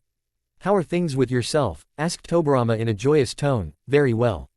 I just had hoped this bastard wouldn't stoop so low, said Naruto as everyone is shocked even further. So his status is not only true, but he's also my fellow student of both Hashirama and Tobirama, thought Hiruzen as he looks amazed at Naruto. Big deal, he isn't getting through this barrier with just titles, said the man with a conjoined twin as Naruto walks over to him. So tough guy, you think you're hot shit because you're behind this barrier?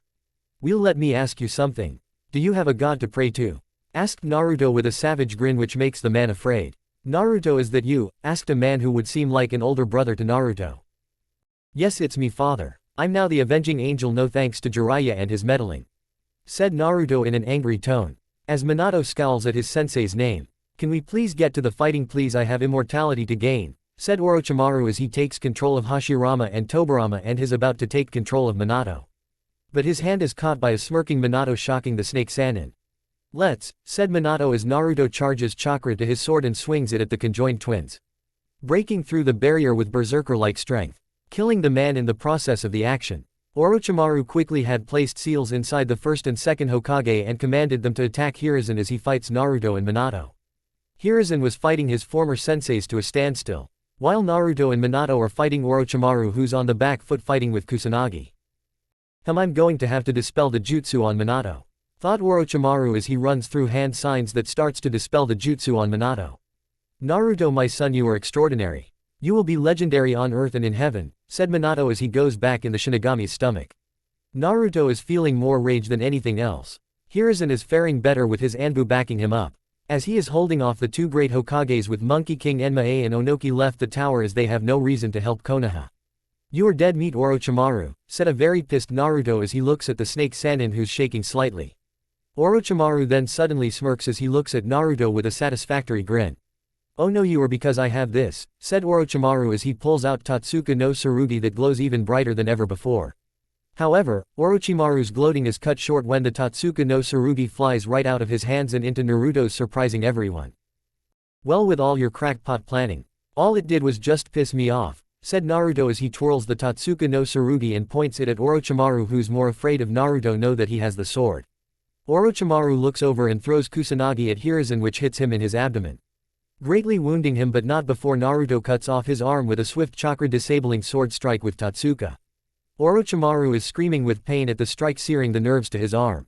Sound retreat, said Orochimaru as every one of his bodyguards, the rest of Sound, is on full retreat and are falling back. Some of the forces are not so lucky. Naruto goes over to Hiruzen and heals him as best as he could after pulling Kusanagi from him. Hiruzen feels refreshed and healed but also tired. Sound forces are being routed and destroyed with only a few prisoners taken. The first and second Hokages bow in respect to Naruto as Orochimaru's jutsu fade with the disarray of his chakra network causing them to fade from the mortal plane. Naruto bows in respect of the two Hokages of the past. Time skip 6 days later. The leaf is making light repairs damage to many of its walls.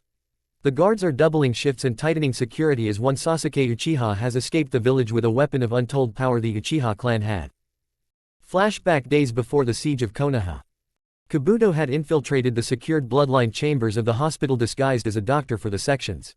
He makes his way towards Sasuke Uchiha's room to see a sight of hilarious proportions. As he sees several beautiful cougars walking out of his room very disappointed at the Uchiha for some weird reason. Kabuto looks at Sasuke's charts and found the one thing that would get him on his master's side. Kabuto walks into the room locking the door behind him. So this is how far the Uchiha clan has fallen, an impotent runt, and here where I thought you would be more powerful than this, said Kabuto as he looks at the charts in front of him. Sasuke Uchiha growls at him for his taunt at his manhood and his ability as a shinobi. Well, enough jokes. What if I told you, Sasuke Uchiha, I could give you more power and maybe improve upon what you lack as a man, said Kabuto as Sasuke's interest is piqued by the prospect. I'm listening, said Sasuke in a curious tone. Kabuto smiles at his hook being successful. Flashback end. Naruto is walking towards the council room with the Totsuka no Tsurugi in tow. He walks into the room and is greeted by the clan's heads, none more than Hiashi and Tsume. Naruto, I and the councils have been wondering why you didn't turn in that sword Orochimaru tried to use to kill you into R&D, asked Hiruzen as he is concerned for Naruto, as are the clan heads ever since the sword had come alive and rest in Naruto's hand. It's because it's a sword of heaven that once belonged to Susanoo, the god of storms himself, answered Naruto as everyone in the room is shocked, and Naruto's possession is one of the most powerful weapons in existence. But that still doesn't explain why the sword chose you, Naruto, asked a confused Choza. It's because I'm also a holder of divine weapons. I'm holding the sword for the direct mortal descendant of Susanoo and Ryujin, said Naruto as every one of the clan heads are surprised that there is a mortal descendant of Susanoo and Ryujin. Naruto, why do you have on your armor? Might I ask, asked a curious Hiruzen. Well, Gigi, I was given a mission from heaven, said Naruto as Hiruzen quirks an eyebrow. What mission is that? Asked Danzo as he looks at the blonde in question. My mission is to kill the Wind Daimyo and give his brother his position, said Naruto as everyone in the room is shocked at what the blonde has said. Naruto, this is something serious. What was his crimes for him to be marked for death? Asked Hiruzen in a concerned tone. He is found wanting the status of god of wind from Fujin as well as murdering several holy men who refused to acknowledge so. Their spirits are unavenged and unrested. Heaven has given me this task, said Naruto as every one of them except Danzo and his cronies are shocked by the Wind Daimyo's actions.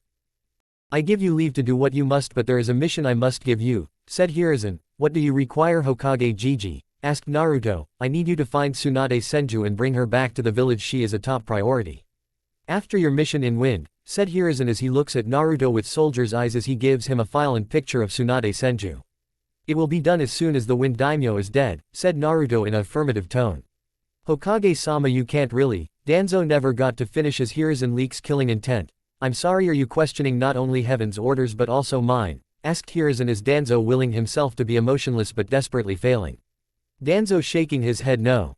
No, Hokage-sama, said Danzo as he sets down seeing that he has learned his place with a bitter grain of salt and humility. I will be off. Oh, and Tsume-sama, said Naruto getting Tsume's attention, tell Henna I will take her out when I get back from the trip, said Naruto as he shunshuns away from the room. Glad he finally decided to take Henna's hand in marriage, said Tsume as the other clan heads and Hokage think, Casanova Angel. Elsewhere in the elementals in a hidden base. Orochimaru is writhing in agony as his chakra network had been thrown out of complete control after the Totsuka severed his arm. Master, what can I do to help you? Asked Kabuto as he's stabilizing his form as best as he could. You can't help me, Kabuto, but only one person can. We need to find Tsunade Senju. She is the only medic in the world that could heal my chakra network, said Orochimaru.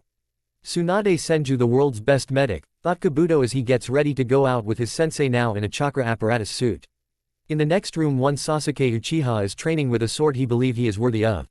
A blade with a dark nature to it. Soon Itachi, I will kill you, but first this avenging angel dies, thought Sasuke as he twirls a blade of dark power. Back with Naruto. Naruto had left the leaf for his holy mission. He walks towards a checkpoint where Suna border shinobi are waiting for him. State your name and business for traveling to Wind Country, asked the Jonin in question. My name is Naruto Uzumaki Namikaze. I'm here on a holy mission. Introduced Naruto as the Suna guards are aware of Naruto's mission. Okay, follow us to Suna, I will be escorting you there. The cage is expecting you, said the Jonin in question as he agrees to go with the man. Toshi and Guro stay here at the border, said the leading Jonin as he proceeds to go towards Suna with Naruto. The avenging angel, I thought he would have wings, said Toshi as he looks at Guro, who nods in agreement. Time skip 4 hours later. Naruto is being escorted by the border shinobi towards the village hidden in the sand.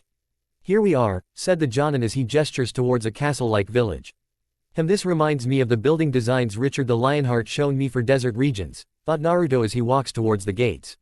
Takahiro, you're back early. Who's this guy in the armor? Asked the gate guard as his partner looks at him in shock. Tensai, man, that's him, that's the avenging angel, said the other gate guard who's reading the new edition of the bingo book. No way, that can't be him. Where is his wings? Asked Tensai as he looks at the bingo book and gets a shocking wake-up call. Let him in, Tensai. See you around, Heavenly Punisher, said Takahiro as he heads back to the village. Where's the cage's office? Asked Naruto. It's in the center of the tower. A guide will be on her way to meet you at the rest stop over here, said the gate guard as he points towards the rest stop meters away. In the capital of Wind Country, inside a secret training ground. Groups of men are training in various fighting techniques, forms and tactics. A man in black samurai-like armor can be seen overlooking their training. Report, said the armored warrior. Lord Brahmin Naruto Uzumaki Namikaze is in Suna, sir, reported a scout. Good, my sister should have no trouble finding and killing this avenging angel. Let the daimyo know that he is safe. My sister will take care of the avenging angel, said Brahmin to a messenger right next to him. Soon nothing will stop our plans for world domination, thought Brahmin as he looks at the warriors in question. Back in Suna. Naruto is relaxing at the rest station waiting for his guide. He is wondering who his guide could be, as he thinks that he feels an animus presence that is threatening unlike anything else he's felt. As in the distance of the desert, 10 figures can be seen walking towards Suna's gates. Elsewhere in Suna.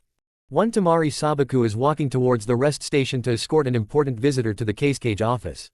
I wonder who it could be. That warranted me to escort him here, thought Tamari as she continues towards the station. As she walks towards the rest station, she can hear explosions going on at the gate. What the hell, thought Tamari as she runs towards the village gates. Back with Naruto. Naruto is under attack against unknown assassins with dark powers and abilities. He's standing his ground with each and every one of them with his spear and chakram. The main leader gets into the fight and is slowly pushing Naruto back. So, you are the avenging angel Naruto Uzumaki Namikaze, said the woman in crimson armor. So you must be Lady Bloodmoon, sister of Brahmin the Savage and co-leader of the Kurayami Ariansu, said Naruto as the woman in red is smiling underneath her mask. So the Namikaze knows who me and my brother. Or too bad, that only gives you the identity of your killers, said Bloodmoon as she continues the battle. The assassins adjusting their respective techniques and tactics. Naruto doing the same. Minutes goes by and Naruto, without even meaning to, triggers Archangel Incarnate and kills 6 of the 10 assassins, leaving only Bloodmoon and her team of killers. Bloodmoon shoots out a poison jutsu made for Naruto, but Naruto blows the poison away with a lion wind cannonball, blowing it away towards an unlucky assassin as it kills him slowly. Bloodmoon tries again, only for Naruto's chakram to hit her across the face, slicing her and revealing her face to be that of an Uzumaki, or what she used to be. Naruto slays 2 more assassins, leaving him and Bloodmoon. Bloodmoon tries to throw an Senbon at him, but Naruto disarms her with a thrown chakram to her wrist, cutting off her hand. She tries to use a suicide maneuver until sand surround her and swiftly crushes her. Naruto looks behind him to see the Sabaku triplets along with a small battalion of Gust Nin. So Namikaze, is it every day someone highly dangerous and highly skilled tries to kill you? Asked Gaara as he looks at the holy warrior in front of him. No, not really, just my first time dealing with one of the co-leaders of a pain in the ass cult that employs demonic mercenaries, said Naruto sarcastically as Tamari runs towards him, wrapping her arms around his neck lovingly. Well, you surely know how to make things interesting. Nice armor, it really suits you, said Tamari as she feels his armored form in trying to understand her fellow blonde's armor style. Thanks, Tamari Mesu Ryanheim, said Naruto as Tamari blushes at being called the lioness princess. Well, let's talk, because I can't stay for a day and night. Brahmin would most likely send more for revenge, said Naruto as Gaara nods in understanding. Follow me to my office, Namikaze, said Gaara as he leads the way towards his office in the village. Time skip 7 hours later in the mountains of Wind Country. A prison can be seen in the distance with various samurai archers in the cliffs that are on watch for anything. However, one got the unlucky straw with being the first to die by an arrow in his head, instantly killing him. One by one, each of the archers are slain by razor-sharp arrows through various parts of their body. Naruto in his guardian suit can be seen stealthily moving towards the tower. He gets close to the wall to use climbing claws to go up the archer nest. He kills an archer by throwing a kunai into the back of his head, making his way towards the political prisoners section. He finds the one man he is looking for. Tenya Yoshimatsu. Said Naruto as the man in question looks at Naruto in question. He appears to be a man well in the prime of his life and a build akin to a warrior king. Yes, who wants to know? Asked Tenya as he looks at Naruto. I am Naruto Uzumaki Namikaze and I'm here to get you out of here. Heaven has decreed me your brother's executioner for wanting the title of God of Wind from Fujin and for the murder of several monks. They want you to rule your country due to your commitment to order and justice as well as your mind to honor and respect your duties as daimyo. Said Naruto as Tenya instead of feeling remorse feels something else as he has glimpses of the past with his wife and child, his teachers and friends as well as how his brother killed each and every one of them. I'm ready Namikaze, let's take back my rightful place, said Tenya as Naruto smiles at the man in front of him. Excellent, here is some armor and weapons for you, said Naruto as he unseals the armor and weapons from a sealing scroll and hands Tenya a battle garb. Tenya is dressed in battle armor akin to that of an emperor as he draws out a sword and gets ready for combat. Naruto also does the same. So Namikaze, what's the plan? Asked Tenya. Simple, we fight our way out of here and go towards the capital city to the palace and I kill your brother after you get a piece of him, said Naruto as Tenya nods at the simplicity of the plan. Let's go kick some ass, said Tenya as he and Naruto begins fighting their way out of the mountain prison. Tenya is going to be changing things in Wind Country for the better. Chapter 8. A holy warrior lights the fire of rebirth. Naruto and Tenya are fighting through hordes of guards escaping through the front door of the prison. Luckily for Naruto, Tenya has cage-level ninja training so his speed would be able to keep up with Naruto for a time. Where do we go now, Naruto? Asked Tenya as he looks at the holy warrior in question. We must head for Sayagat Lion Fort in the east. To meet with the holy monks there, they will help us with retaking the capital. Answered Naruto as Tenya nodded in agreement. As they are moving towards the east with high speeds, Tenya would soon be daimyo so he can make Wind a great country again. Back in Konoha. Hinata, Haku, Fu, Karen, Anko, Henna and Kin are having a girls' night out on the town. They are walking towards a nice cafe that serves cinnamon buns and ramen. The girls are chatting and having fun talking about their own adventures. So Hinata, how has your sister been doing? Asked Kin, curious of her sister fiancé. Sister-in-law. Hanabi is doing fine. She is still afraid to go out of the Namikaze compound due to the elders and their stalkers. Answered Hinata as her four sister fiancés nod in agreement. Not to worry, Naruto-kun will deal with them. You can believe it, said Haku as Hinata feels reassured by Haku. Besides, I heard those old goats are probably sweating from the tongue lashing your father gave them about attempting to save only just the knowledge for that damned seal during the siege instead of their clansmen. Said Anko as the rest of them giggle at the statement. However, the very bloodline purifiers are watching from the shadows waiting for the night to come so they can strike at their prey. As the day wind down, the group of sister finances are walking home. I hope Naruto-kun is alright in Wind Country. I know he's on a holy mission, but I sometimes worry about him. Thought Hinata as Haku wraps an arm around her in a reassuring manner. As they neared the halfway mark towards their home, they are soon attacked by the Hyuga stalkers trying to kill Hinata and her sister brides. However, each of the future Uzumaki Namikaze wives began to fight off the savage Hyugas with the skills they learned from their shared love with Hinata, using the now complete Nagareru Daiken, complete with more unorthodox tactics and techniques she learned from her dearest love. The group of women had finished off the stalkers. Anko pulsed her chakra to summon the Hokage and his Anbu. They show up along with Hiashi Hyuga. Anko, what the hell happened here? Asked Hiruzen as he looks at her and the other girls. Hokage-sama, these ninja who attacked us are from the Hyuga clan. They are the stalkers Hinata has been telling us about, answered Anko as Hinata nods in agreement. Hiruzen turns towards Hiashi wanting an explanation. They are a group of Hyugas trained to eliminate any Hyugas who have evolutionary traits of the Byakugan. Called the stalkers, they have been operating within the confines of their covert nature. But no longer, as they along with the elders have gotten too big for their pants and it's time to take care of them permanently. Said Hiashi as he and Hinata are about to move towards the Hyuga compound. Until Hinata falls down on the ground writhing in pain as she feels her body cooling in a pain-filled manner. Everyone is worried. Anko and the other girls are about to jump in until they hear a shout of, "Don't touch her, you'll freeze." They turn to see the one person they wouldn't expect to see, Naruto Uzumaki Namikaze, avenging angel and holy warrior. "Naruto, you're back," said Fu as she runs up and hugs him. "Actually, Fu, I'm not the real Naruto. He is still in Wind Country. I'm just a light clone he left behind to help out just in case something happens in the village," explained the light clone as he and everyone else turns to see Hinata undergoing a metamorphosis of sorts. Her body is encased in chakra. What's happening to my daughter Naruto? Asked a concerned Hiyashi as he looks at her being encased in a thick chakra shell. Simply put, the bloodline evolution is starting. The chakra encasement protects her from any virile and physical attacks on her form. That goes the same with Hanabi and Hitomi, who are undergoing the same transformations as we speak. Explained Naruto as a branch Hyuga shins in front of Hiyashi. Lord Hiyashi, come quick, Neji is encased in some chakra field of sorts, said the branch Hyuga as Hiyashi nods in surprise. We need to go and see Neji, said Hiyashi as the light clone of Naruto nods in understanding and makes a clone of himself to take Hinata home along with the other girls to the compound. The night has only just begun. At the same time as in Wind Country. Night has come to Wind Country. The winds in the country picks up even faster than normal.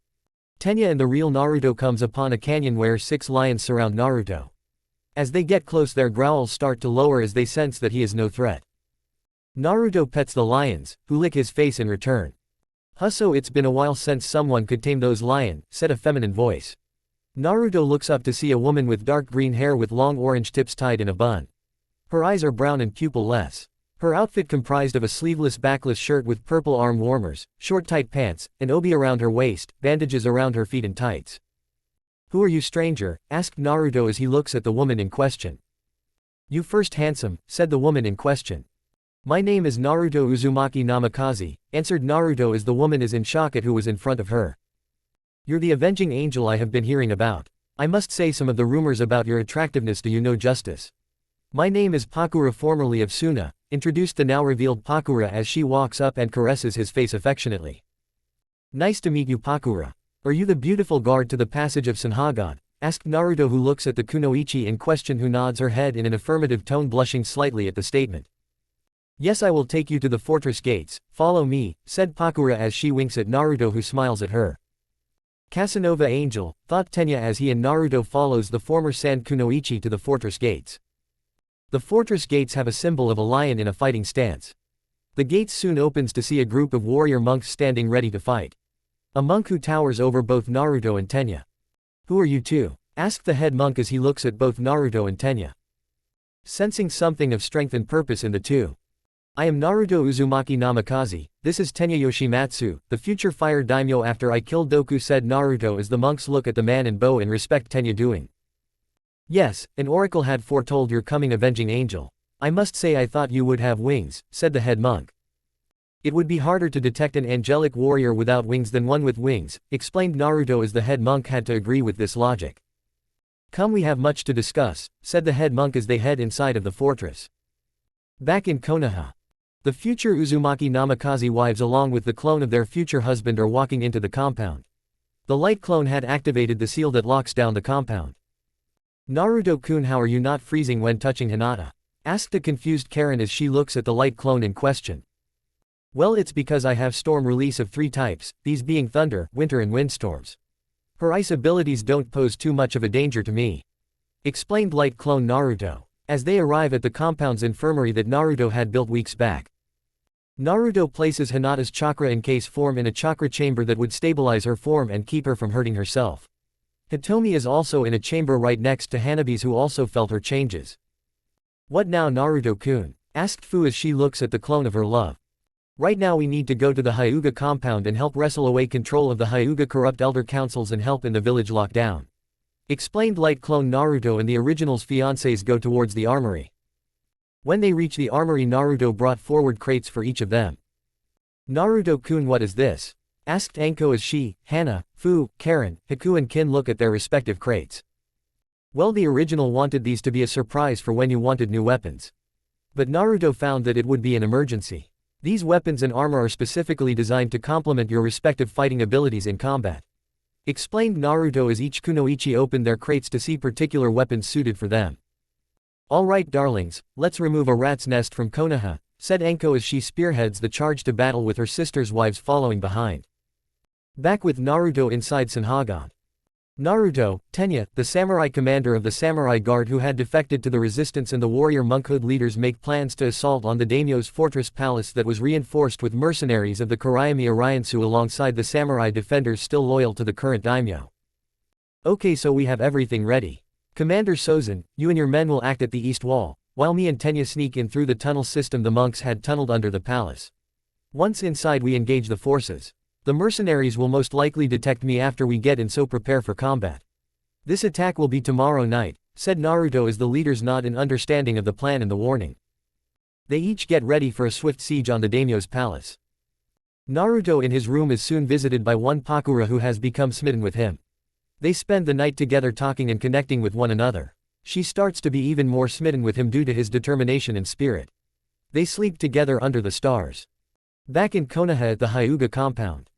Enko and her sister wives had been cleaning house, eliminating the Hyuga purists in the compound. They are aided by the Hyuga branch members and the more progressive group of the Hyuga main branch led by Hiyashi. At the moment the girls are panting hard from fighting off the stalkers with their new weapons. Alright girls, so far we have taken down these slaving bastards. Now let's make sure we don't have stragglers, said Enko as she and her sister wives began to split up into pairs. Did I miss anything? Asked an arriving Hinata Hyuga who looks very different than before. Her hair is wilder, her eyes a white marble color, her build could be compared to that of a fierce Amazon and a gymnast.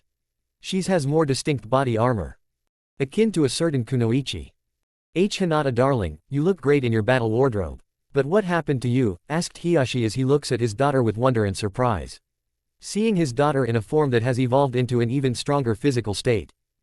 Well, it appears father, the bloodline evolution has a byproduct of improving my physical health and hardness, giving me greatly improved physicality, explained Hinata as she looks towards her father. A Hyuga stalker sees Hinata and lunges with animalistic grace at Hinata but doesn't get far as Hinata with Nagaruken mauls him like he was nothing.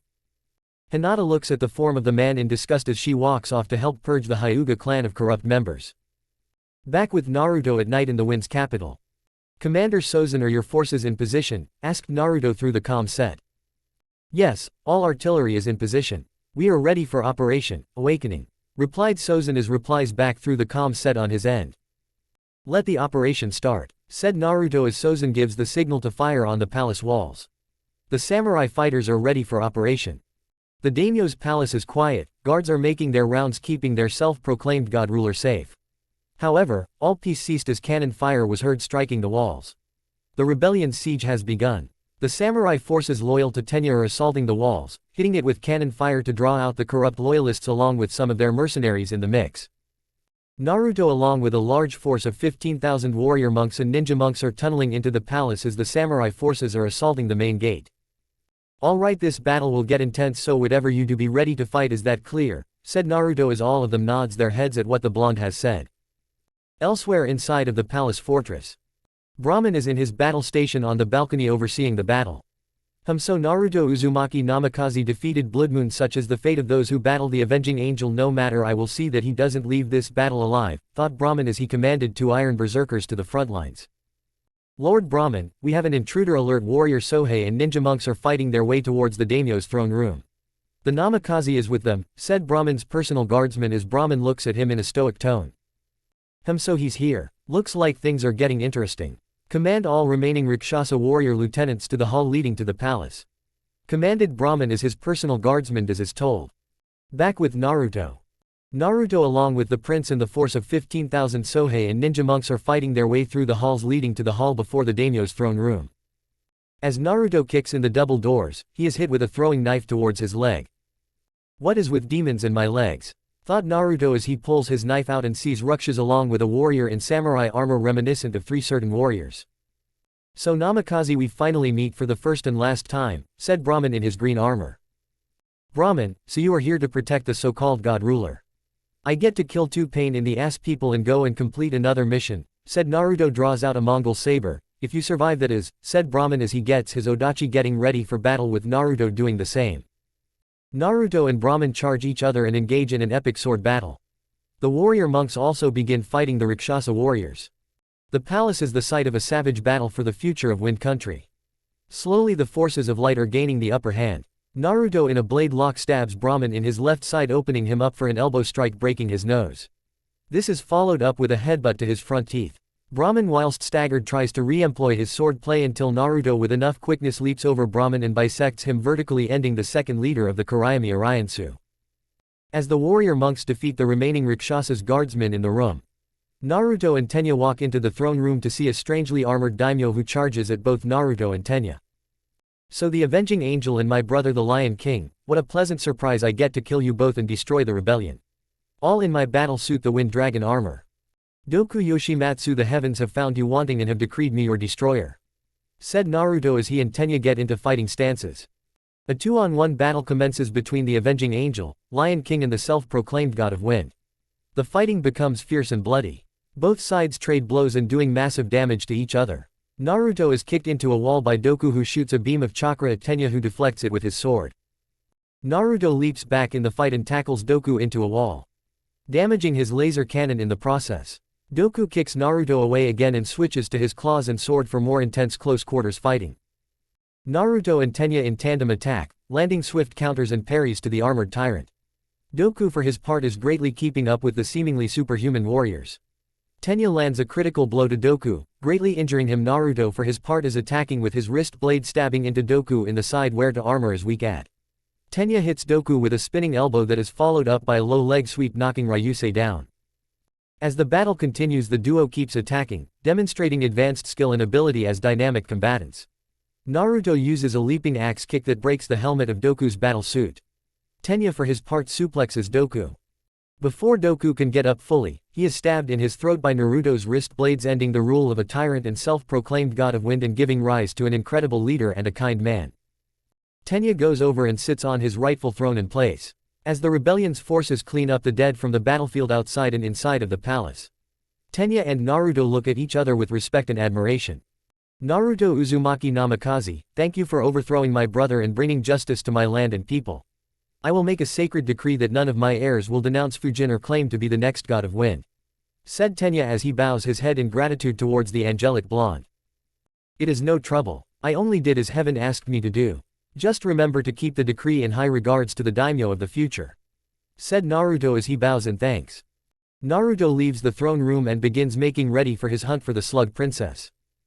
Now to rebuild my country like it should be, and since Naruto told me that Suna is under a new cage and that my brother was cutting their funding, I will send funds and supplies to help the village. First things first, destroy all of my dumbass brother's statues and restore Fujin's, thought Tenya. As Naruto walks out of the capital, he sees a certain Kunoichi. One Pakura who walks up to him. Going somewhere handsome? Asked Pakura as she creases Naruto's face. Leaving Wind Country to find a Tsunade of the Sannin. Want to come with me? It could be a long trip, said Naruto as Pakura walks up to him and caresses his face. Sure, Tenchi, I would love the, plus I get to see what makes the Avenging Angel tick, said Pakura in a flirtatious tone as Naruto and her begin to walk back to Fire Country. Elsewhere near the north border of Fire Country, a caravan of shinobi nomads are walking past the border of the Fire Country. The Konoha Nins let them pass due to them being unaffiliated with any village. They continue to walk towards the destination they are going towards. The clan head of the clan bows in respect and thanks for the nin for letting them past. The clan head breaks from the group with the group knowing where their leader is going. After all, it isn't every day he reclaims his birthright. He travels towards a direction that his birthright calls to him to go. Soon Konoha will have a new enemy or a new ally defending on his confrontation. Back with Naruto and Pakura. Naruto and Pakura had been traveling from town to town that had many casinos.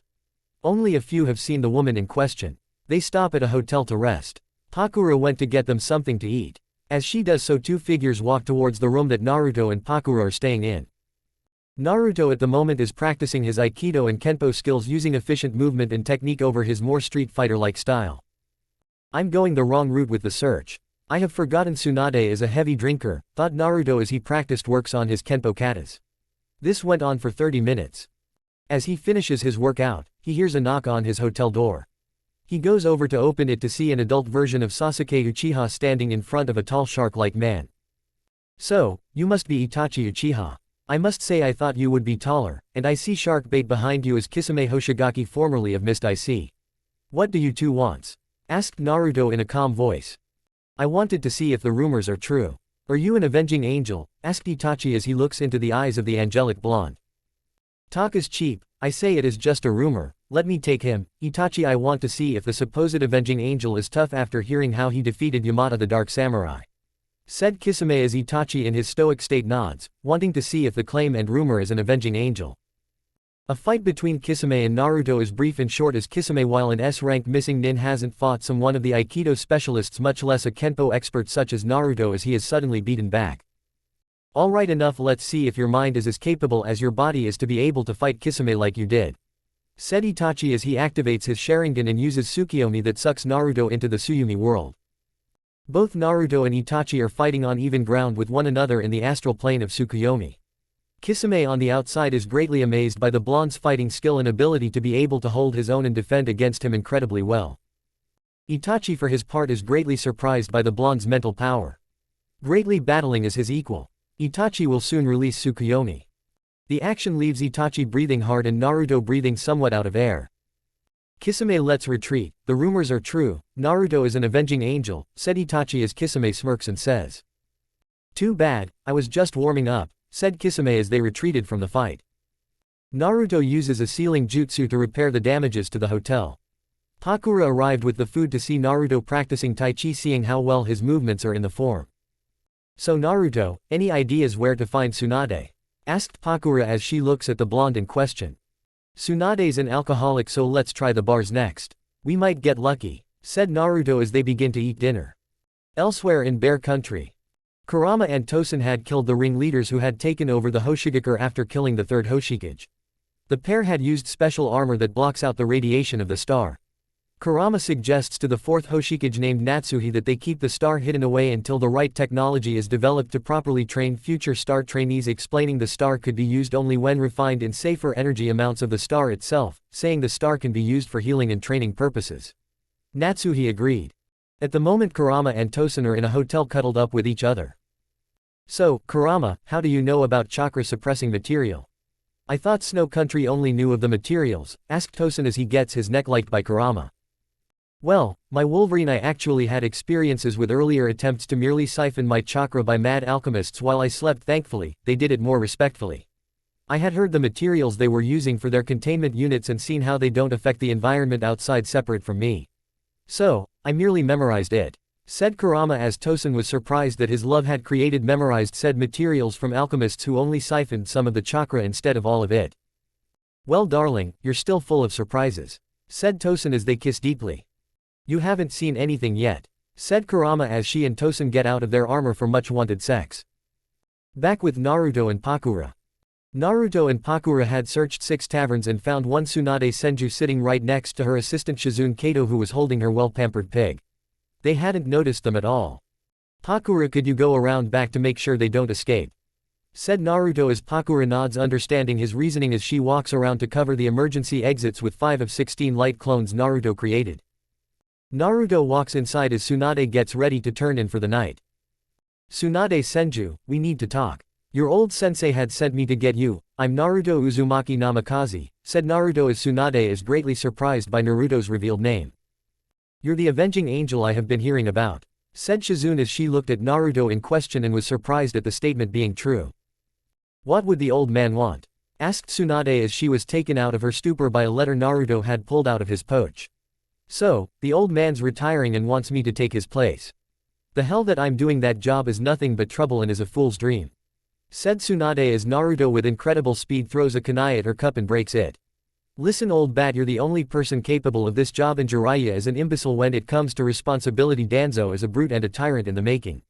I know of your loss, you know nothing of my loss, said Tsunade, interrupting Naruto with an angry glare. Do I? I was killed on my first sea to a ranked mission because of people wanting glory and prestige, who have little regard to the lives of their teammates. Here I am in front of you, reborn as an avenging angel, an angel made superhuman who's kicking ass and taking names. I know how your loss has affected you, made you angry and bitter of the world and of the status of being a Kage. But if you don't move on, your brothers and lovers' dreams of being Hokage would be destroyed and more lovers and families would be torn apart, said Naruto as he throws a large file in front of her. She reads it and sees the pictures to see a caravan of nightmares and horrors done by one man that will soon die by a knife courtesy of Naruto. How did you get this? Asked Tsunade as she and Shizune looks ready to pass out from what horrors she saw. I stole this from his hidden base that he is supposed to abandon. The old man has seen this as well and is none too happy. If Danzo was allowed to be Hokage, he would bring a hellish darkness like no other in the world, with only a few beings being able to stop it, and you're one of them. It is your destiny to be Hokage and to realize the dream of both your former lover and brother, said Naruto as Tsunade having a reawaken of the one feeling she thought died with her lover and younger brother, righteous fury. I will think about it. This, gesturing to the information Naruto has given her, is a lot to take in. "I will see you tomorrow at the village gates," said Tsunade as Naruto, sensing one thing he needed to sense within her, nods his head in understanding that what she has seen would give even the most seasoned of kunoichi's nightmares. Him and Pakura go and leave towards the hotel. Tsunade and Shizune doing the same until one familiar snake Sanin in a suit that stabilizes his body and feeds it anesthetics to numb the pain he's feeling shows up and offers Tsunade a way to revive her lover and brother. However, Tsunade remembers the dark horror of what her teammate had helped do in the files Naruto gave her. Tsunade decided to give him the same location she is meeting at the city gates for an ambush. Unknown to the four, a figure was watching, waiting and hoping for a good fight against the snake Sanin. Back in Konoha, the Hyuga clan elders along with their conspiring main branch nobles had been dealt with viciously by the now united Hyuga clan, the future wives of Naruto Uzumaki Namikaze. The elders were preaching about doing what they did out of purity and gene cleansing. But the light clone of Naruto knew better than most what they did it for. Hinata with the help of Haku sent slow freezing Senbons to slowly but surely kill the Hyuga elders for their treacherous and vicious actions. Neji, who was reborn as an even stronger Hyuga, bows towards Hinata and Hiyashi, apologizing for what he had done in the exams and how he was now foolish to do so. Hiyashi feels the time is now to give Neji his father's letter he left him with his death. Seeing as Neji is calmed down enough to listen, Hiyashi had given Neji the letter from his father. Neji takes and reads his letter and truly learns the worth of his actions and the trueness of Naruto's words the day he defeated him. Seeing how he can make his own fate not fate itself. Right now the light clone of Naruto along with Neji, Hinata, Hitomi and Hanabi are training in the Namikaze compound due to some of the Hyuga training ground being destroyed during the civil battle. Each of them gaining more familiarity in their new powers and abilities. Hanabi for her part had learned something from her mother in the form of Hakuda, the ancestor form of Juken that removed all the weaknesses of her fighting form and techniques and giving her fighting style her characteristics of an acrobatic fighter. She also learned from Naruto a martial art called Savate, a style of boxing with the feet greatly becoming immersed in the fighting form. Hinata is practicing Naguru Daiken to its new vectors of combat as she has now developed ranged techniques used in her fighting arsenal thanks to Haku having taught her more about Senbons and their handling. The light clone of Naruto is sparring with Neji, teaching him the ropes of Shotokan karate. A style that would greatly introduce to Neji's Juken style fluidity and dynamics in speed and strength. Neji is learning much about his new powers and abilities and gaining a more formidable skill set and a new appreciation of Rock Lee's training and willpower. "So Naruto, will the original you return from his holy mission in Wind Country?" asked Neji as he dodges a roundhouse kick aimed for his head and counters with a quick palm strike towards Naruto's chin. "Yes, as soon as he brings back a kunoichi well needed in the village," said the light clone as he executes a low leg sweep toward Neji. Back with Naruto and company. Naruto and Pakura are on alert as they are standing in front of one Orochimaru, albeit a weakened Orochimaru in a suit to keep his body stabilized for the time being. "So the snake pedo still lives, well Tsunade. Are you going back with us or joining the soon-to-be-dead son of a bitch traitor?" said Naruto as he gets out a pair of sai ready to fight. Tsunade in a burst of speed punches Orochimaru before he could react. "I'm coming back with you," said the now motivated Tsunade as she is joined by Naruto, Pakura and Shizune. Orochimaru and Kabuto are not alone as they brought with them a company of savage four-armed mutant ninjas. Before the battle could begin, a cloaked figure jumps out of nowhere in front of them. The Tatsuka no Tsurugi floats into his hand, greeting its new and true master. The man towered over Tsunade and Naruto with a build that rivals Naruto's own for his size. "Who might you be?" asked Orochimaru as the man takes down his hood, revealing a face of reminiscence to someone Tsunade had fell in love with once. She blushes as she turns away to look at Orochimaru. "I am Sozen Ryugenarishi of the Ryugenarishi clan," said the now revealed Sozen as he wields the Tatsuka with purpose and authority. "Well, dead man, looks like you get to die with the last of the Senju and the Avenging Angel," said Orochimaru as he gets the Kusanagi out and charges along with his mutant force to attack the group of five. Sozen and Naruto leads the ferocious change with Tsunade, Pakura and Shizune leaping behind her as well. Chapter 9, Konoha's Rebirth by Holy Fire. Naruto, Sozen, Tsunade, Shizune and Pakura are engaging Orochimaru, Kabuto and his large mutant strike force in a bloody battle. Sozen kills 160 men by himself with efficient and masterful swordplay that only a few could rival. Naruto, while impressed by Sozen's ability with the sword, leaps into the fray and kills 80 of the attacking force. Pakura and Shizune are double-teaming Kabuto while Orochimaru fights Tsunade in brutal hand-to-hand fighting. The savage battle is getting bloodier by the minute as Sozen and Naruto are stacking up mutant ninja left and right like a team of divine warriors. Orochimaru, Kabuto and his forces are sustaining heavy damage and losses, begins to retreat from the battlefield. Mark my words, Ryujinarashi, we will meet again. Naruto Sasuke will kill you and end your line forever, said Orochimaru as he disappears in a smoke screen along with the injured or uninjured mutant ninja. You better run, Pedo Snake, said Naruto as he knows his dance with Sasuke will come sooner than later. So descendant of Ryujin and Susanoo, we finally meet at last, said Naruto as he looks at the towering Sozin. Pakura and Shizune look at Naruto with confusion on what he means by descendant of Ryujin and Susanoo. As they look at the blonde and the towering warrior with interest. Dan, is that you? Asked Tsunade, having flashes of Dan and comparing Sozin on their facial features. I'm afraid you must have confused Mrs. Senju, Tsunade Senju, said Tsunade as Sozin kissed her hand to Tsunade's slight delight as she blushes at the contact. So what do you mean by descendant of Susanoo and Ryujin? Tsunade asked as she looks at Naruto in question. Sozin here is the direct descendant of the god of storms Susanoo, and the divine dragon Ryujin is both through their unions with strong-willed humans who in turn had their unions with one another. Produced right before you, the direct mortal descendant of both storm gods, a true demigod through birth. Said Naruto as the three kunoichi looks at a very powerful ascended human in front of them. Tsunade herself looks at the man in awe. I see you know of my bloodline. I thank you for giving back my ancestral weapon. I will use this weapon well, said Sozin as he bows to Naruto, who bows in return. So Sozin, your meeting us here is no coincidence, said Naruto as he looks at the demigod in question in curiosity. Well, since you asked Namikaze, I and my clan seek to join Konoha. I just so happened to sense my ancestral weapon in your possession that was calling to me. So, I broke away from my clan to meet you. It's good that you had an enemy to fight, otherwise I wouldn't be able to test the sword of my ancestors to see if I was worthy. Explained Sozin as he looks at the Konoha nin and former Suna nin. Well then, it looks like I go home with not only the soon-to-be 5th Hokage, her apprentice, another famous kunoichi, and a clan descendant of two storm gods, with its leader being their direct descendant. Well, let's rock, said Naruto as he and the group went to meet up with the Ryujinarashi clan. Time skipped 6 hours later in Konoha. Kotetsu and Izumo are on gate duty due to Kotetsu punching their client in the face over a dispute over which book of literature is better.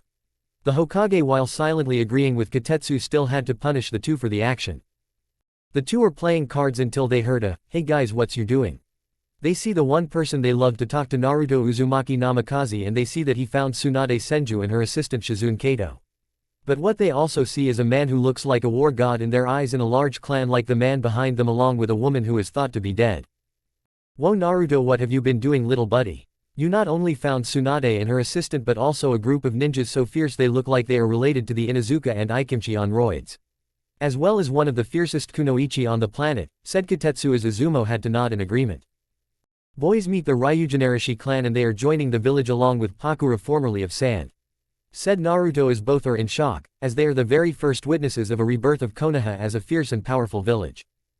Time skip 3 hours later.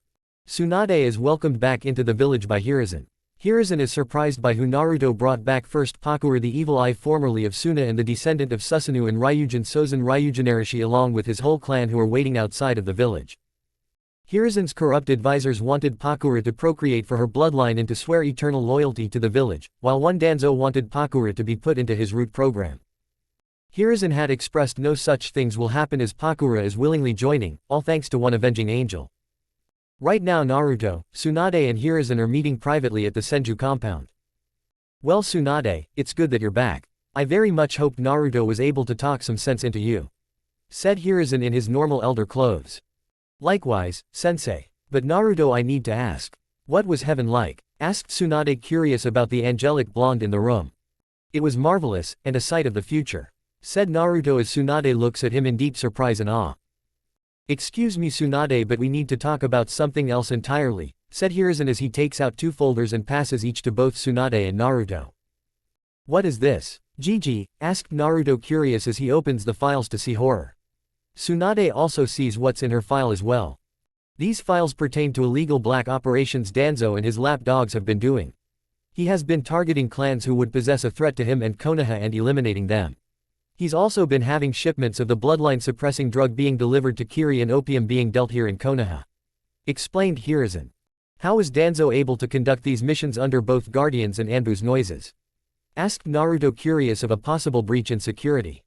He's been having his route disguised as missing nins or mercenaries to attack clans he deems a threat and carry the drugs throughout the elementals Naruto.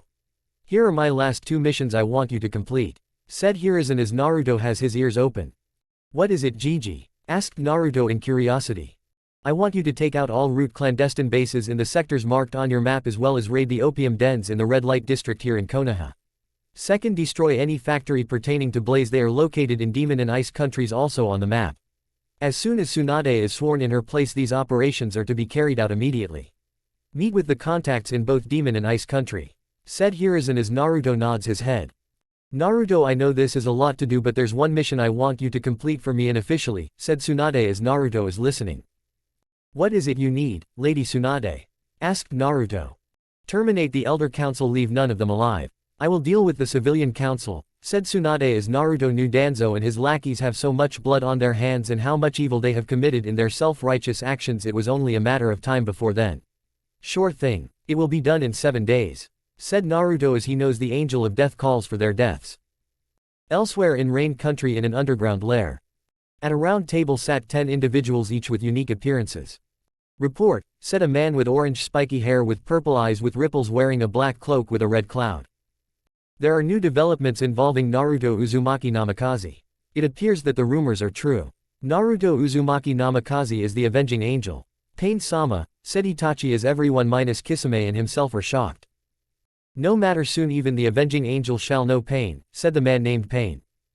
He has proven powerful enough to match me in the Tsukiyomi world and fight on par with Kisame with a sword that is similar with Orochimaru's Kusanagi but more like Kisami's own sword in handling, stated Itachi.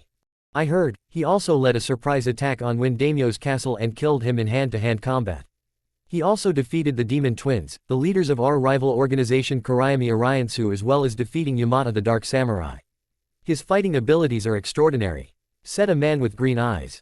This new bit of information surprised everyone in the room. Even Pain is surprised as himself, while he didn't admit it was fearful about ever facing the Dark Warrior in combat. Kakazu, what about the 7-tailed Jinchuriki? What has been going on with her? Asked the brunette in next to Pain. She is a lot more dangerous than before, Conan, as she seems to be a mistress of the bow and her taijutsu skills are above the normal rim of trained Jinchurikis. She has killed several dozen attackers trying to ambush her on her delivery runs. So far she has 150 confirmed kills. It would seem that the avenging angel has trained her incredibly well. I would put her skill level on of the 2 tails Jinchuriki, reported Kakazu as he thinks back at how she defeated the Northwind Raiders on the North Roads of Ice Country. What are we to do about this damned angel? Asked a man with white hair and a large 3-bladed scythe. Well, we are going to have to be ready to engage the avenging angel if he gets in our way, said White Zetsu, who in his heart is going to need a weapon and plan for killing the avenging angel. The others nodded and had to agree. It's likely he knows the truth. I hope he can see my mission through to the end, because that's all I have left, thought Itachi. Meanwhile, back in Konoha, Tsunade has taken the hat of Hokage from Hiruzen. Many of her critics disapprove of her being Hokage, as many of them see her plans in the past as too costly. But in secret many of the plans would reveal what they have been doing with the village's money. If they only know what will transpire. Tsunade at the moment is doing an examination on Hyuga members who have been cured of Blaze that are now evolving with their new bloodline. The Senju classified and named the sub-bloodline trait the primeval trait of the Hyuga clan. Elsewhere in the Demon Country, a girl with pale skin, white hair and pale lavender eyes in clothes fit for a priestess is walking to a private quarter of a palace. Reveal yourself, said the girl as a figure in armor similar to ninja of old appears out of the shadows. The armor appears to consist of an expressionless face mask with turban-like wrappings for the head, fingerless gloves with forearm bracers, a chest guard made of metal and leather padding equipped for tactical combat over a sleeveless shirt showing off his muscular arms, combat-oriented tabi boots connected to shin guards. Are you White Princess? Asked the figure in black as he looks at the girl in question. Who are you? Asked the girl codenamed White Princess. Just call me Punisher. My identity will keep you safe. The monkey sage of the leaf sent me, said the man named Punisher as he phrased the last part out. Thankfully he is friends with the priestess of Land of Oni, said the White Princess. Do you have the information I require? Asked Punisher as he looks at the girl in front of him. Yes, I don't have long. I'm due for my training in mysticism by my mother. I have the locations of the Blaze Labs along with the locations of the Opium and Blaze stores thanks to a spy loyal to me. Here is the map, said the girl codenamed White Princess. Thank you. Have a pleasant evening, said Punisher as he disappeared in a shunshin. He seemed similar to the presence of Naruto Uzumaki Namikaze. I have been hearing about, thought White Princess, as she walks out of the chambers. Lady Xian, your mother is wondering if you are coming for your mysticism studies or not, said a female servant. Sorry, I had to take care of a friend. I'm coming, said the now revealed Xian as she runs towards the room her mother is waiting for her in. In Ice Country at the same time, a battle site can be seen full of dead mercenaries and missing nins. Many wolves and buzzards are dining on flesh. The base of operations of a tundra-like outpost can be seen in ruins and on fire. One of the mercenaries can be seen crawling away bleeding and missing a leg. As he drags himself away, he sees that will be his last. As a man known simply as Punisher in white winter gear runs a spear through the mercenary, killing him. That's one base down. Time to disperse and let the boss know, thought a Punisher clone as he dispersed from the area. In Demon Country at the same time, men can be seen running through the forest of the said country. Hurry, we must get back to Danzo-sama so we can warn him about our operations being compromised, said the revealed Root Nin as he and his comrades run for their lives. However, on a ridge line 150 meters behind is Punisher holding a crossbow of the advanced variety. He takes aim and fires bolt after bolt between each drawback. Each bolt hit each of the fleeing targets, killing each one of them. Punisher himself reveals himself to be a clone disperses seeing as he has taken out the Root Black operations in the area. In Konoha in the red light district at night, a fire can be seen with several dead bodies on the ground of several drug dealers or presumed normal drug dealers inside of a large, abandoned building. Each of the thugs had been attacked and killed by a man in mysterious armor with an urban camouflage to the design. Each one of them have either been impaled, stabbed, slashed or beaten to death by the individual. With said individual on top of a rooftop across from the building. Anbu, seeing the said figure, is about to question him until he disappears in front of them in a shunshin. They weren't able to track in time. Elsewhere in Konoha, Homura Mitokado is waking up to the commotion outside of his room. Soon a body of a Root Anbu can be seen flying through the door lifeless. Homura looks up to see said figure and who attacked the opium factory. Please spare my life, I can give you. Homura was unable to finish as his neck was broken. One down, two to go, thought Naruto disguised in his guardian disguise as he moves away from the house stealthy. After making a clone to take his body to hang it from his house, he moves towards the home of Kaharu Udatane. In the secret Root base in Konoha hours before dawn, alarms can be heard as Root agents are being killed by a disguised Naruto who is fighting with combat parkour, a style that takes the basics of gymnastics and tumbling and couple them with street fighting and hand-to-hand combat techniques. Each of the Anbu are unable to overcome the combat skills being thrown out of them. Soon Danzo walks out of his room. Well, you certainly make an excellent entrance assassin. Now you can either work for me or I can kill you, said Danzo as the disguised Naruto is looking at the man with a stoic expression. I'll pass, said Naruto as he got into his basic fighting stance. To Danzo it looks like a wrestler stance, but that's not true. Suit yourself, assassin, it will be a shame to kill you, said Danzo as he tears off his bandages and reveals the implanted Sharingans in his arm using cells from one person in particular. Soon an intense battle is fought as Danzo is using the Sharingan's abilities to fight the disguised Naruto from a distance. Naruto is unable to harm Danzo with any of his shuriken as he turned his body into a physical illusion using Izanagi. He throws a smoke bomb down to conceal himself. Danzo seems confident in his advantage over the assassin. He shots out fireball at the assassin, seemingly having the fight himself. However, the fight starts to turn towards Naruto's favor as Danzo is starting to weaken for some reason, as if he is unable to breathe. Danzo soon sees the reason for his weakening form.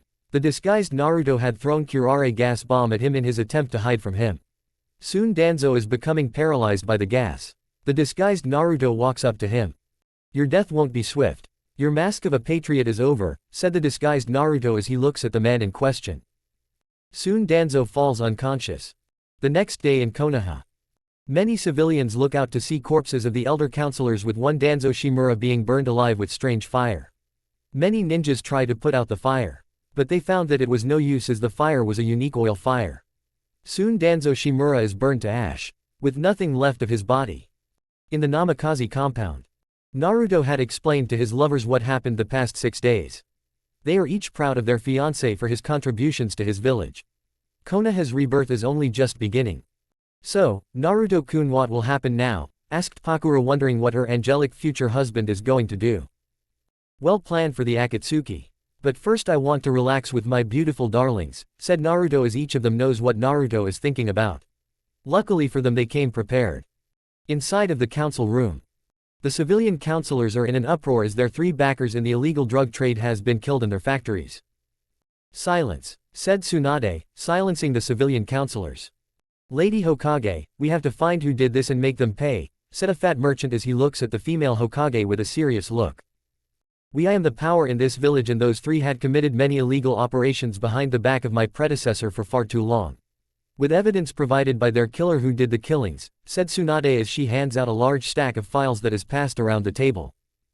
These are likely forgeries, they could be fake for all we know, said a merchant as many of his colleagues nod in an attempt to disprove the evidence they have been shown. These are real heroes and had Anbu intelligence experts double-check these statements, and the locations are very real. But the killer left me something very interesting pertaining to the evidence at hand, said Tsunade as she snaps her fingers, and many of the Anbu and some of the clan heads leave knowing what's going to happen. All of them leave except one Sozen Ryujanarishi who stays and watch what's about to happen. What is the meaning of this? Asked one merchant as she looks in fear of the last Senju in question. The Bearju theme from Inglorious Bastards, Bearju with a baseball bat. Justice. Justice for the many women and children killed. Tsunade taking off her green haori throws it to Sozen who holds it as he hands Tsunade an iron handbow. Justice for all the clans destroyed for your greed and selfishness. Tsunade walking towards a man who is pissing himself. Justice because you all are fucking thieving bastards, said Tsunade as she begins to massacre the trapped counselors with the handbow. Sozen watches with delight at the ferocity and power Tsunade is showing. Some of the counselors try to escape, but Sozen kicks each of them back towards Tsunade who beats each of the civilian counselors to death. Tsunade after finishing locks eyes with Sozen who she has started to date in the last couple of days. Both proceed to lock lips with each in a passionate embrace, with Tsunade feeling longing after Dan's death. The Senju clan will be reborn stronger than ever before with the blood of 2 storm gods. In the village hidden in the sound, Sasuke Uchiha has been put through rigorous training to be able to stand toe-to-toe with Naruto and Itachi.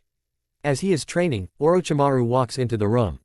Good news Sasuke-kun, I have found something of your clan that has been dying to be wielded by you, said Orochimaru as he holds a sword that looks like the 7 branches sword but with a flame designed to the blade that has an oni edged into the handle. Sasuke knows instantly what the sword was. He could only smirk in happiness at what it will bring him in the future. Chapter 10. Muramasa Flame, the demonic fire sword. Sasuke is shaking with excitement. In front of him is the legendary power of a sword of incredible power and also great evil belonging to only the most ruthless of the Uchiha clan. Where did you find this? Asked Sasuke as he looks at the sword in question, marveling at its greatness. It was in the Uchiha clan's older hideout in the mountains of Fire Country. I thought maybe you would find a use of it, said Orochimaru as Sasuke reaches for it. Soon dark energy permeates the sword. What is this sword, might I ask? Asked Orochimaru, intrigued by the sword itself as Sasuke holds it with one hand. This is the Muramasa Flame. It was created by Muramasa Sengo that was commissioned by Nobunaga Uchiha, one of my clan's most ruthless warriors ever produced. Only rivaled by Madara in terms of his brutality and ferocity. It is made to cut through anything. Like all Muramasa blades, it has a fierce spirit. In this cause, a ferocious vampiric spirit. This weapon was used in many battles to cut down the many enemies and those who stood in Nobunaga's way. From those he slaughtered he gained their strength and vitality. No one was able to defeat him. It got to the point the elders of the time had to deal with him. They poisoned him with a fast-acting toxin that even the sword's gained vitality couldn't save him. He was killed in his sleep and his sword sealed away, said Sasuke as Orochimaru looks at the sword with interest at what it can do. Thank Lord Orochimaru for giving me this wonderful gift, said Sasuke as he twirls it around, getting a feel for it as the life energy flowing in it passes inside of Sasuke Uchiha.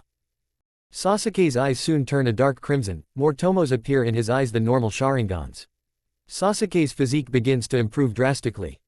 Your extreme combat training begins now, said Orochimaru, now even willing to push his new vessel to his limits. In Konoha 12 months later. Konoha has been flourishing in the last couple of months. Combat training curriculum has improved drastically in the shinobi program, not only for Genin but also Chunin and Jonin, as well as introducing a highly effective education, all thanks to Hiruzen Sarutobi and a new staff of instructors on both matters of shinobi and civilian. Tsunade created the Medic Nin program that is now incorporated in all major units and teams, greatly reducing casualties in battle on various B to A rank missions. Team formations and specialties have also changed, as well as giving a more well-rounded specialties mold to round out the capabilities of each team, while adding a Medic Nin to the team. Guardian has new members from the Rasengan clan that has boosted their combat abilities against supernatural threats, some of which had led to a marriage contract between Princess Shion and Naruto Uzumaki Namikaze after the defeat and destruction of the Dark Demon Morio. Trade and marketing has increased significantly due to Konoha gaining agreements from Wind Country and Snow, now known as Spring, and thanks to the service of Naruto Uzumaki Namikaze for his heroic acts of valor in dealing with the tyrannical rules of the previous daimyos. Konoha and Suna have newer technologies through these efforts. Relations with Suna also improved when Temari had moved to Konoha to be with Naruto. Buildings in each section of the village have been improved upon by new builders and engineers that have moved into the village. The seal for the structures has been reinforced to prevent enemy infiltrators from getting inside of the village the old-fashioned way. All Root initiates had been given homes after the death of Danzo and the permanent dismantling of Root. The members who refused the deprogramming had been either purged or killed due to their fanatical beliefs and ideology. One Root member named Sai has had his memories restored to him and is living with a boy of the same age as him named Tosei Takamari, who, much like Sai, is an inkjutsu user. The two had soon became lovers after feeling a romantic attraction to one another. Sakura Haruno is dating a girl named Yakumo Toshi, who was also a fangirl of the Leaf's supposed golden boy but lost her interest when she saw his true colors as being a treacherous, power-hungry, possibly predatory murderer. She found even ground with her on being blind, being about love. At the moment, Naruto is teaching an additional combat training course to some recently graduated genin in the basics of arts such as judo, defendu, hapkido, freestyle wrestling, kenpo, choi li foot and goju ryu karate in a training academy titled the Uzumaki School of Street Fighting and Sky Bujutsu. This academy was created during the last 6 by both Naruto and Rock Lee along with his girlfriend Asuka Yoshimitsu, who had become interested in spreading martial arts to the newer generations of shinobi. Naruto had went to Tsunade about opening up a martial arts academy to round out the martial skills of graduating shinobi. Tsunade saw it would be beneficial. After all, she had also seen what his training did to the now complete version of her unfinished White Tiger Kumite from her new protege Hikumamochi Yuki, who had spared with her in a test of her taijutsu skill. "Okay folks, take a break, we'll start the next session in 30 minutes, said Naruto as he looks at the genin who was breathing and panting hard. Naruto is looking at each of the genin, feeling proud of the impact from the death of those corrupt bastards. At the Senju clan compound. The Rasengan clan had moved inside of the Senju clan compound. After joining the village, they had placed all artifacts belonging to both the Senju clan and Uchiha clan in an archive. Sozan is on the balcony of Tsunade's mansion-like home in a robe. Tsunade and Sozan had been dating for the last 5 weeks. Last night they had cemented their relationship with intense rough sex. The love-making had also rejuvenated Tsunade through their exchange of fluids. Tsunade walks behind him and wraps her arms around his muscled torso. "So my king, what now?" said Tsunade as she strokes his face and cups his manhood, feeling he wants more of her. "One day at a time, my queen, let's enjoy this day. Especially for round 2, said Sozan as he picks her up bridal style. Soon the Senju clan will have a newer champion after what Tsunade will experience the next day. Winking face. Back with Sasuke. Sasuke during the 12 months had been training and hunting several clans he deemed lesser before the Uchiha and slaughtering them, gaining their strength and power. Sasuke feels himself ready as he looks at the picture of the avenging angel himself. "First you, then Itachi. I will be the new god of this world," thought Sasuke as he swings the Muramasa swing, cleaving the picture and killing the man holding it. The vampire sword drinks the man's life fluids, giving Sasuke his strength. A terror will begin to arise from the shadows as Sasuke dons the armor belonging to Nobunaga, the dark Uchiha warrior himself. Soon lightning flashes in the sky, as he proceeds to walk towards Fire Country with the Sound 4 behind him watching him. Sasuke attacks a small town, slaughtering its inhabitants down to 3, a young woman and her 2 children. "Go towards the leaf and call for the avenging angel. Tell him that I have your mommy and will defile and kill her if he doesn't come to the Valley of the End in 6 days, said Sasuke as the 2 children runs towards Konoha to deliver his message. "Soon vengeance will be mine," thought Sasuke as he looks at the girl, seeing her form to be pleasing.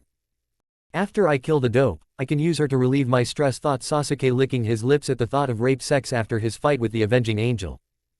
Elsewhere in the elementals. Kurama and Tosen had been working on their large castle-structured compound, getting it fully built after hunting down and eliminating the remains of Kurayami Ariansu in the jungles of Island Country. At the moment they are in town to find particular paints that would help decorate the inner decor of the home. "Tosen darling, what about this color? It's Hawk's blue, it could work for the first pattern," asked Kurama as she showed him the blue paint. "Yeah, it could work with the dark cyan blue for our guest room and hallways. I got the gold, yellow and red for our dining room. Kitchen and bedrooms, said Tosin as he puts the paint cans in the cart. The pair continues to shop around the store. Oh darling, look, I found the gray drapes, said Kurama as she picked up the curtains they were looking for. Tosin examines them, seeing they are perfect for their windows. That's good honey, I'm going over to the home defense part of the store, I'll meet you at the register, said Tosin as he goes to get some things from his list for the home that serves a means of defense. Kind that takes no prisoner. Back in Konoha, in Hokage office. Naruto is shocked at what he's been shown from Inoichi, the memories of the two children who had ran to the village with signs of restlessness to show for it 2 days ago. Sasuke Uchiha had acquired the Muramasa Flame Sword, a weapon of dark vampiric power used by an even darker warrior than Madara, and has been slaughtering people by the hundreds and absorbing their life energy, and now he is holding a woman, a young mother no less, hostage and will kill her if Naruto doesn't meet him in a fight to the death on Saturday. Well Ba-chan, it looks like I have no choice but to go, said Naruto as Shizune and Tsunade looks at Naruto in shock. But Naruto, you would be playing into a trap, said Shizune as she looks at her angelic brother figure. If I don't, anyone we send will be dead. The Muramasa Flame is the ultimate vampiric sword that turns the user into a ferocious killing machine, even if a Jonin would fall to the user's enhanced might. If we send anyone else, their deaths along with those kids' mothers would be on yours and my hands. I can't live with the innocent's blood on my hands, said Naruto as Shizune sees the noble spirit of her angelic brother figure. Alright Gaki, I will let you go. Just come back to me in one piece or I will never forgive myself, said Tsunade as Naruto goes to his home to see his lovers one last time before he leaves for a very fierce battle with his former comrade in arms. As Tsunade is about to take a sip, a beam of golden light shines down in the room.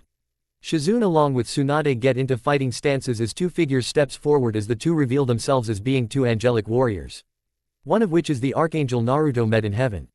Greetings Lady Hokage. I am the Archangel Michael and my companion is Azrael. We have come to talk to you about the Avenging Angel, said Michael as he looks at the woman with an inquisitive and critical eye. What do you want to talk about him? Asked Tsunade, sensing he's telling the very truth about who he is. With Naruto. He is breaking the news to Hana, Tamari, Anko, Hinata, Fu, Karen, Kin, Haku and Shion. All of them are taking the news with a grain of salt. When will the duel commence? Asked Haku as she looks at her love with concern. On the 6th day, this Saturday, I will be saving a mother from the bastard's clutches. Don't worry darlings, I will survive for you, I will not fall, said Naruto as Kin was the first one to get up and walks towards him. We know you will, said Kin as she locks lips with him. Kin breaks away and soon all of his loves drag him to their shared bedroom. They will have a night to remember with the angelic blonde, as they begin to have sex with their angelic lover. Timeskip day of the duel. The woman is greatly nervous about not only dying but also being violated by the now barbaric Uchiha as he looks at the woman with lust filling his eyes. The Uchiha grabs and spreads her legs out and groping her D-sized breast. After I fight the Avenging Angel, maybe I'll release you or maybe I'll have you barring my children after I have my way with you, said Sasuke as he licks her neck. Sasuke, yelled Naruto as he lands near the battle site. Ah dope, glad you can make it. I was getting worried that you wouldn't come and I would have to relieve my frustration, the woman, said Sasuke as Naruto with his training and utmost discipline looks at Uchiha with a critical eye. His body has been enhanced by the Muramasa blade. This will be a battle of my utmost strength and skill. I must not fall, thought Naruto as he drew out his longsword. Sasuke drew out the Muramasa flame as the blade pulses and glow with evil energy. The sky goes from clear to stormy with lightning flash up high. Sasuke, release the women, she has no part in it, said Naruto as Sasuke smirks and does as Naruto asks. The woman runs past Naruto who makes a light clone. Get her to the village, her family is waiting, said Naruto to his light clone who does as told. Let's see who's better dope, said Sasuke as he gets into his sword stance. Ryu vs Sagat original Street Fighter II movie theme. Soon both former comrades charge relentlessly into battle, demonstrating a battle of utmost skill against enhanced talent. Both are caught off guard by the other unique advantage as they exchange strikes and blocks from each other. Sasuke is faster but Naruto is more agile. Both are scoring cut on each with Naruto not healing. Naruto himself is feeling that his life force is being slowly drained and flowing into the sword. Soon Sasuke is gaining the upper hand. The Sound 5 is in awe as Sasuke is overwhelming the Avenging Angel as they along with the Akatsuki who are also watching from a distance farther from the battle. Naruto is pushing himself hard trying to regain some ground in this fight. In a blade lock Sasuke makes a remark about how he will rape Hinata and Haku as his formed eyes. Naruto headbutts Sasuke, breaking his nose. Sasuke backs away from the angelic blonde as he swings at him. Sasuke fixes his nose. Sasuke draw upon the curse seal to fight back against the blonde harder causing tremors in Naruto's whole skeleton as Naruto blocks each sword strike. Naruto for his part is standing his ground. Why won't you just die, said a more demon-looking Sasuke as he looks at the young blonde in front of him who was starting to glow with ethereal energy. The two start to re-engage in sword fighting. Sasuke hits Naruto with a punch staggering him and knocking a tooth loose in his mouth. Naruto returns the favor by punching him in his left eye, damaging the retina heavily. Both are incorporating unarmed strikes and grapples in the sword play, trying to overpower one another. Soon the fighting takes a more extreme turn as the two switch to ranged combat. Both exchange fire and wind jutsus at each other. Both seeing the ranged fight going nowhere re-engages in sword fighting for a second time.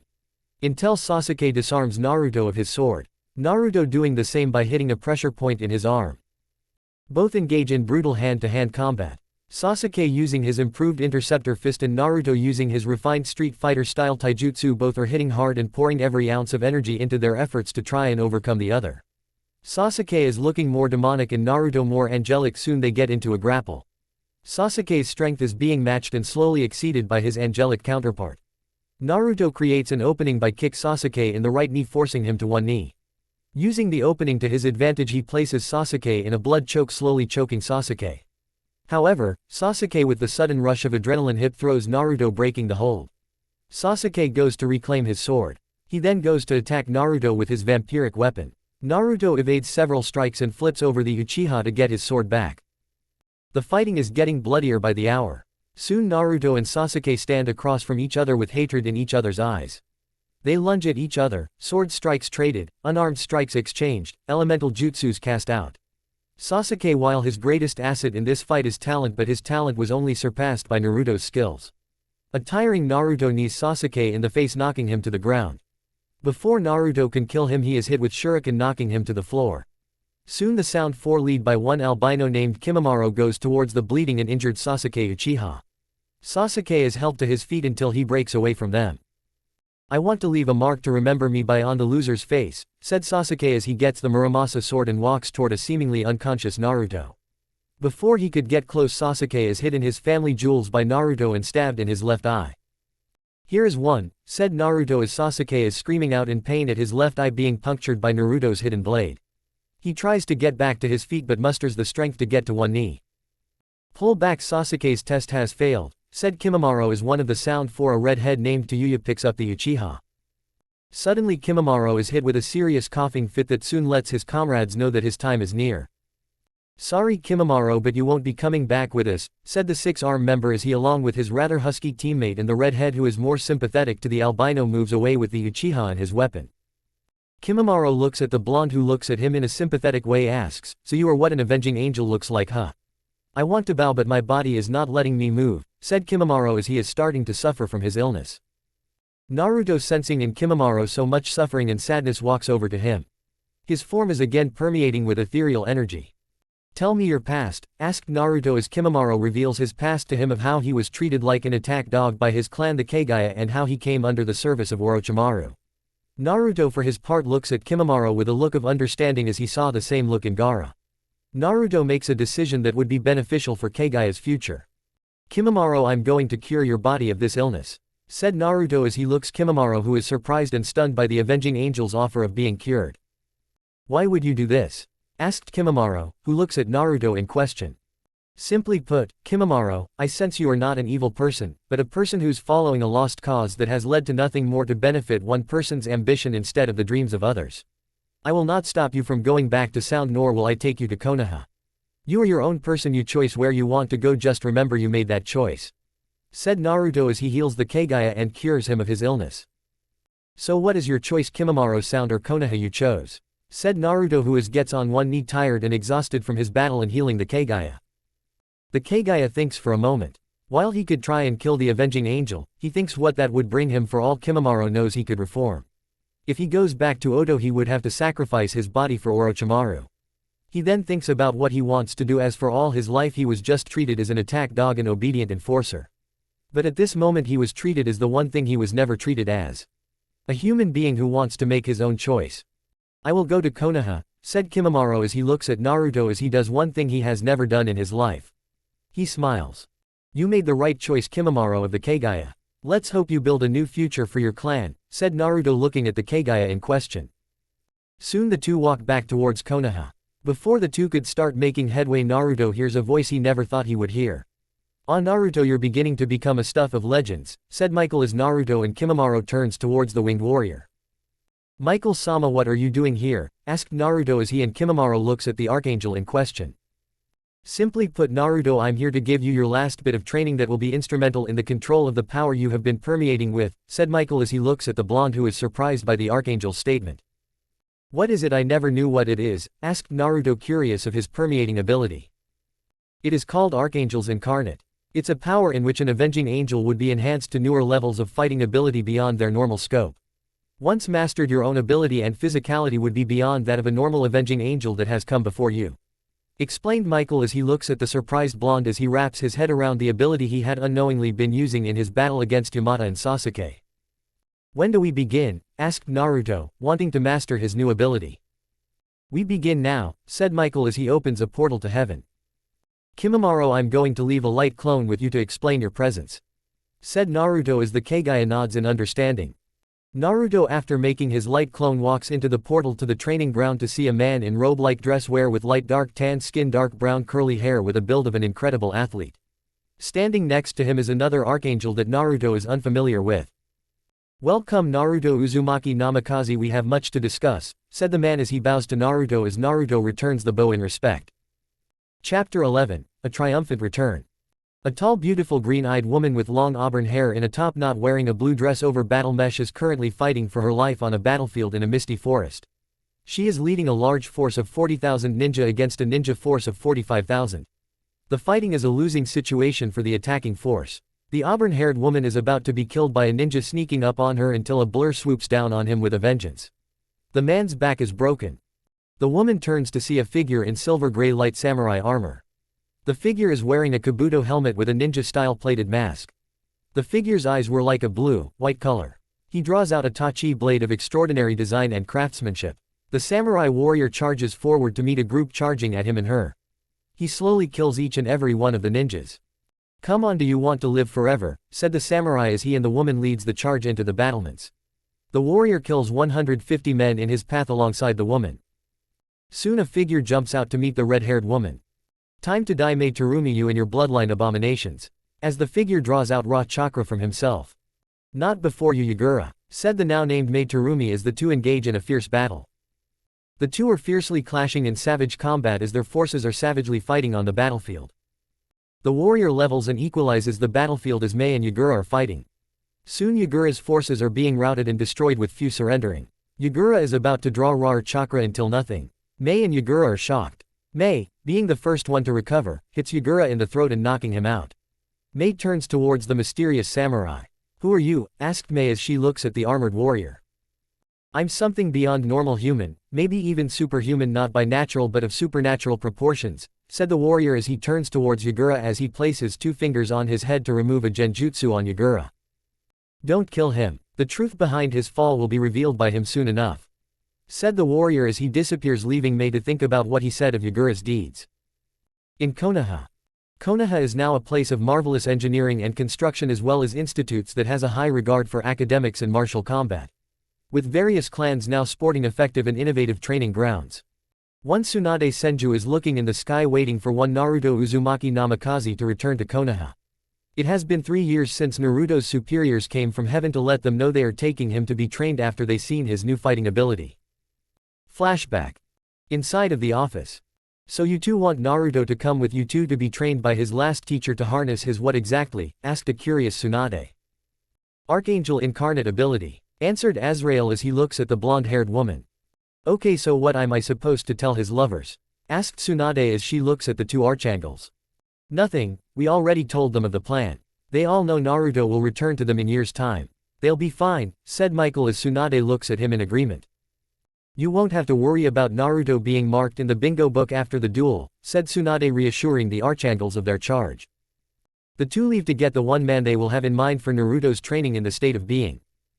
The Gaki has got to be the luckiest person in the world to have that many great teachers. "Well, better finish my paperwork to see what Sozan is cooking for dinner," thought Tsunade as happy she has an incredible lover. Flashback end. Tsunade is wondering where Naruto is at the moment. She thinks he is probably saving someone at the moment. In an unnamed well-developed village. Yugito Ni is having a bad day as she was sent on a false mission that put her in the sights of the zombie brothers Hidan and Kakazu who fought her in a fierce battle. At the moment she is having the Nibi extracted out of her. Before the two can finish, an arrow hits Kakazu, staggering him and interrupting the process of the extraction. Yugito looked to see what the two immortals see. A warrior in gray-silver light samurai armor holding a bow. Rescue from torture Rambo 2 theme. "Who the hell are you?" said Hidan as he looks at the man in question. "Your worst nightmare," said the armored samurai, pulling out a tsurugi of a heavenly design. The warrior charges at the Jashin follower and slices him in half. Kakazu, thinking Hidan would scream out in pain only to be shocked that he is dead. The warrior looks at Kakazu, who frowns at his partner's death and gets ready to fight the armored warrior. Before the fighting can begin, a team of Kumo nins show up along with the Raikage. Kakazu, seeing he is outnumbered, retreats from the area. "Yugito, are you alright?" asked Raikage in a concerned tone. I would have been dead if it hadn't been for that stranger over there," said Yugito as she points at the samurai in question. "Who are you?" asked Samui as she looks at the samurai in question. He towers over Yugito, Samui, Karui and rivals A in size. "You three met me 3 years ago," answered the samurai as he disappeared, leaving the Kumo nins in confusion, none more than Yugito, Samui and Karui. "Mystery," said Samui as she looks at her two friends. Back in Konoha. The important people in Naruto's life are meeting in the Hokage office to see Naruto's return. Soon Michael and Azrael appear in a bright light with a third figure still in the light. "Michael-sama, where is Naruto-kun? I thought he would be here," asked Tsunade as she looks around in question.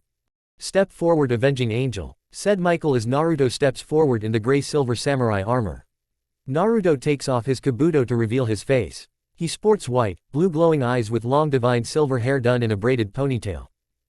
Hinata faints on sight as Haku, Tamari, Karen, Pakura, Fu, Shion, Kin, Enko and Hana move towards the blonde to admire his features and welcome him home. "So Michael-sama, who was his final teacher?" asked Tsunade as she looks the archangel in question. "He was trained by a nomadic monk by the name of Bodhidharma who spread Buddhism across various parts of the world in his time and had a deep impact in the spectrum of not only spirituality but also martial combat through the 18 Arhat hands exercise, which became an influential exercise to martial arts training for the Shaolin," said Michael as he looks at Naruto, smirking that his training had paid off. Flashback in heaven. "Greetings Naruto. I'm known to many people as Daruma or Damo. But I'm called Bodhidharma. I will be your final teacher, avenging angel, in the channeling and mastery of the archangel incarnate power you have," said Bodhidharma as he looks at a surprised Naruto. Naruto is surprised that the patron saint of martial arts is standing right in front of him. Naruto bows in respect of the monk. "Where do we begin my training, Dharma-sama?" asked Naruto in a humble tone. "We will begin on your understanding of energy manipulation of your inner energies. Michael will help me as he has shown you their uses but not their functions. Azrael will teach you the more combative uses of these energies after we finish," said Bodhidharma. Naruto was educated more about Hammon, Kai, and chakra, showing how his people's understanding of chakra is only just scratching the surface. While also being taught how to use Toki, the power of spirit energy and the key component of Archangel Incarnate. Azrael taught Naruto the offensive and supportive use of these energies while also having Archangel Incarnate active. Naruto slowly but surely mastered these energies in new areas of healing and combat, as well as gaining new abilities on a powerful new scale and vector. Naruto had also sparred with the two archangels, greatly gaining an understanding of these powers and abilities. "Alright Naruto, your instruction is over. Time to go back, but I believe you also have people in need of help," said Azrael as he shows a viewing globe that shows the civil war in Kiri and Yugito Ni being attacked by the zombie brothers. "Well, Uzumaki Namikaze, you will be an extraordinary warrior like no other. Godspeed, avenging angel," said Bodhidharma as he goes back into his afterlife. Naruto returns to Earth to do what he's been trained to do. Flashback end. Naruto goes over to wake Hinata, who is still in awe of Naruto's transcendence. "Naruto-kun, why do you look taller than normal?" asked Tamari as she looks at her love. "Well, that is simple, because of him gaining understanding of Archangel Incarnate. Caused his body to transcend his normal avenging angel state. He is even more powerful than ever before. Weapons like the Muramasa flame wouldn't be able to siphon his life force like it did in his battle with Sasuke Uchiha," said Azrael as he looks at the group in question. Michael steps forward to give Naruto a new weapon. The blade resembles a long sword with the tip looking like a spear tip, a single hand handle with a prong guard and a ball hilt. Naruto, I give you the Masamune Star. A weapon that can rival the Muramasa flame in abilities. It can do the same things as the flame, only more discriminatory to who it kills and cuts. It also has the ability to distribute life energies into other people, explained Michael as he and Azrael begin to leave. Goodbye Naruto Uzumaki Namikaze. Let the light of holy fire strengthen you, said Michael as he and Azrael return to heaven. Naruto salutes the two archangels as they return to heaven. Naruto is soon hopped on by Haku, who kisses Naruto deeply. Haku breaks the kiss and says, "I'm glad you're home Naruto-kun," said Haku as she looks Naruto in his eyes. "Thanks Haku-chan, it's good to be back," said Naruto, smirking at the girl in front of him. "So Lady Tsunade, what's been going on in the village and the elementals lately?" asked Naruto as Tsunade hands him a letter. "Well, to explain one thing. Me and you have been invited to the wedding of one Kurama Uzumaki, formerly the Kyuubi no Kitsune, and Tosen Senju the Wolverine Sage," said Tsunade, giving a shocked and surprised look from the even more angelic Naruto. "Wow, I didn't know that. I guess the greatest," Naruto thought as his lovers are equally surprised at the invitation as well. In IWA, Kuretsuchi is looking in disgust at the mission order her team was given. She was looking in disgust at her teammate Takihara, who was given a dark weapon courtesy of Shino Ishi Duho, giving him the weapon of the Dark Talons, twin Tekko Kagi blades that can cut through anything. Their mission is to kill one Konoha Kunoichi by the name Fu, who is one of the brides of Naruto Uzumaki Namikaze. Kuretsuchi and her sensei looks at him and their leader with disgust at his disregard for humanity and peace. "I think my village will need a new cage if it doesn't get destroyed first," thought Kuretsuchi as she walks out of her grandfather's office for one final time. "Kuretsuchi, you're thinking what I'm thinking?" asked Han as he looks at his student in question.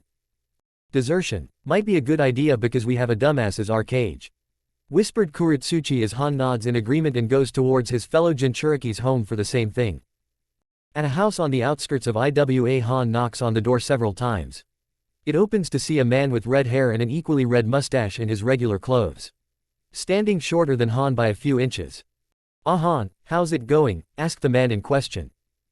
"Pretty good Roshi, but we may need to talk," said Han as the now named Roshi led his friend and fellow Jinchuriki in his home.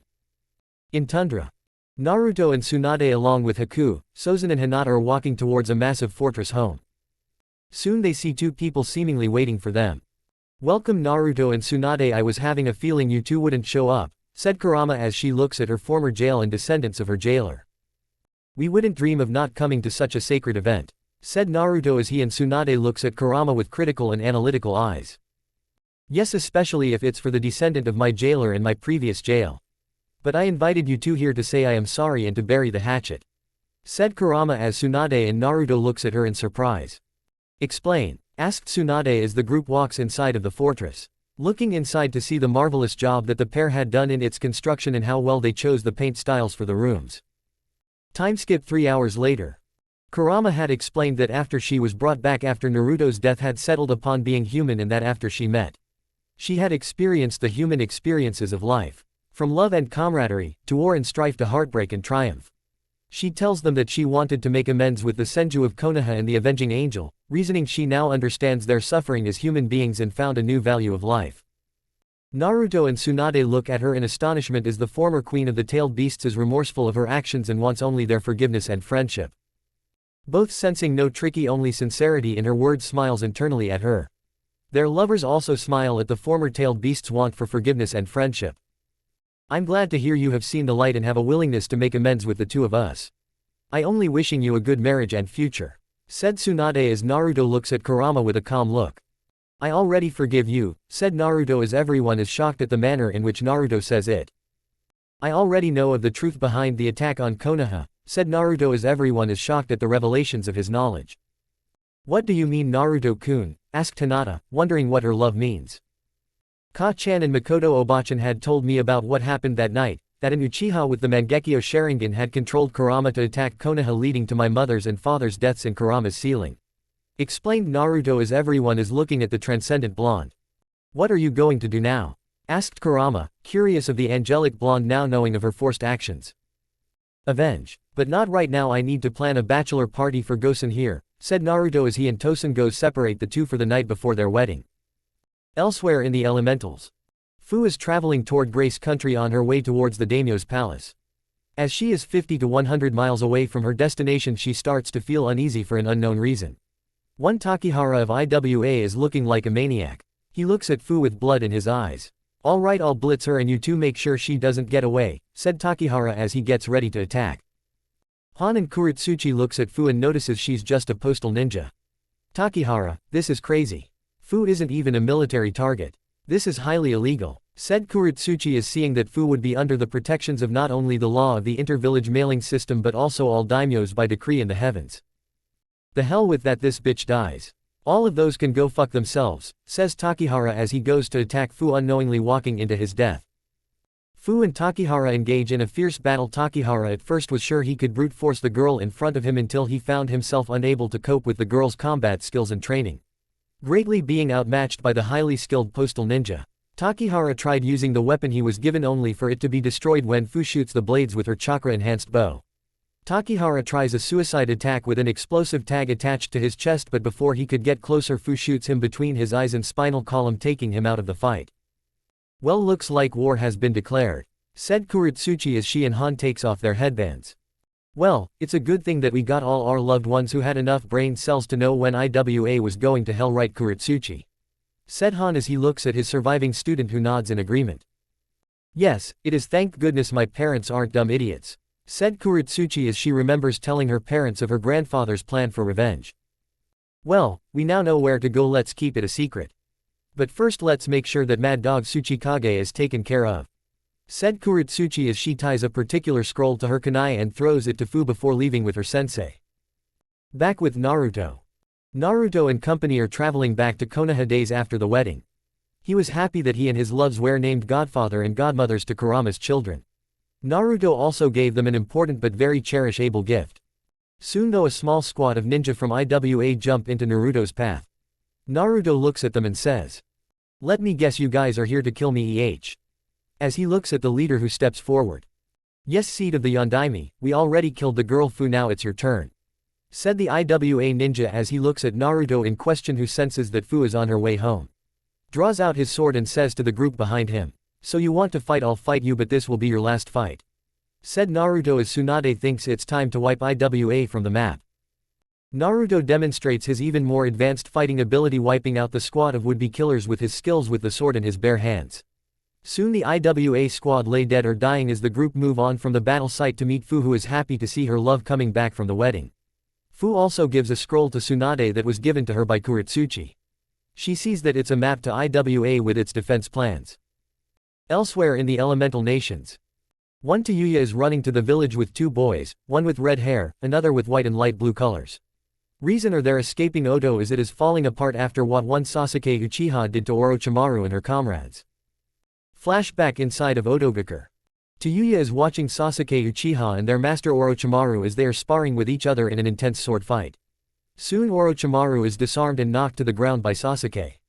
"Excellent, Sasuke-kun, you have finished your training under me. Vengeance is within your hands," said Orochimaru as he looks at Sasuke, smirking at his training being complete. "Not quite," said Sasuke as he thrusts the Muramasa flame through Orochimaru's throat, shocking everyone in the room as soon all of the curse seals fades as Sasuke drinks Orochimaru's life force through his sword. "Ah, that hit the spot," said Sasuke as he flings Orochimaru's dead body across the room like it was nothing. "Well, time to feed," said Sasuke as all hell breaks loose as Orochimaru's followers attack, trying to avenge their master. Tayuya slipping out of the room, but not before going to two people in the laboratory in quest. "I'm getting the fuck out of here, and those two don't deserve to have their lives taken," thought Tayuya as she runs to the holding cells of two people. "Yugo, you need to come with me. I know of a place where you can seek medical treatment aside from Orochimaru, but first we need to get Suigetsu before we leave, so hurry," said Tayuya as the named redhead moves towards the holding cell of one Suigetsu. "Suigetsu, we are leaving here, some clothes," said Tayuya as she takes out some clothing from a pantry. Soon the trio make their escape towards the one place where they would most likely be safe. "Konoha, here we come," thought Tayuya as she and the two boys haul ass toward Fire Country. Flashback end. Tayuya can't shake the one feeling she is feeling, that is hope. As she and the three boys board a ship toward Fire County. Back in Konoha. One Kimimaro is in bed sleeping with a woman on top of him. The woman in question is Su Minazuka. They both had a rough night of sex after coming home from a drunken night of partying and drinking that lead to many things that led to them being in bed naked together. Soon Kimimaro wakes up to discover that he is in bed with Sume Inuzuka, the matriarch of the Inuzuka clan. Sume also wakes up to discover that Kimimaro of the Kagaya clan is in bed with her, seeing locking eyes with each other. They both soon cuddle with each other.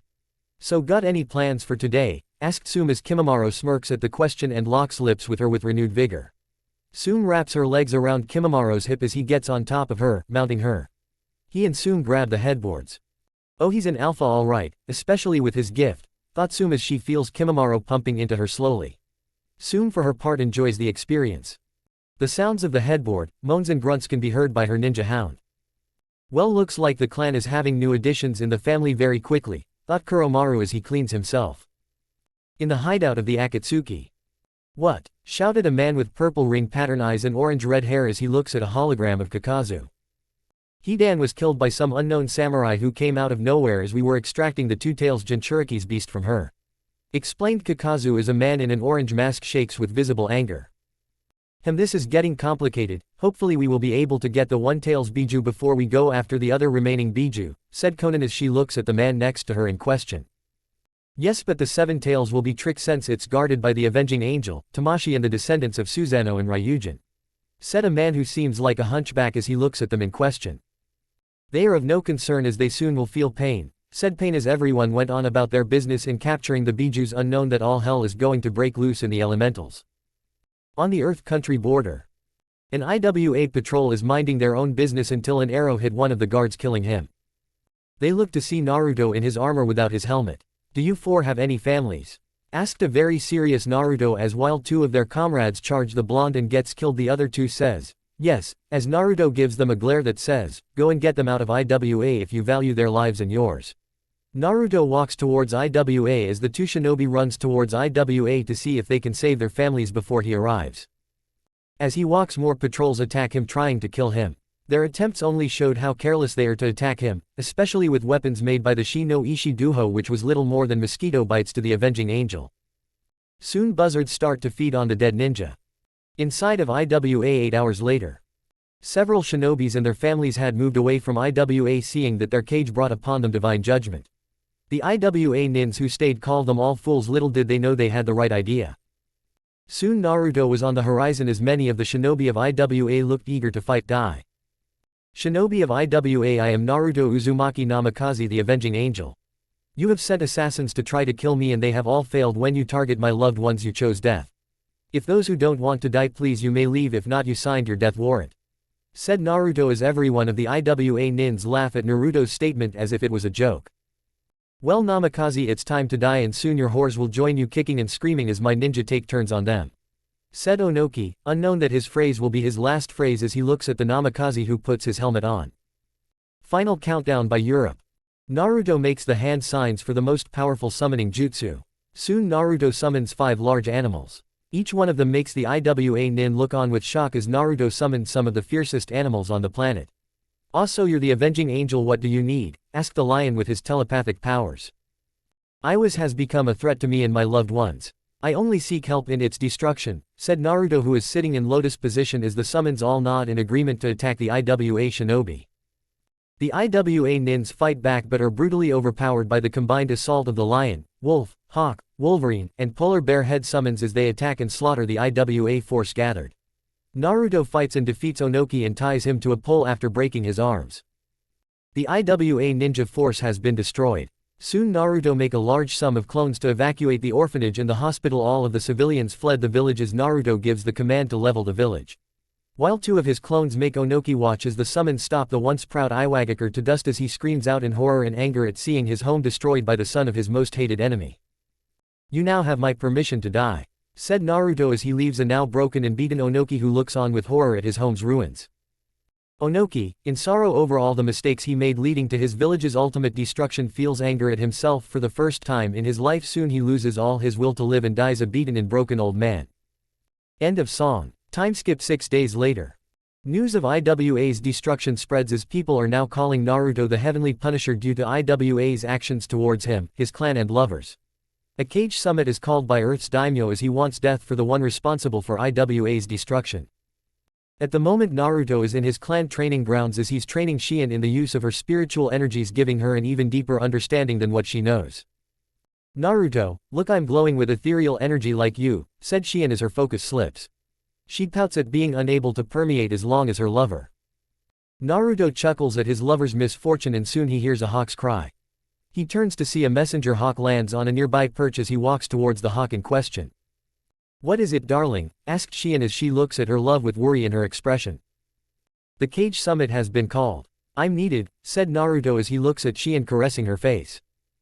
Don't worry my darling, I'll be fine, said Naruto in a reassuring tone as he smiles. Come back soon Naruto-kun, said Shion as she strokes his cheek.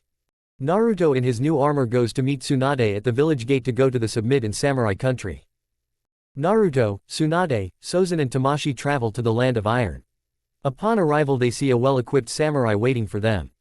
Greetings Lady Hokage, welcome to Iron Country. I'm Ryuzen Tora. I will be your guide while you're here, said Ryuzen as he bows to the Konoha group who returns the bow in respect. Nice to meet you Ryuzen, please lead us to our hotel for the night. We are tired from the long travel, asked Tsunade as she and company follow the guide to the hotel they will be staying at.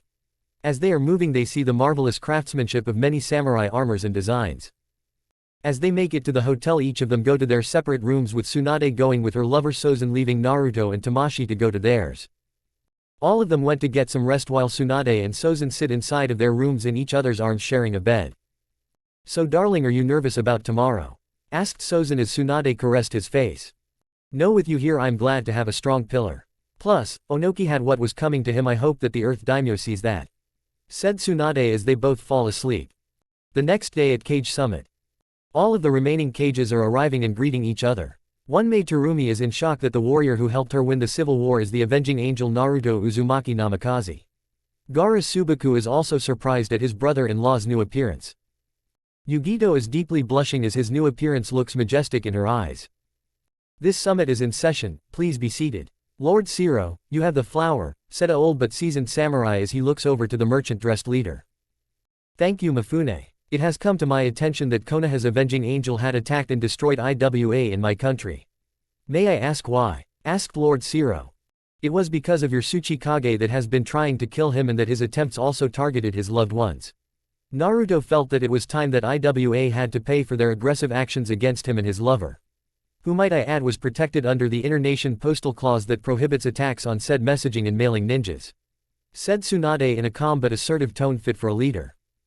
That's because that whore's marrying a. Watch your mouth you Lord Zero, that's one of my fiancés you're talking about, said Naruto as he interrupts him mid-sentence in an offended tone of voice. Also the avenging angel does speak after all. Well let me say this, your father is a murderer and a bastard who did his job Lord Zero. Ninjas are just mercenaries, nothing more nothing less. If war breaks out between villages, we don't carry our emotional baggage with us on the battlefield. Mifune and the samurai know this better than anyone. You and your predecessors allowed the Tsuchikages to go unleashed by the rules of the terms of the treaties. It led to nothing more than trouble that destroyed my clan the Uzumakis because he led his fear of a peaceful island nation that was only developing in infrastructure and education. Here is information he hid from Kiri and Kumo, said Naruto interrupting Zero again as he pulls out a large file and shows the Raikage and Mizukage. Both are shocked at this revelation as they pass it to their daimyos who are also equally shocked. The Earth Daimyo is steaming at how he is being made a fool of by the angelic blonde. Naruto sitting stoic at Tsunade's side as Sozin and Tamashi sit in the shadows internally griming. That is of little consequence. That was then, this is now, said Zero. Then explain how he broke the treaty not once, not twice but 7 times in a row. As he sent the 4 horsemen assassination team after Naruto on a mission to investigate sightings of a Kilin in water country miles away from your borders. Another time he sent the 6 dragons after him in his mission in Snow Country. Many of these missions were sanctioned by you, said Tsunade as she show everyone the seal on each mission approval sheet. That doesn't matter now. Naruto Uzumaki broke nothing as Zero your Tsuchikage kept breaking the rules and paid the ultimate price for his rogue warfighting. Now IWA is no more, said the fire daimyo as interrupt Zero, which is getting under his skin. Zero annoyed that his plan to have the avenging angel killed legally went up in smoke. Zero makes a signal to an assassin hidden in the room to strike Naruto down. Naruto sensing the assassin draws his sword, twirling and cutting in the air so fast that he appeared to be a blur to the Raikage. The assassin lands on the other side of Naruto on his feet. Before he could advance on the blonde, red lines show up on his form. Slowly the assassin falls to blood pieces. Mifune-sama, what is the punishment for assault during the summit? asked Naruto as samurai surround Shiro and restrain him and his guards. Public whipping, said Mifune as his samurai took Shiro to have him whipped in public. This summit is over here. Due to the breach of ancient law, said Mifune as he gets his whipping arm ready. Everyone looks at Naruto in awe at the level of speed and efficiency he showed with the assassin's elimination. Kitten, you really need to hop him in the sack soon, said Nibi telepathically to Yugito as she just had to agree. Unknowingly, Naruto could hear their conversation. Naruto turns towards her and winks at her, causing her to blush. Raikage, seeing it, thinks, okay, that kid is really a Casanova angel from what I've been hearing. Mei looks at Tamashii in intrigue, sensing not only power but also a kinship. At Konoha's gates, Kotetsu and Izumo are looking more diligently thanks to the better guard shifts. Things looked peaceful until Izumo sees two children and their mother running towards their gate. Ma'am, are you two all right? Asked Izumo in a worried tone. We just came from Shodai village. A man with demonic wings had attacked and slaughtered everyone.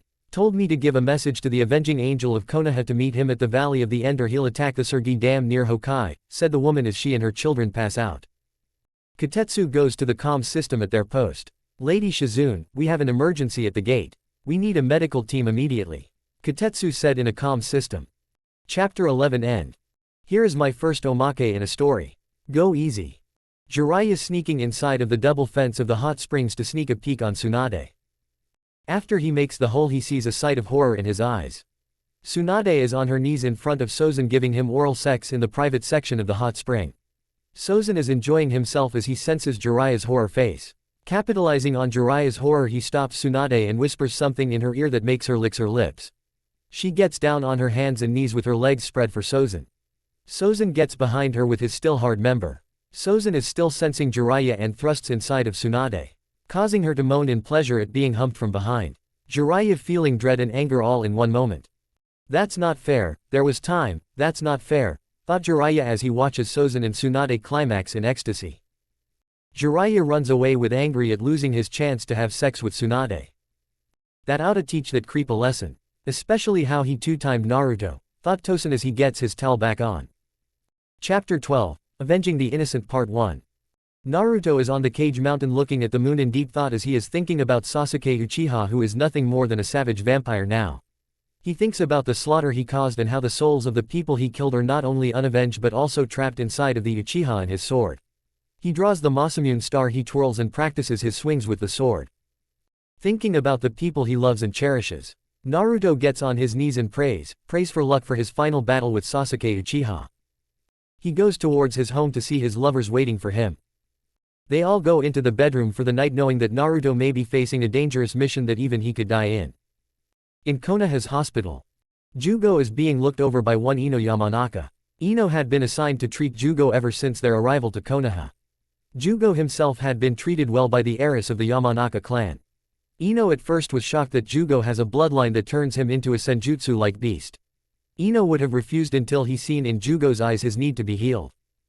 Ino and Jugo for their parts are starting to develop feelings for one another as the treatment and therapy continue. Beauty has finally met the beast. Jugo, how have you been feeling these past couple of weeks since your arrival? Asked Ino as she looks at Jugo. Pretty good, Ino-chan, I have been getting back into shape and reconnecting to my spiritual side, said Jugo as Ino catches the chan suffix in the statement. Jugo think it might be time, ask her. Ino-chan, said Jugo in a nervous tone. Yes, Jugo-kun, said Ino as she feels hope in what comes next. Will you go on a date with me? Asked Jugo with courage in his voice. Yes, Jugo-kun, answered Ino in a happy manner. In another part of Konoha, Suigetsu and Tayuya are with Kimimaro in a training ground owned by the Inuzuka clan. The duo has been pushed to new limits thanks to the Kagaya and the Inuzuka matriarch training methods. At the moment, Tayuya is being put through the ringer, training her physical endurance in her body to the breaking point. Suigetsu training his skills in swordsmanship in conjunction of his water abilities. They are now fully ready to be tested by Konoha's shinobi proctors for their position by the shinobi god of war himself.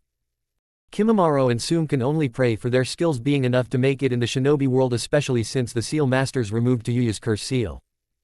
Elsewhere in Earth Country, Komodo and his Yamata no Orochi forces are in a fortress prepared for them by Earth's daimyo. What they don't know is a scout troop of Guardian led by Tamashii had discovered their location. It's only a matter of time before they return with a small assault force. Well, things are starting to turn out for the best. First the Darkness Alliance, now the Yamata no Orochi is next, thought Tamashi as he and his group returned to Konoha. Back with Naruto.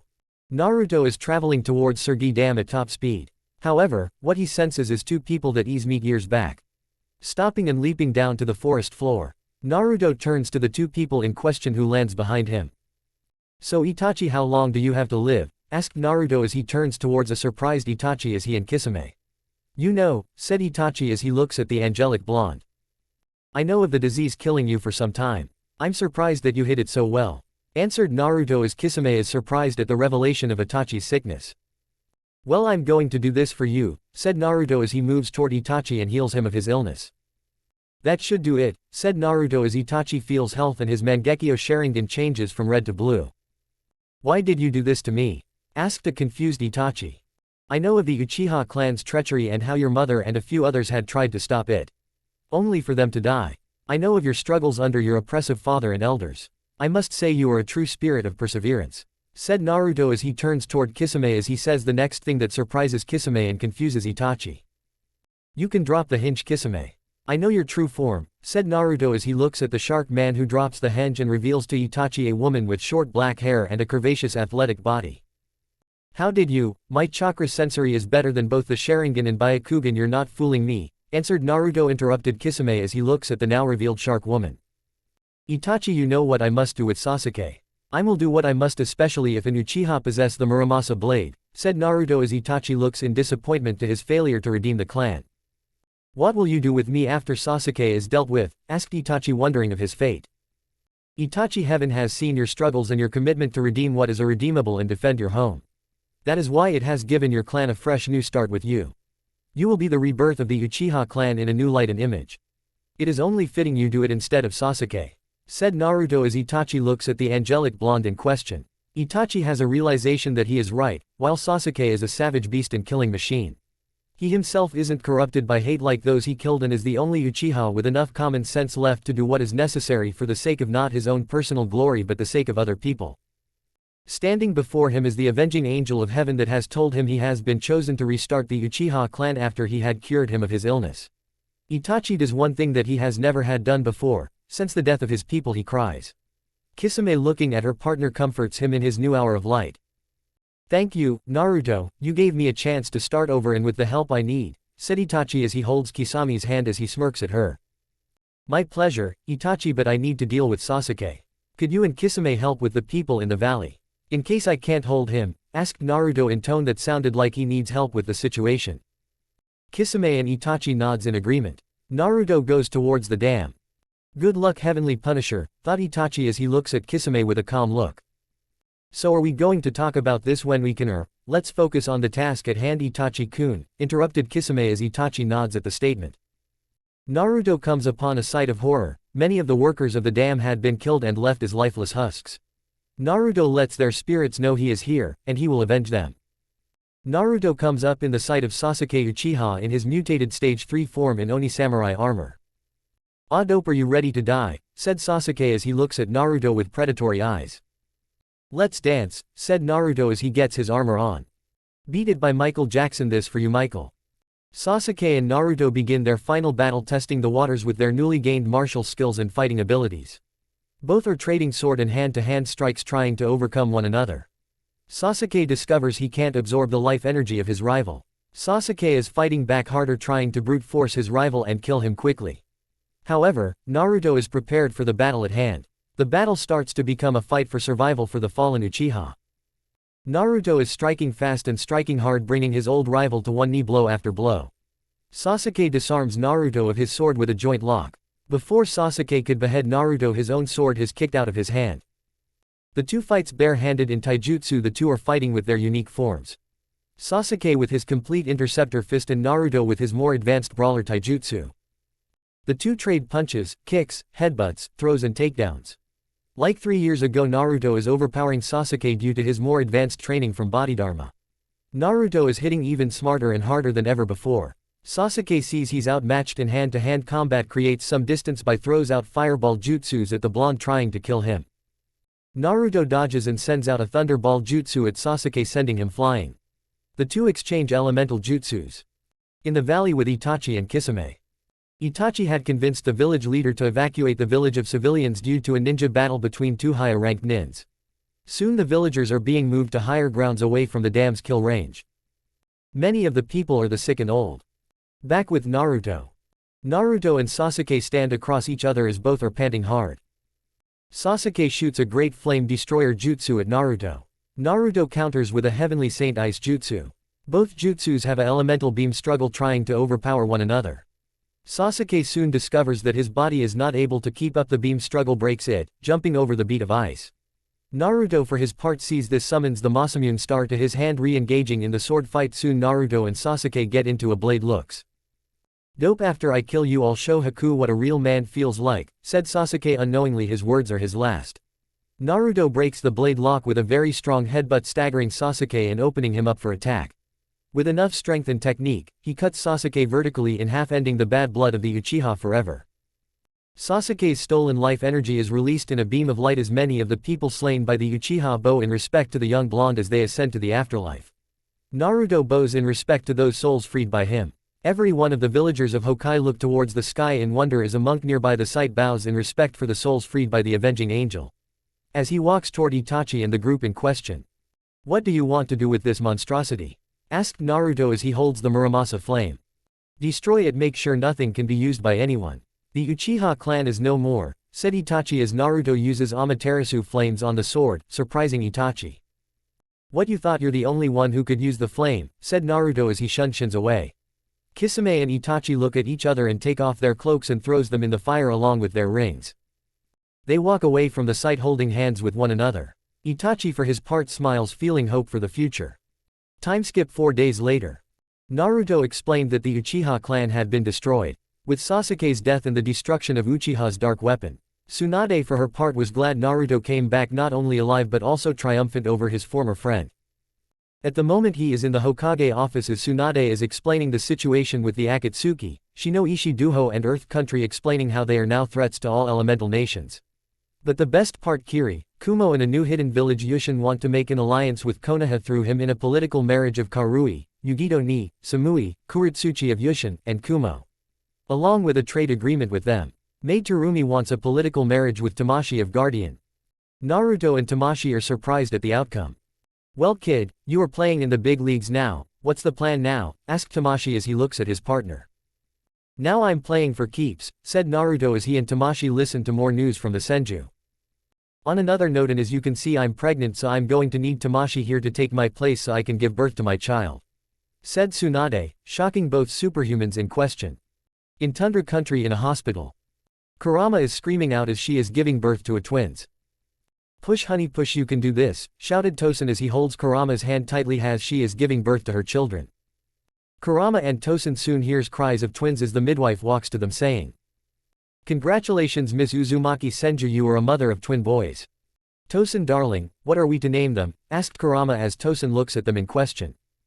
"Tenno and Shin," said Tosen as Kurama agrees to the name as the babies reaches for their mother and father. Kurama looking at her children with hope and happiness as this is her new beginning. In the Akatsuki base. Pain and Madara are getting infuriated. The avenging angel had defeated the duo of Itachi and Kisame as Zetsu found the remains of their rings. The worst part is they were unable to capture any of the Jinchuriki for their plan for the ninja world. Can things get any worse? Thought Pain as he looks at Konan, who is looking distant for the past couple of months. Konan for her part thinks back to the appearance of the avenging angel as a sign of something big happening. "Well Pain-sama, Madara-sama, why not combine forces with the Shino Ishi Duho?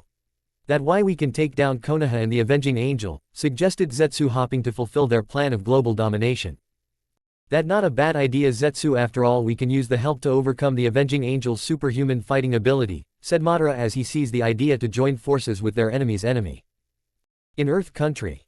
"So Tosen, my rival, will be retiring. Well, I wish to give him a proper send-off, but I have bigger fish to fry. After all, I know the saying, choose your battles carefully," said Komodo to himself as a second messenger comes with a message from the Akatsuki. Komodo for his part smirks at the prospect of the alliance. "Send the reply saying we will join forces as one," said Komodo as he can't wait to crush all of his enemies and plunge the world into darkness. In Suna. Gaara is training Matsuri in defensive tactics with Ajit. Gaara stops to look at many storm clouds coming over the horizon. Gara-sama, what is it? Asked a worried Matsuri as he turns to look at his sparring partner. A storm is coming and it's not going to be pretty, said Gara in a tone foretelling a prophecy. Matsuri and Gara keep training for the rest of the time, unknowing that dark forces are planning for an attack on all major villages. In the capital of Fire Country, the daimyo sees that Lord Shiro had not only sent assassins to kill him and his family but also into Konoha for the avenging angel. Unfortunate for the assassins, the fire daimyo is a veteran samurai that is well experienced in the school of Tenno Bujutsu, a school developed to deal with ninjutsu arts. Each of the assassins were dealt with viciously and with no mercy. Contact Konoha, tell them we are at war, said the daimyo as his messenger sends the hawk with the war seal on the letter. Soon all hell is going to break loose in the elementals. In Konoha a day later, Tamashi had seen the letter, has called a meeting for the shinobi clan heads and commanders of all of their departments. The fire daimyo was attacked last night by assassins sent from Earth Country, said Tamashi as soon Naruto busts in the room with an assassin in a chokehold. He's not the only one. This wise guy tried to have me killed this morning after went to the bathroom, said Naruto as he breaks the struggling assassin's leg hard kick. Inoichi goes through his mind to probe it of its secrets. The assassin tries to struggle, but it was for naught thanks to Naruto enhancing Inoichi with his Shakti. Inoichi for his part found an easier time with the infiltration of the assassin. Oh yeah, it's definitely going to be war, said Inoichi as the heads of the military begins making plans for war. So, it has begun, thought Tamashi as he looks at Naruto in question, smirking underneath his mask as he knows the war that's coming for their enemies at hand. Chapter 13. Avenging the Innocent Part 2, Mortal Kombat. Fire Country is on high alert as Earth Country has declared war on Fire and Iron countries. Many of its non-combatants are fortifying homes in case of raiders in the form of samurai horsemen. Many cities are being fortified by many engineer groups sent by Fire's militias groups stationed on the border. Konoha is also on high alert for any infiltrators on fronts. Every ninja and samurai are getting ready for battle. All Konoha citizens are being evacuated to the reinforced bunkers. Thankfully, Naruto's seal designs being beyond normal Uzumaki specs, Tamashi had returned with new information that the Akatsuki. Speaking of the avenging angel, Naruto is with Fu, Yagura, Yugito, Han, Killer Bee and Gaara as he is altering the seal so that should they be captured, their tail beast wouldn't fall into enemy hands in the Namikaze compound. There you are, Fu, yours is done, said Naruto as he uses the finishing touches on the seal containing the tailed beast. Naruto, what would these seals do exactly? Asked Gaara as he looks at the angelic warrior in question. Yes, I would like to know, asked a curious Yagura as he looks at the blonde in question, thankful for the blonde who saved his village from him. It's to prevent the Akatsuki from getting the Biju from inside of you. It will release a pulse of chakra that would knock out the containment and restraining seals in question. However, the seals can only work person, so try not to get captured by the Akatsuki. It also has a second function to save the consciousness of the Bijus themselves, so in case they lose their chakra they can reform themselves all in a new form. Explained Naruto as he looks at the two Jinchuriki in question. Everyone is surprised by the blonde's sealing ability. So what now, Naruto-kun? Asked Fu as she looks at her lover in question. We get ready for combat, said Naruto as he reveals a chamber deep inside of the house. The 6 nin walking side of the chamber. What is this place, Naruto-kun? Asked Yugito, who marvels at the sophistication of the room in question. I call it the Dynamics Chamber. I had created it weeks after my return. In this chamber you will master your fighting abilities to newer levels. From your taijutsu, ninjutsu, genjutsu, fuinjutsu, bukijutsu and other skills you will be tested by some of the most complex and grueling training methods in this chamber, said Naruto as he looks at the other Jinchuriki in question. Soon all of the other Uzumaki Namikaze wives are coming into the chamber, equally marveled by the design and structure. So are you all ready to begin? Asked Naruto in a serious expression. For the next couple of weeks Naruto, the remaining Jinchurikis and his wives training for the next few weeks inside of the chamber. Naruto also teaches the Jinchuriki forms of martial arts that would complement their respective combat skills. At first, Killer Bee, Roshi, Yugito, Pakura, Han, Kuritsuchi, Gaara, Karui, Samui, Tamari and Yagura were not willing to comply, stating their fighting abilities are fine as they are. Naruto however defeated each one of them after challenging them using the forms he had in mind of teaching each of them. Killer Bee, due to his rhythmic and unpredictable nature, was trained in the complete form of capoeira and Chuan Fa. Yugito was taught the leopard form of kung fu to make full use of agility and speed on newer levels. Han was taught the art of judo to give him more insightful use of his strength.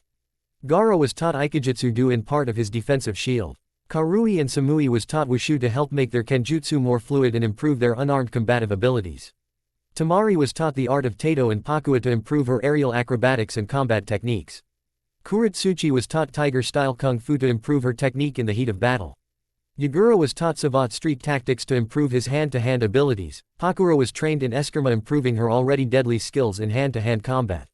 Lastly, Roshi was taught hapkido to improve his existing fighting abilities and tactics. Each one of them gained newer mastery of their chosen tactics and skills. Naruto for his part had trained Konohamaru's team up to par in their combat skills and tactics. In Earth Country, the forces of the Shi no Ishi Doho are getting ready for combat against Fire Country's forces, and the Akatsuki is getting ready for combat against Konoha, with their leaders getting ready for combat against Konoha's greatest fighters. Time to make an announcement to the elemental nations, thought the orange-masked ninja known as Toby as he looks at his watch. Toby disappears in an imploded vortex. In Iron Country, the Cages meet again to talk about the upcoming war with Earth Country and the plans for any refugees that may be caught in the crossfire of the fighting. Before the meeting can adjourn, Toby appears from out of nowhere. "Greeting honorable Cages, I see all of you are all here, especially that son of a whore-avenging angel," said Toby as he looks at Naruto in question. "Let's not stand on any formalities, Toby, or should I say Obito Uchiha," said Naruto, shocking the supposed Uchiha clan warrior in question. "Rin's spirit has told me who you are, and let's just say she is very disappointed in your decision and how you have caused so much bloodshed in her name and how you let yourself be turned into Madara Uchiha's errand boy. How she sees you and Kakashi as little more than bastards in her eyes," revealed Naruto as the Uchiha goes to strike Naruto only for him to be thrown away by the avenging angel. Obito uses the Izanagi to become a physical illusion in his attempt to try to avoid Naruto's imminent attack. However, Naruto stops his attack to look at the Uchiha using the Izanagi. "Tell us why you're here, scumbag," demanded Naruto as he looks at the Uchiha in question. "Simply put, I want the other Jinchurikis and your Biju Uzumaki. I want to bring this world under an infinite dream," said Obito as he looks at the blonde who laughs at the Uchiha. "I hate to bust your bubble, but the Kyuubi is not with me anymore," said Naruto as he takes his chest guard and shirt off, showing off his muscled torso. Seeing many of the ninja Amazons from Natashiko village and many female samurai blushing at the blonde in question. "No matter, I will make do with getting their chakra instead. Once I kill you, if you can kill me," interrupted Naruto as he looks at the Uchiha after putting his armor back on. "You talk a big game like all the monsters I have put down," said Naruto as Obito looks at the blonde heavenly punisher. "Ha, your fighting skills will be nothing before me or Madara," said Obito as Obito creates an ethereal chakra hand that grabs Naruto. Naruto with his strength breaks one of the fingers to the chakra construct, causing Obito pain and to release him. "Sorry Uchiha, but chump tricks won't do against me or anyone else," said Naruto as Obito under his mask grits his teeth as he wanted to intimidate the blonde warrior into terror. "We will see. I hereby declare the Fourth Shinobi World War," said Obito as he leaves the area in bitter defeat at his intimidation. "Well, looks like the battle lines have been drawn, let's rock," said Naruto as he looks at the Cages who nod in agreement as the representative of Natashiko looks at the blonde in question. Iron Country at night. Naruto is training in a training field with his swords. As he finishes, he gets a towel to wipe the sweat off his face. "You can come on out, I know you're there," said Naruto as he looks at the two kunoichi in question. "It is nice to meet you, Naruto Uzumaki Namikaze. I am Shizuka of Natashiko village. This is Takiwa, my assistant," answered Shizuka as she and her assistant looks at the blonde in question. "So, what might a ninja Amazon want with me, might I ask?" asked Naruto, curious of the Amazon in front of him. "Oh, it's due to a marriage agreement battle made by your sensei Jiraiya of the Toads," said Shizuka as she looks at Naruto in question. Naruto for his part laughs internally and thinks, "Oh Jiraiya, I'm going to enjoy beating the hell and fuck out of you to the point you're pissing blood." "Shizuka, I don't have the Toad summoning contract. Also, Jiraiya is not my master. What you have heard is a lie," said Naruto as Shizuka is shocked at the blonde. "I would like to ask who you heard this allegation from exactly," asked Naruto as his face turned serious. "I heard it from Jiraiya the Sannin himself," said a confused Shizuka as Naruto chuckles at how he thinks of things to do to Jiraiya. "Well Shizuka, it looks like you have been fooled. Come, I have a story to tell, and I rather have it over a cup of ramen as we listen to each other," said Naruto as he guides her toward a ramen stand. The night went on as an explanation of how he was killed due to Jiraiya's seal placement and how he became the avenging angel. Shizuka for her part was in awe at his journey through life, death and rebirth. Shizuka for her part had relayed to Naruto the story of her village and how Jiraiya had been snuck into their village hot springs to peek on her fellow Amazon women and how her grandmother had fought him to a standstill. Revealing that Jiraiya instead of continuing the fight had passed down the fight to their successor students. Should she win, she would have killed him, and if he had won, he would be married to her. Naruto had a call back to Richard the Lionheart, who talk about a group of warrior women similar to Shizuka's village. Well, since you came all this way, I would like to spar with you to see if your training holds true, said Naruto as he, Shizuka and Takiwa goes to a secluded area to have their sparring match. Naruto decides to hold back to test Shizuka in combat. The two began a fierce battle of ninjutsu, taijutsu and kenjutsu. Naruto is greatly impressed by the ninja Amazon's battle abilities, seeing she is on par with Temari, Pakura, Yugito, Hinata and Kuretsuchi. Takiwa is amazed at the blonde's skill and ability in combat even if he's holding back. Naruto manages to disable Shizuka after disarming her with a blade lock and disarm. Impressive Shizuka, your combat skills are superb. I wish you luck with finding someone you love, said Naruto as a man in a mechanical machine shows up only to have his ass handed to him by Naruto viciously. He was amazing and for the most part he was holding back, said Shizuka as Takiwa was amazed by how the avenging angel had pushed Shizuka to the limit. I think I finally may have found the one I love, thought Shizuka as she heads to her home village to prepare for war. Timeskip 1 month later. Fire Country's forces are clashing with Earth Country's forces. Konoha and Iron Country are fighting against the force of the Yamato no Orochi group's massive mercenaries and Akatsuki's plant-like shape-shifting soldiers called White Zetsu's. Lucky for the Ninja Samurai Alliance had allies in the form of Kumo, Kiri, Star and Yushin villages backing them, alone with their camps having Ryogenarishi clan members sensing the Zetsu out. The Rakshasa forces of Yamato no Orochi are taking heavy casualties against the ninja force compared to the Ninja Samurai Alliance. At the moment in the command tent, the commanders of the Ninja Samurai Alliance are coordinating their ground forces until a scout team runs into the tent panting. "What is it, Konohamaru?" asked Sozan as he looks at the young Sarutobi in tactical combat gear. Everyone in the tent look at Konohamaru in question. "Naruto's Team Ice have been captured," said Konohamaru as he hands Naruto Haku's mask. "What happened?" asked Naruto as he looks at Konohamaru in question. "They attacked Yamato no Orochi's supply route trying to destroy a major food supply. However, the information for the line lead to an ambush by Kakazu and Deidara attacking. They knocked out Hinata, Fu, Yugito and Haku after they fought off a Rakshasa ambush using sleeping gas.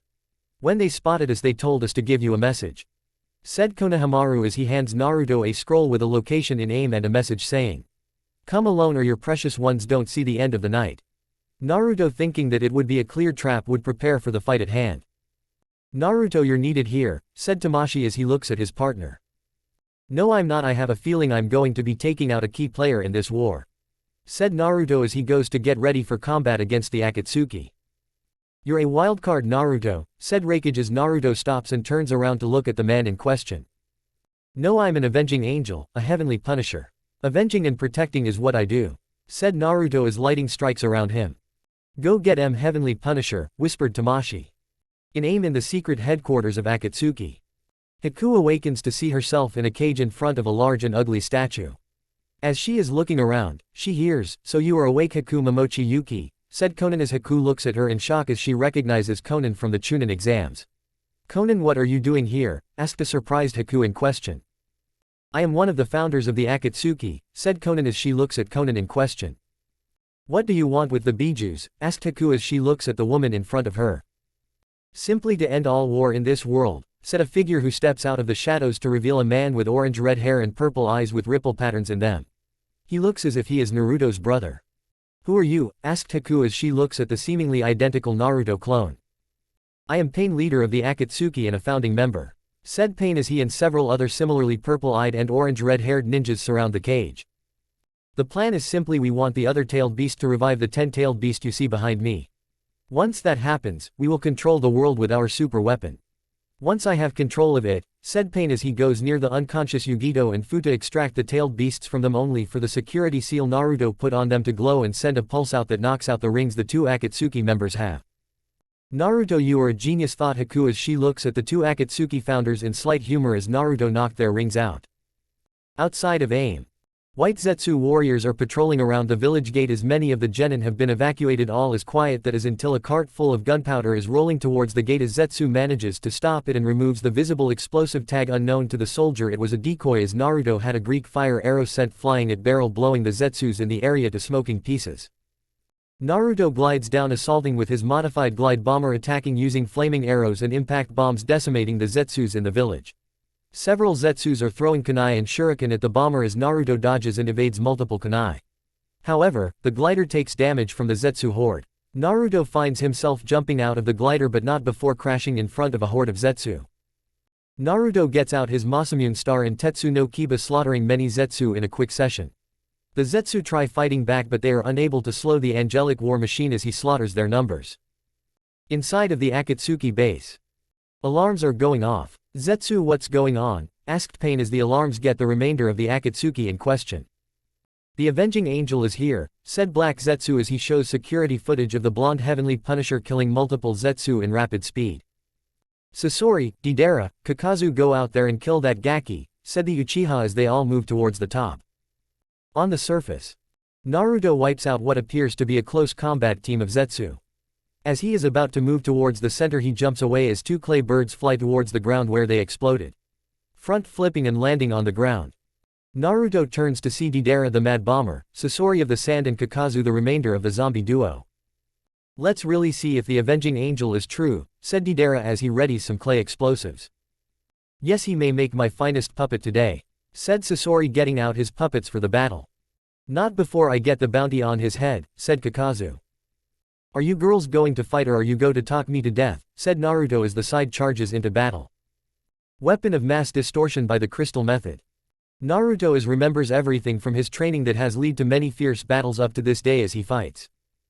At the same time, White Zetsu forces are being crushed by the Ninja Samurai Alliance by ninjas as Killer Bee, Han and Roshi are fighting through waves of them in the jungles of Rice Country. While the Fire Daimyo's forces are going toe-to-toe with the forces of the Earth Daimyo in the capital city. Lord Zero is fighting the Fire Daimyo in hand-to-hand combat. Komodo is facing Tamashi and Sozin in a fierce 2-on-1 battle. During the fighting, Black Zetsu collects some of the chakra from the other Jinchuriki on the battlefield that is leaking off of the containers. "Luckily we were able to capture Utakata," thought Black Zetsu as he retreats to aim to execute the plan. Naruto had managed to kill Kakazu due to his sword Masamune being able to steal the life energy of the wicked. Naruto is only fighting the duo of Deidara and Sasori in combat, as they attack him with puppets and bombs. The Fire Daimyo manages to kill Lord Zero, breaking his neck. Komodo is being overwhelmed by the duo. Using his head, he summons a demon lord and the Komodo dragon summons to aid him in combat. Sozin and Tamashi summoned a dragon and white tiger to their aid. The fighting gets intense as the sides of light are slowly overwhelming the dark. Black Zetsu returns to the chamber to see the Akatsuki founders unable to use their rings. Song and Thunder in Your Heart by John Farnham. "Here, use mine, we have no time for we need to get the beast's chakra before the Avenging Angel gets down here," said Black Zetsu as Pain extracts the tailed beasts from Yugito and Fu. However, instead of killing them, they are rendered unconscious deeper than before. Hiku for her part was thankful at that. "I'll go distract him, Conan, guard me," said Pain as he and his paths went towards the direction of the Avenging Angel as Conan goes toward a different direction. Naruto with enough skill in acrobatics defeats the art duo by detonating the explosive put of Deidara using a lightning jutsu and demolishing Sasori by using the wave arc sword technique to cut apart Sasori. Naruto, sensing the extraction of the tailed beasts of Yugito and Fu, is running towards the direct of the felt extraction.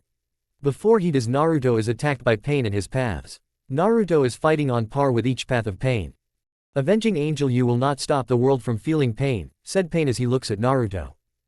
"Sorry pal, I don't swing that way," said Naruto as Pain, while stoic in a way, growls at the jab at his sexuality. The battle between Komodo and two of Konoha's deadliest warriors ends with Komodo dying by a surge of lighting going through his body, courtesy of Sozin channeling his Thunder God Half's power through his ancestral weapon, electrocuting the warrior leader of Yamato no Orochi to death. "That oughta do it for Yamato no Orochi," said Tamashi as he looks at Sozin. "Yeah, no sweat, I wonder how Naruto is doing," said Sozin in concern of the angelic warrior in question. "Better than us," said Tamashi as he and Sozin pull out of the area and to the fire base. Naruto had defeated 4 of 6 paths and is going toe-to-toe with the other Pain paths, the Diva and Animal paths. Having used the sage modes of the wolf, hawk, lion, polar bear and wolverine, He manages to defeat the other paths. Naruto channels Shakti into his sword and throws out an energy wave arc at the animal path, destroying it. Naruto, using his father's infamous jutsu, the Flying Thunder God, teleports right behind the last path and slams a hard elbow into the path's back, crippling it as Naruto moves to disable it with a left hook. Song end. Naruto senses out that the real pain is a good distance away through the chakra connection with the paths. Using the Flying Thunder God technique, he teleports in front of two people he needed to confront. "It's time that we talk, cousin Nagato and Konan," said Naruto. He teleports in front of the real pain and his angel. "So we meet Naruto Uzumaki Namikaze," said Nagato as he looks at the avenging angel. Nagato reaches for a switch and sends out a spike that impales Naruto. Naruto takes out the spike and drops it, shocking the two in front of them. "Nagato, there is someone you need to speak to," said Naruto as he conjures the spirit of a person both Konan and Nagato recognized. "Yahiko," said both Konan and Nagato in a shocked tone of voice as they look at the blonde in question. "Yes, it's me. You three need to know that I have been avenged by the blonde over here. I have always been with you three. I have seen how my death has torn you two up inside. I have seen what you are willing to do. I ask you that you don't do what you're going to do," said Yahiko as Nagato and Konan are in shock at their dead friend's statement. "But Yahiko, what about that dream of ending war and bring peace to this world?" asked Nagato as he looks at the ethereal form of his best friend. "Nagato, Konan, if your dream means the loss of freedom and darkness to rule, then that dream is already dead. I want you two to live life in peace together. I only wish for you two to know peace with each other," said Yahiko as he fades from their plane of existence. Nagato and Konan look at each other as they think about what their organization has become and how it has lost its way. Nagato, for the first time since Yahiko's death, begins to cry. Konan comforts him at his hour of need. Naruto walks up to him and as the two look at the angelic blonde, Naruto heals Nagato using his Hamon and Shakti. Nagato is at full health and the Rinnegan no longer purple but rather a heavenly blue. Konan is in awe at the blonde's miracle, looks at him in wonder. "I know that you two have suffered much at the hands of Hanzo due to Danzo's manipulations. But you two have shown what the human spirit can go through. You two may have walked a dark path, but you have maintained your true self in that darkness that has twisted your goals. Like Yahiko, I wish you to find peace in this life with each other," said Naruto as he looks at the red-head and the purple-hair woman in front of him. Nagato removes himself from the chair in front of Naruto as he looks at the blonde in question. "I don't know where to start," said Nagato as Naruto looks at the blonde and told him. "Be the peacekeeper that you're meant to be. I'm sure you can be this along with Konan," said Naruto, reassuring Nagato as the duo smile.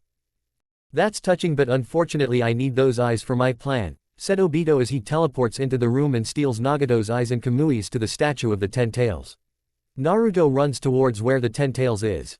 Luckily for Nagato, Naruto's restoration of his body had granted him a regenerative healing factor. Soon Zetsu in another chamber had assimilated all the tailed beast chakras into the statue of the Jubi. Naruto arrives to see Fu, Haku, Yugito and Hinata freed from their cages. Naruto arrives. "Naruto-kun," said Haku as she runs up to the blonde in question. "Haku, what is that thing?" asked Naruto as he looks at the statue in question. "It's the Akatsuki's ultimate weapon, the Ten Tails," explained Haku as the Jubi comes to life. "You're four, get out of here, this battle is going to get messy," said Naruto as he makes hand signs for the hawks, summoning two hawks, one to fly his loves away from aim as it's about to be a battle site. "Naruto, is that the Jubi?" asked his hawk summons as he looks around the creature.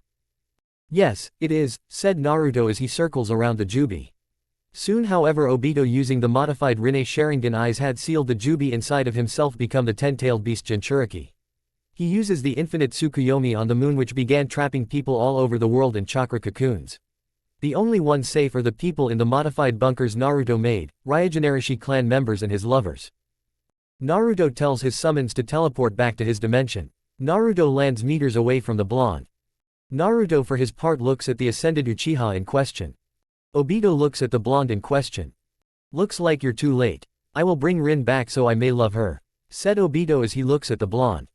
"Not where I'm seeing," said Naruto as the two begin to get into a fist fight. Burning Heart by Survivor. Obito and Naruto are tussling for the fate of the world. Obito is a little bit better than Sasuke, but Naruto is more seasoned. Obito, using his traditional interceptor, first learned from Madara and Naruto from what he was trained in by many great teachers. The hand-to-hand fighting lasts for 50 minutes. While Obito with his Rinne Sharingan's enhancements is keeping up with the blonde in hand-to-hand combat for almost that long, keyword, almost. Naruto with enough strength knocks out Obito with a powerful right hook. Song end. Obito quickly recovers to see the avenging angel standing over him meters away. Before Naruto could do anything, the black part of Black Zetsu attaches to the unconscious Obito Uchiha. Slowly taking over his body, he soon uses the heavenly rebirth technique to revive something or someone. It absorbs the chakra of the people trapped in the infinite Tsukuyomi. The form becomes a black blob as the form starts to shrink down and reform into a form of feminine proportion.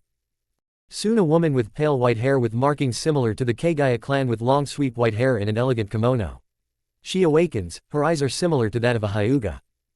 She looks at the angelic blonde in front of her. "Who are you? I sense my grandson's spirit inside of you, but you seem godlike," said the woman as she looks at the blonde in front of her. "That's because this young man in front of you is the reincarnation of your grandson Asura.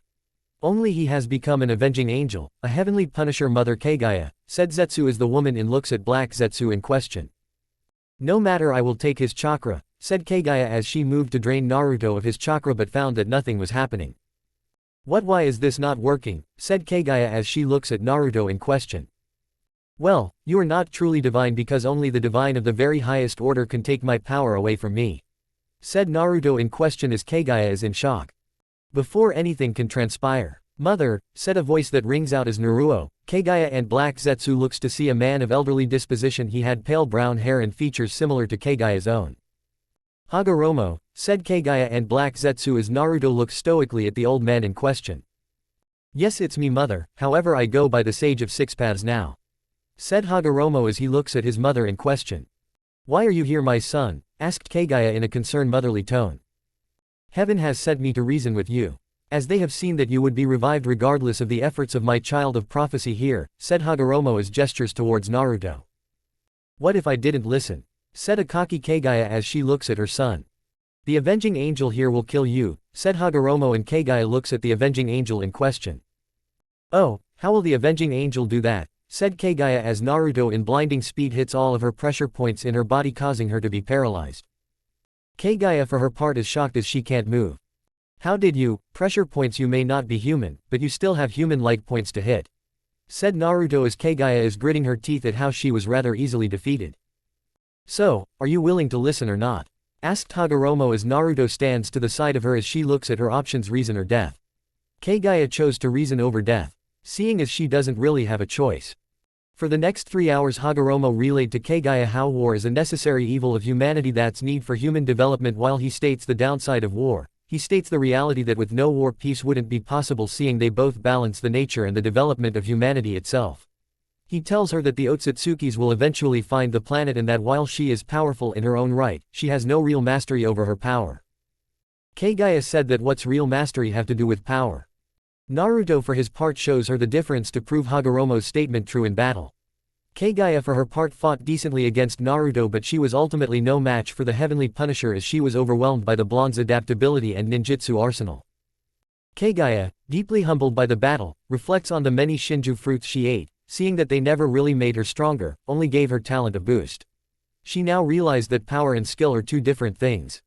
Kagaya saw reason and undid the infinite Tsukuyomi, releasing all those who were trapped.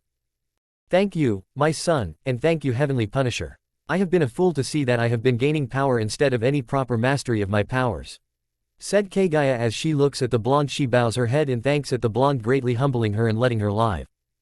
Kagaya smiles at her eldest son in question as she destroys Black Zetsu, ending a great threat to the world. Kagaya Kamui's away to another dimension. Hagoromo and Naruto turns toward each other and smile.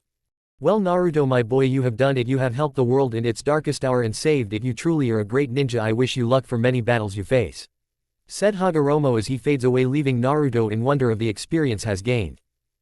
Time skip 12 months later. The elemental nations is experiencing a great rebirth from the fire and earth war that had happened. The brother of Lord Zero, a man with more sense and integrity, signed a peace treaty and made it that only those next in line has to have a test of morality and competency. His rule is just and firm and driven by discipline and integrity. Utakata was revived by Naruto using the Masamune star's energies. He's now reunited with Hotaru and her parents. Hiruzen passed away peacefully of old age. He had no regrets and sees the future secured in the hands of champions. His body is laid to rest next to his wife's grave in his battle gear. Yamada no Orochi's forces have either been crushed or scattered across the winds. Luckily, Guardian is on the job to hunt what goes bum in the night. Konan and Nagato are nowhere to be seen. Naruto has a deep feeling those two are happy with one another. Jiraiya for his part was stripped of his sage status by the toads for his recklessness and left to fend for himself. Tsunade had also given his status as Sannin to Naruto for his efforts. Jiraiya had one point contracted syphilis which caused his testicules to be surgically removed. Kakashi while in Blood Prison is now known as the best prison bitch in Fire Nation after being passed around to many of the men in prison after being unmasked for the first time. Iruka married Shizune Kato after asking her out for several weeks. The two hit it off like a perfectly well-matched couple. Yushin village is running highly efficiently with Han and Roshi running the village together. They started dating skilled female artists who value the beauty of abstract and expressionist art. Yushin village now features a panting a fierce dragon on the gates. Jugo and Ino are now a couple after many weeks of dating. Jugo at the moment gathers the courage to pop the question. Rock Lee and Asuka are now married and running the Uzumaki School of Street Fighting and Sky Bujutsu together while Naruto is not in village.